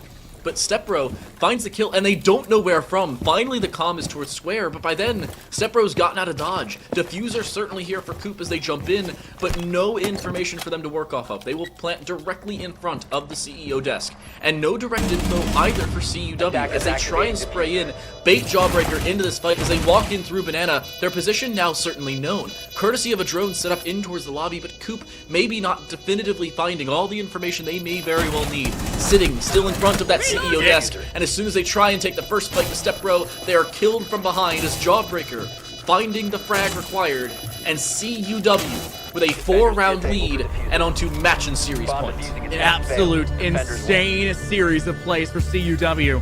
CUW more like this has been a ridiculously strong showcase from them. Throw it back to Cafe. They have kept the momentum, and UNK have found no answers, Dan. It is 6-2. On Chalet, when this scoreline was reached for UNK, CUW still managed to pull out a round or two. Thought the same thing could maybe unfold on Cafe, but it ended 7-2. And it looks like this map could very well do the exact same thing, because UNK can't attack Bank. Defenders, protect your They're bombs out of from being answers. defused They by have more attackers. questions than they have solutions. And a timeout would have been much needed. Something to talk about. Otherwise, it feels like you're dead in the water floating. The doggy paddle has tired you out, and you are not passing your lifeguard test. You need saving first and foremost. You know, I honestly think for the first time, I agree with not calling a timeout, even though you're against match point. Because Why? CUW is going towards television archives. I guarantee you if UNK called a timeout there, 10 they would have said, seconds oh to yeah, insertion. what can we do in open area? And then they would have spent a minute talking about absolutely nothing that makes any 5 sense. seconds Because, left. well, CUW isn't going open. If you win this, then you call a timeout. Sure, you may be Attackers must interrupting a locate small and amount of defuse the momentum, bomb. but you at least know exactly which site CUW is going to, barring any wild decisions in Wisconsin. And saving that maybe once you go up around maybe even 2, then you have things back. But if UNK know exactly what's gone wrong already, maybe not needing time, or not needing to reset the mental, there's still more than an opportunity for them to come back in this map. But it has to start with, well, a round played on the least played site on this map. There we go. English is You got it. I believe in you. I don't actually, Ready. but I like to pretend. Good for the minute. Even 5-on-5 still. 50 seconds have ticked away, and CUW have not stripped a life away, and good thing for UNK. The bad side, they haven't done the same thing either. Reloading. Augie has really held this U-Haul. A bomb has We been saw them located. pressure it on the attack, where they went for one and done. It was the first death they had actually faced in that first half. Initiating hack. And they were 4-1 at that point. Resource converted. Looks like they'll do the same thing now to finish. 416C and hands ripped out the black eyes.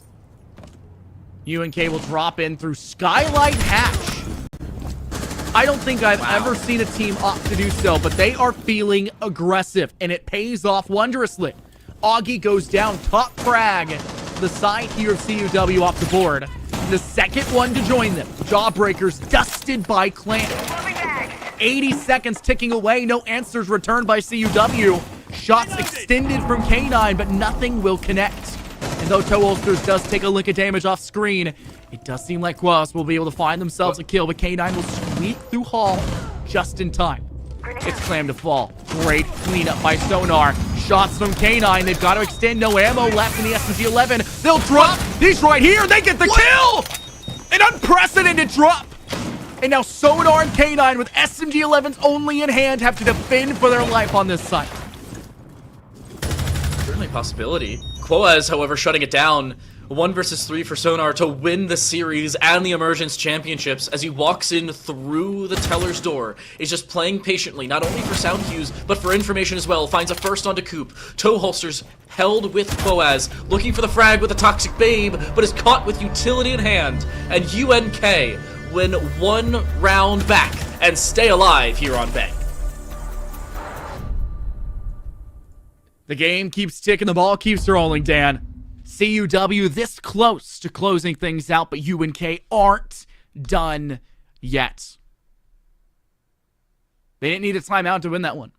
They needed to change a game plan. I called it in map 2. They needed to be more greedy. They needed to be more proactive in swinging angles. That meant defensively and on the attack. Because CUW had their number on map 1. Defenders, protect They your beat bombs them from at the being gates defused by because they were attackers. punishing UNK being a bit hesitant to go for some of the harder fights. They change to the map 2, they take it. They change to the map 3, and they definitely take it. Map 4 and 5, though, have been CUW out the books, and we see a little bit of that old UNK come back in the woodworks. And I can feel you stressing for those channel points, Dan. But you're definitely not stressing as much as UNK are. They have to pull off the impossible.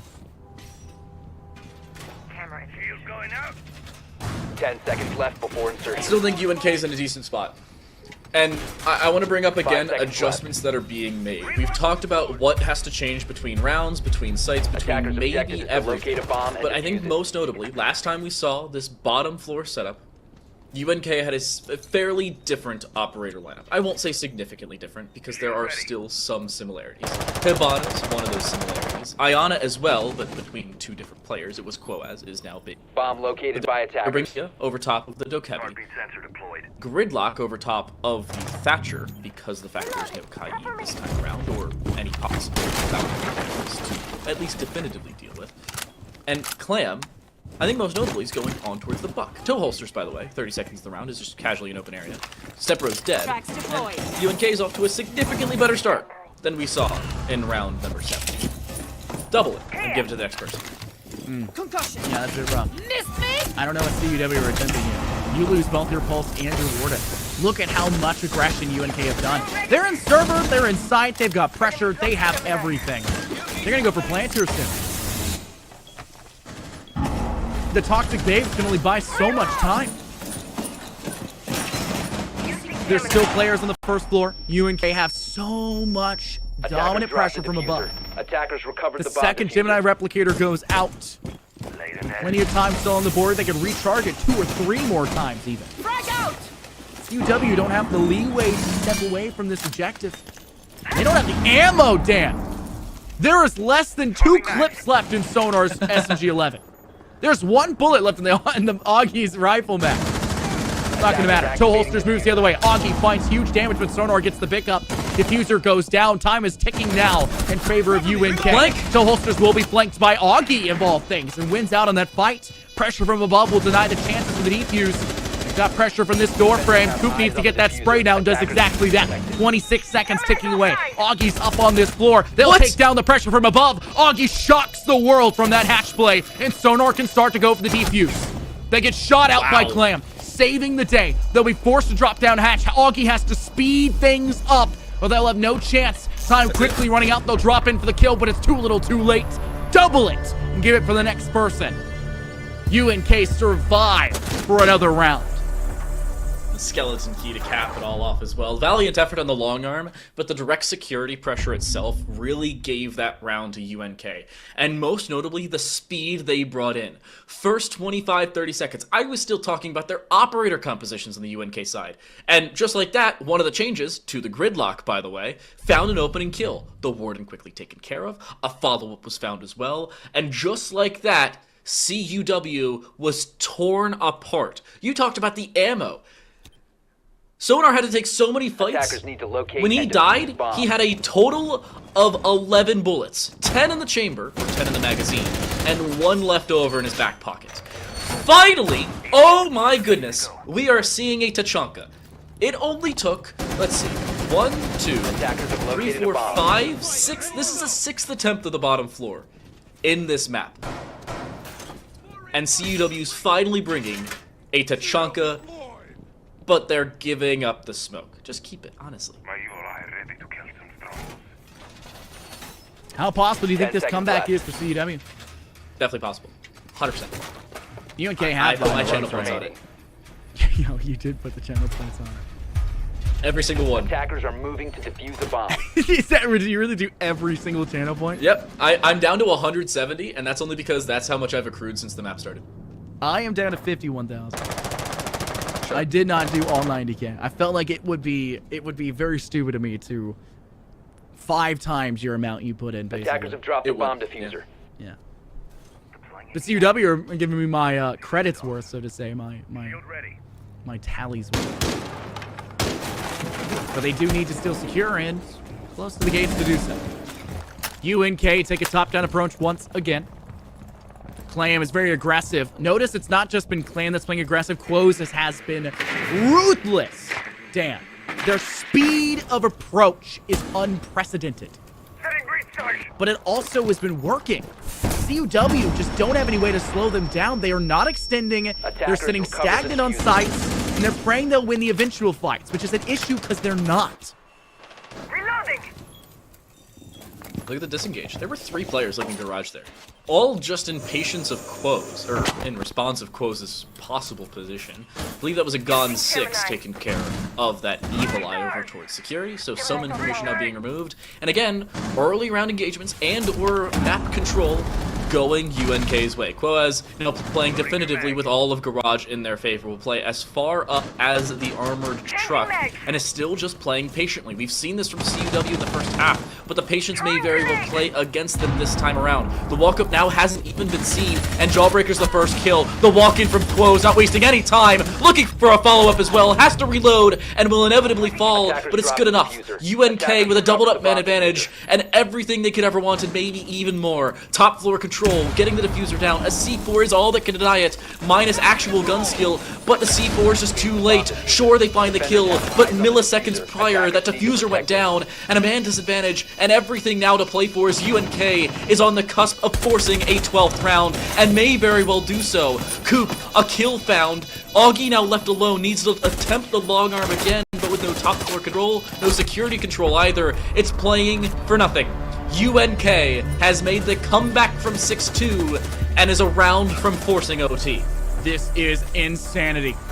CUW, go somewhere else. Anywhere. This hasn't been working. It's not going to happen. 3rd time's the charm. No 4th, no 5th. Stop. They've got to find something else here, Dan. They'll move up to the 2nd floor, executive lounge and office. UNK are just as aggressive when it comes to this site, too. They'll send their Zofia of Quos as fast as they can up through staircase, through lobby. As many bombs as they Take can. control around the corner. CUW just don't have an answer to that aggression. Like I said, they need to play a lot more extended. They can't just sit on site stagnating. Rotten water. I'm not talking about the Korean hyphenated term for a gamer who sits on a game for far too long. I'm saying you're rotting away at the seams. A bunch of zombies walking around. This isn't a Halloween event anymore, folks. Ubisoft gets rid of it once the season is over. It is May. Happy early May the 4th be with you, by the way. Activate jammer. Reload. Happy early Cinco de Mayo. 5 seconds left. Stay clear of ADS line of fire. Attackers I don't know are which moving one's out to more locate a bomb and universally defuse it. Probably May the 4th these days. Honestly, Americans, I think, use Cinco de Mayo as an excuse for alcohol. Stay clear of ADS line of fire. To be fair, we have a lot of... It's Irish, right? No, that's not Irish. That's That- St. that- Patrick's Day. Take that back. I'm Irish. I get that. Oh my gosh. We've got a lot Located a bomb. of culturally... Cinco de Mayo, the Spanish holiday, No, Mexican to be specific, by the way, is Irish. It's not. It's Mexican. I Thanks. promise. Thank you for letting me. It's I believe celebrating independence. I should know that, considering that I am Hispanic. I'm not. My uncle is Filipino too.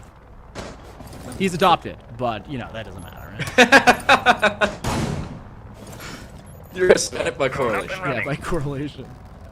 I met him once What? when I was a baby. What? Oh we my go. goodness. First UNK blood spotted open a kill. Comeback time. was stepping up again. No one's watching Repel for CUW. They are trapped inside of their own site again. It is devastating to watch the parallels of every round being the same factor causing their demise. Bacon Bunny working in. They want to step in through that stock side. They don't have the best chance to do so. Pressure comes in from square. Thankfully, Augie comes up big with a kill. Nade tossed out their way. ADS will devour it. They keep a barricade to keep them alive for now, but the Nade will eventually tag them. That should be the last that can be tossed through that stock window.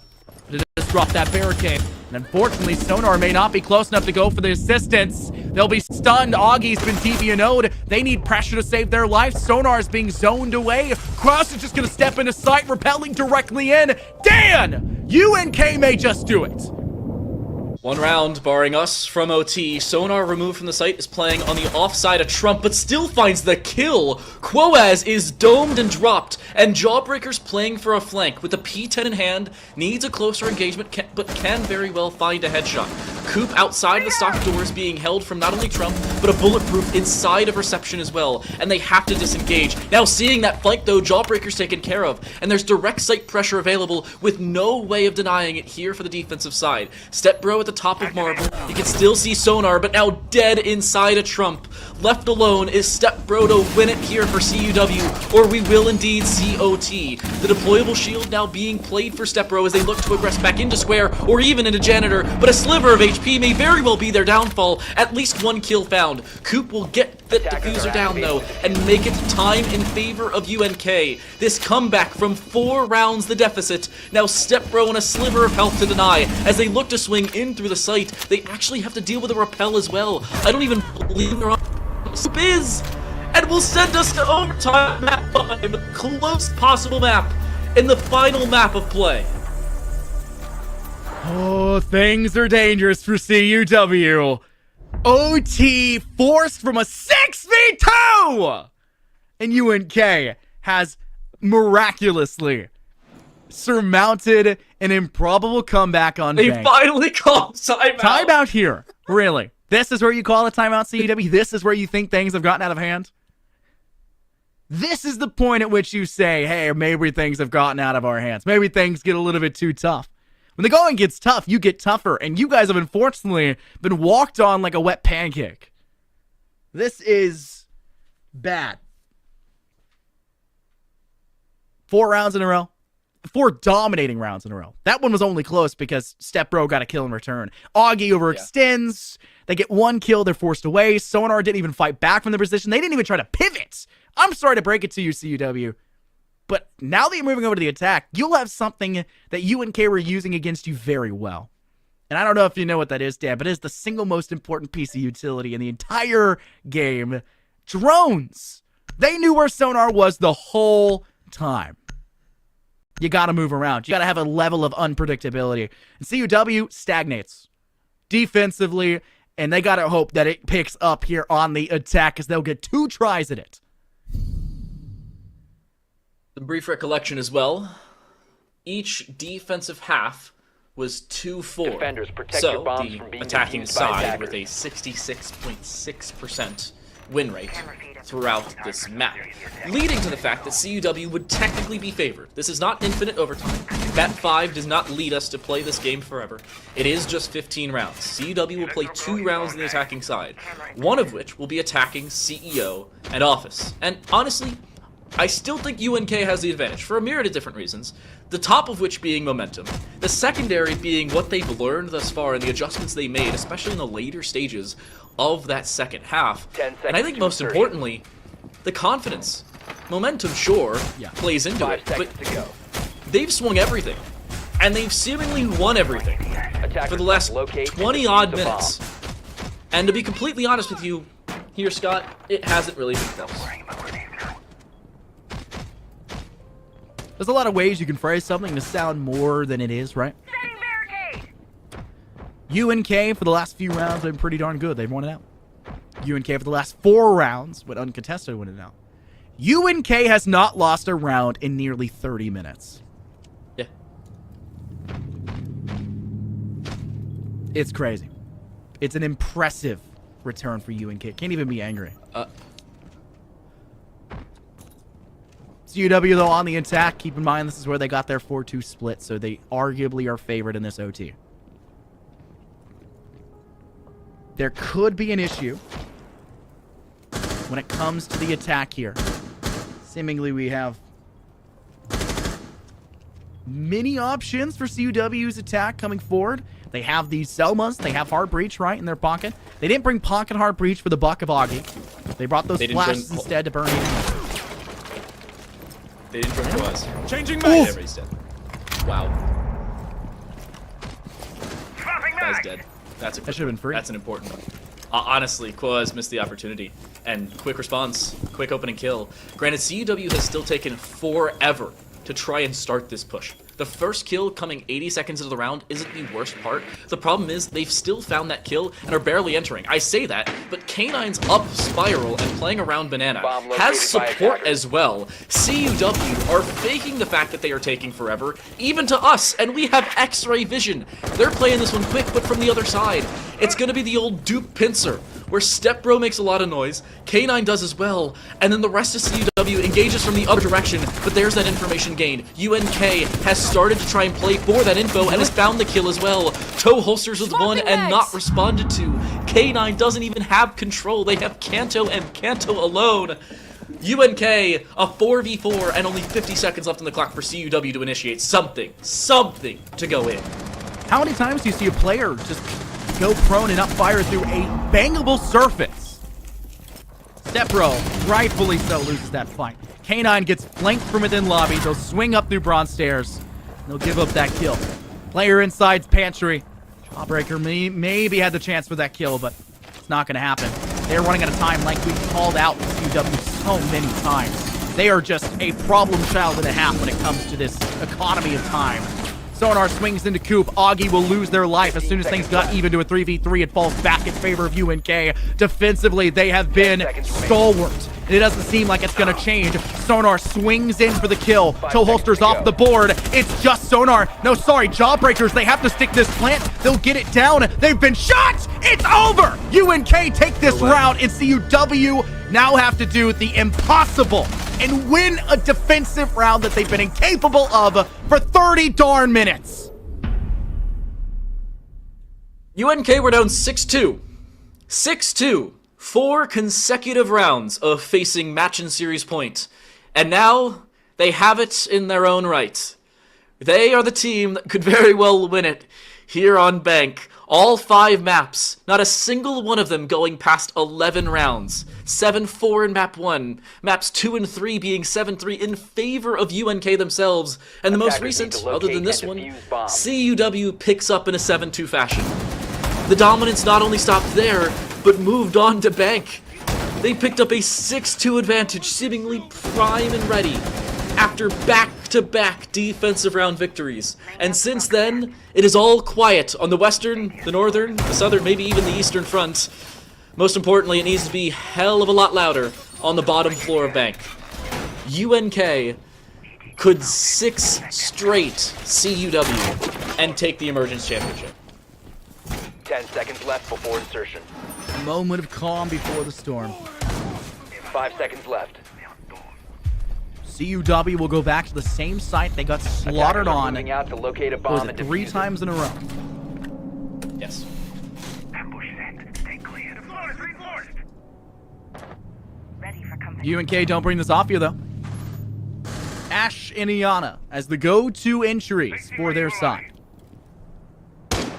The gridlock for the flank watch, though CUW had tend to not go for very much roaming, and they sit all players down on that basement side.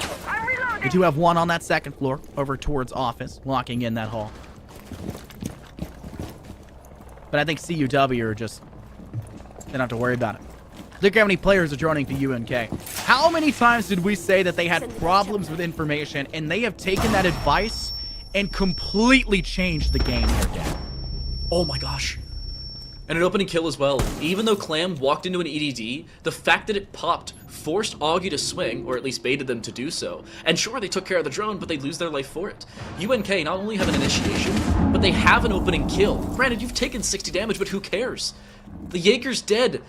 The top fragger, at least co-top fragger for CUW, is also off the board. And UNK with yet another advantage, but K9 vacuum on this flank needs at least 2.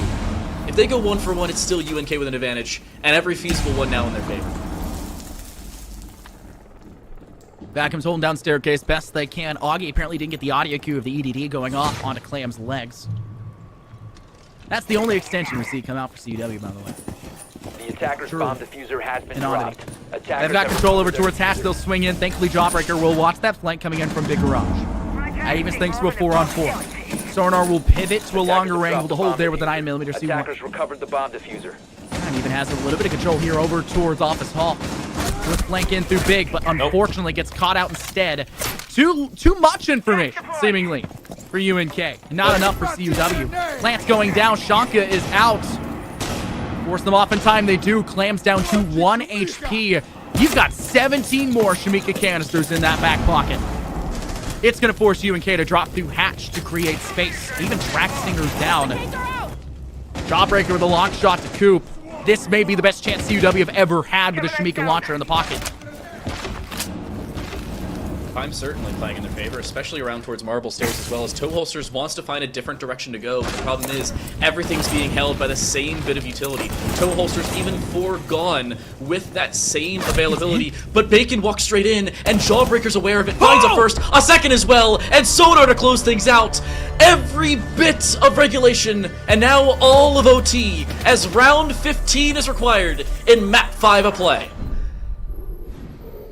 What a series, what a map, what a match as a whole. Overtime match points, 7-7 your score, and only one of these teams is walking home the victor here for the Emergence Division.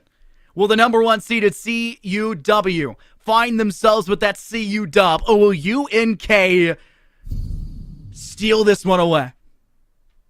The number 1 and number 2. The best you can ask to do it here. And it's gone all the way in our final map, a full best of 5. UNK is going to go back down to the basement here, Dan. CUW are pretty darn good when it came to taking this site. And I'm sure CUW are going to be plenty happy with seeing it come forward.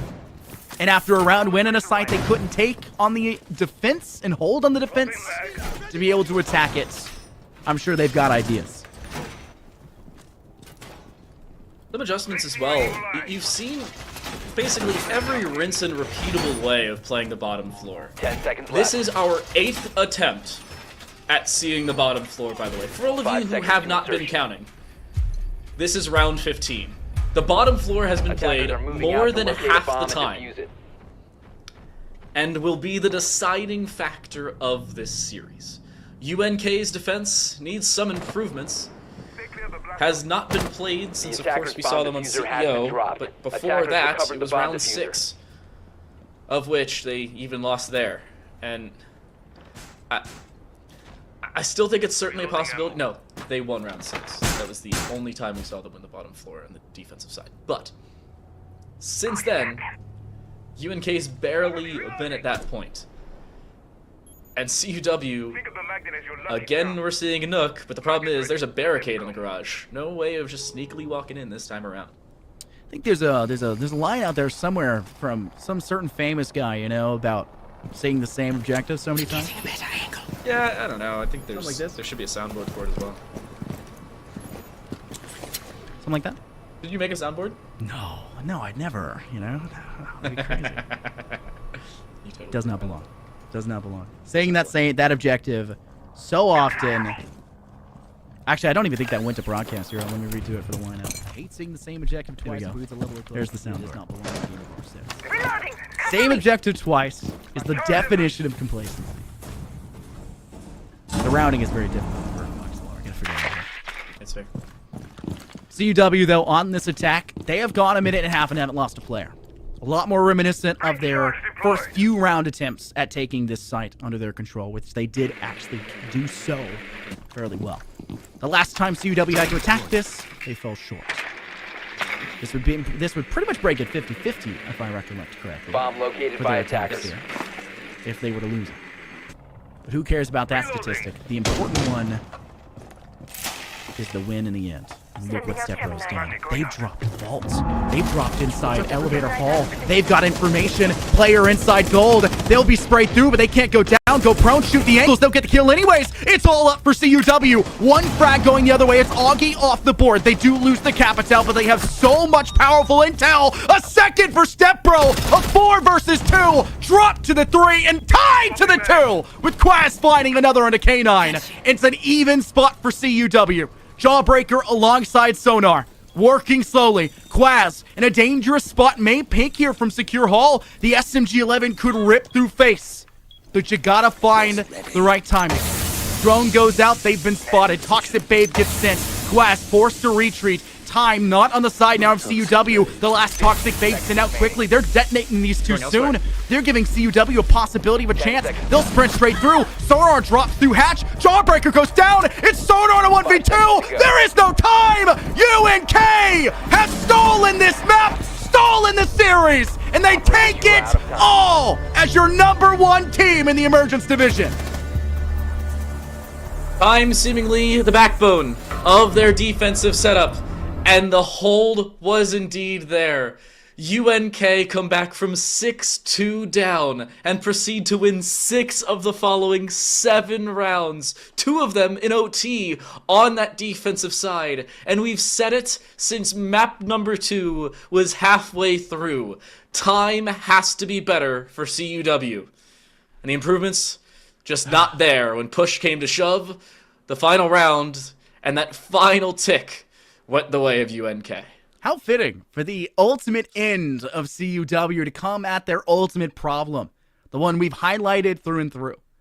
We saw UNK fix the issue, aggressiveness, bringing more aggression, taking fights a little bit more, and finding themselves more comfortable in the game as a whole as fraggers. They adapted. The same thing most definitely cannot be said for CMU. The same problems. Time not on their side. It cannot continue to be a problem, and it won't continue this season. They're out. It's over. Emergence Division, Victor, following now in favor. It is a crazy, crazy matchup tonight, Dan. And on the bright side, they still get to play at Nationals. They've already locked that in. Yeah, but they don't get their full season not done, but they don't get... Actually, yeah, UNK with that win has 100% locked in first place. They will get first. It'll be University of Louisville Black second, Murray State third, and Concordia University, Wisconsin fourth. St. Ambrose miss out, not by a small margin. It was actually a fairly large margin, but they do miss out nonetheless. Unfortunate finish for St. Ambrose, but Concordia, at a bare minimum, still have an opportunity to bring things back. Speaking of bringing things back, we're going to send it to a break. When we come back, an interview to cap off this Rainbow Six Siege season.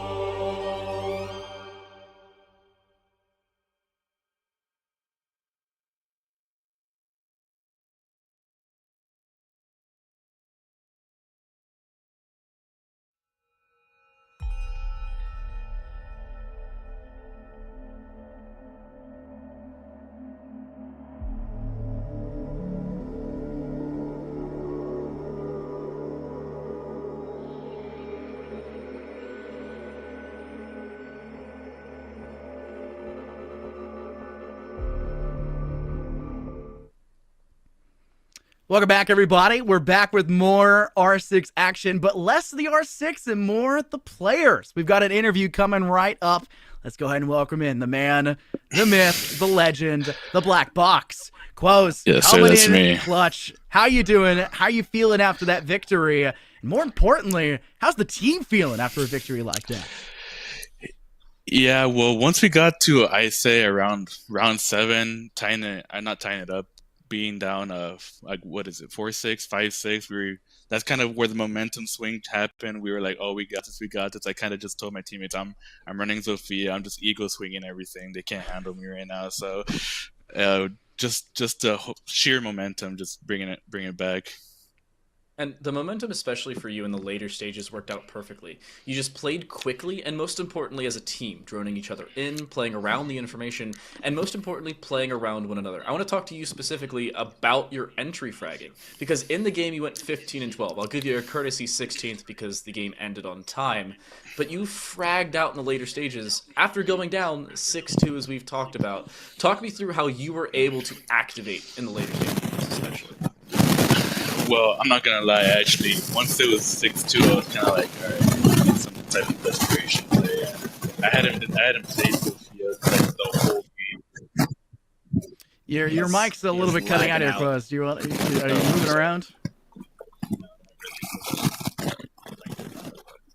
Dorm internet diff? Dorm internet diff? At least this happens right at the end. Yeah, I know.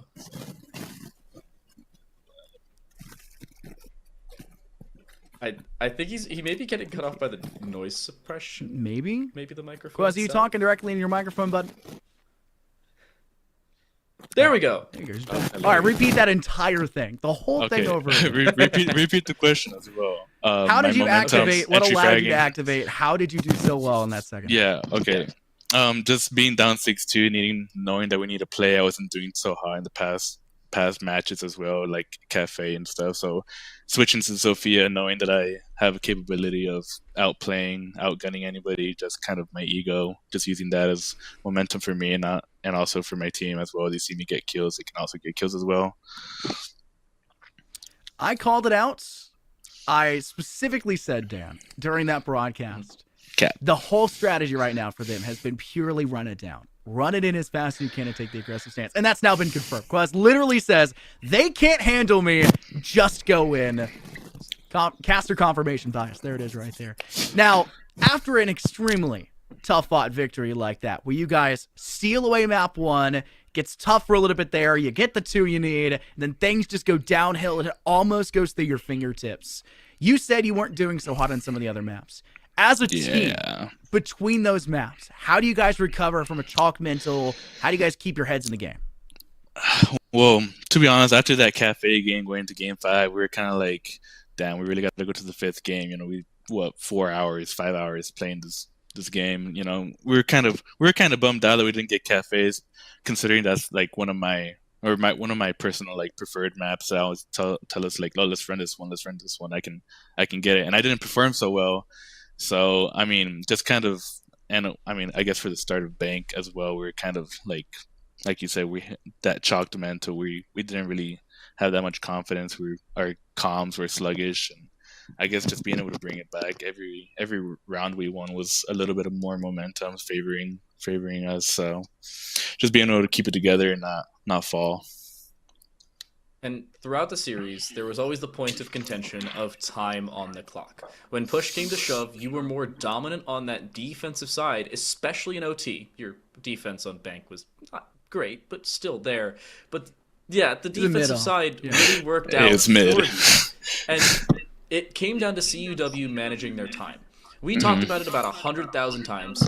By the way, bottom floor was played 8 times on Bank of 15 rounds, if you weren't aware of that. We were so excited to There see was that. barely a Tachanka until the later few stages. There was never a Goyo, and there was only a smoke a few times over. When push came to shove, what were the changes that you saw, especially in the final round, to make the switch on your defensive composition and to close out the series? Yeah, well, I can't really speak for my teammates just because we were kind of in like that very last round. We were on a stalemate. Nothing happened until the final minute 15, minute 10, but just ego, dude. Just being able to be like, oh, just I guess just have the confidence like, oh, I'm better, swing it, and then obviously we went down a little bit 2v4, but it's the captain Clam and I, shout out Clam, and we were able to pull that off and make the proper rotations for the players that were left.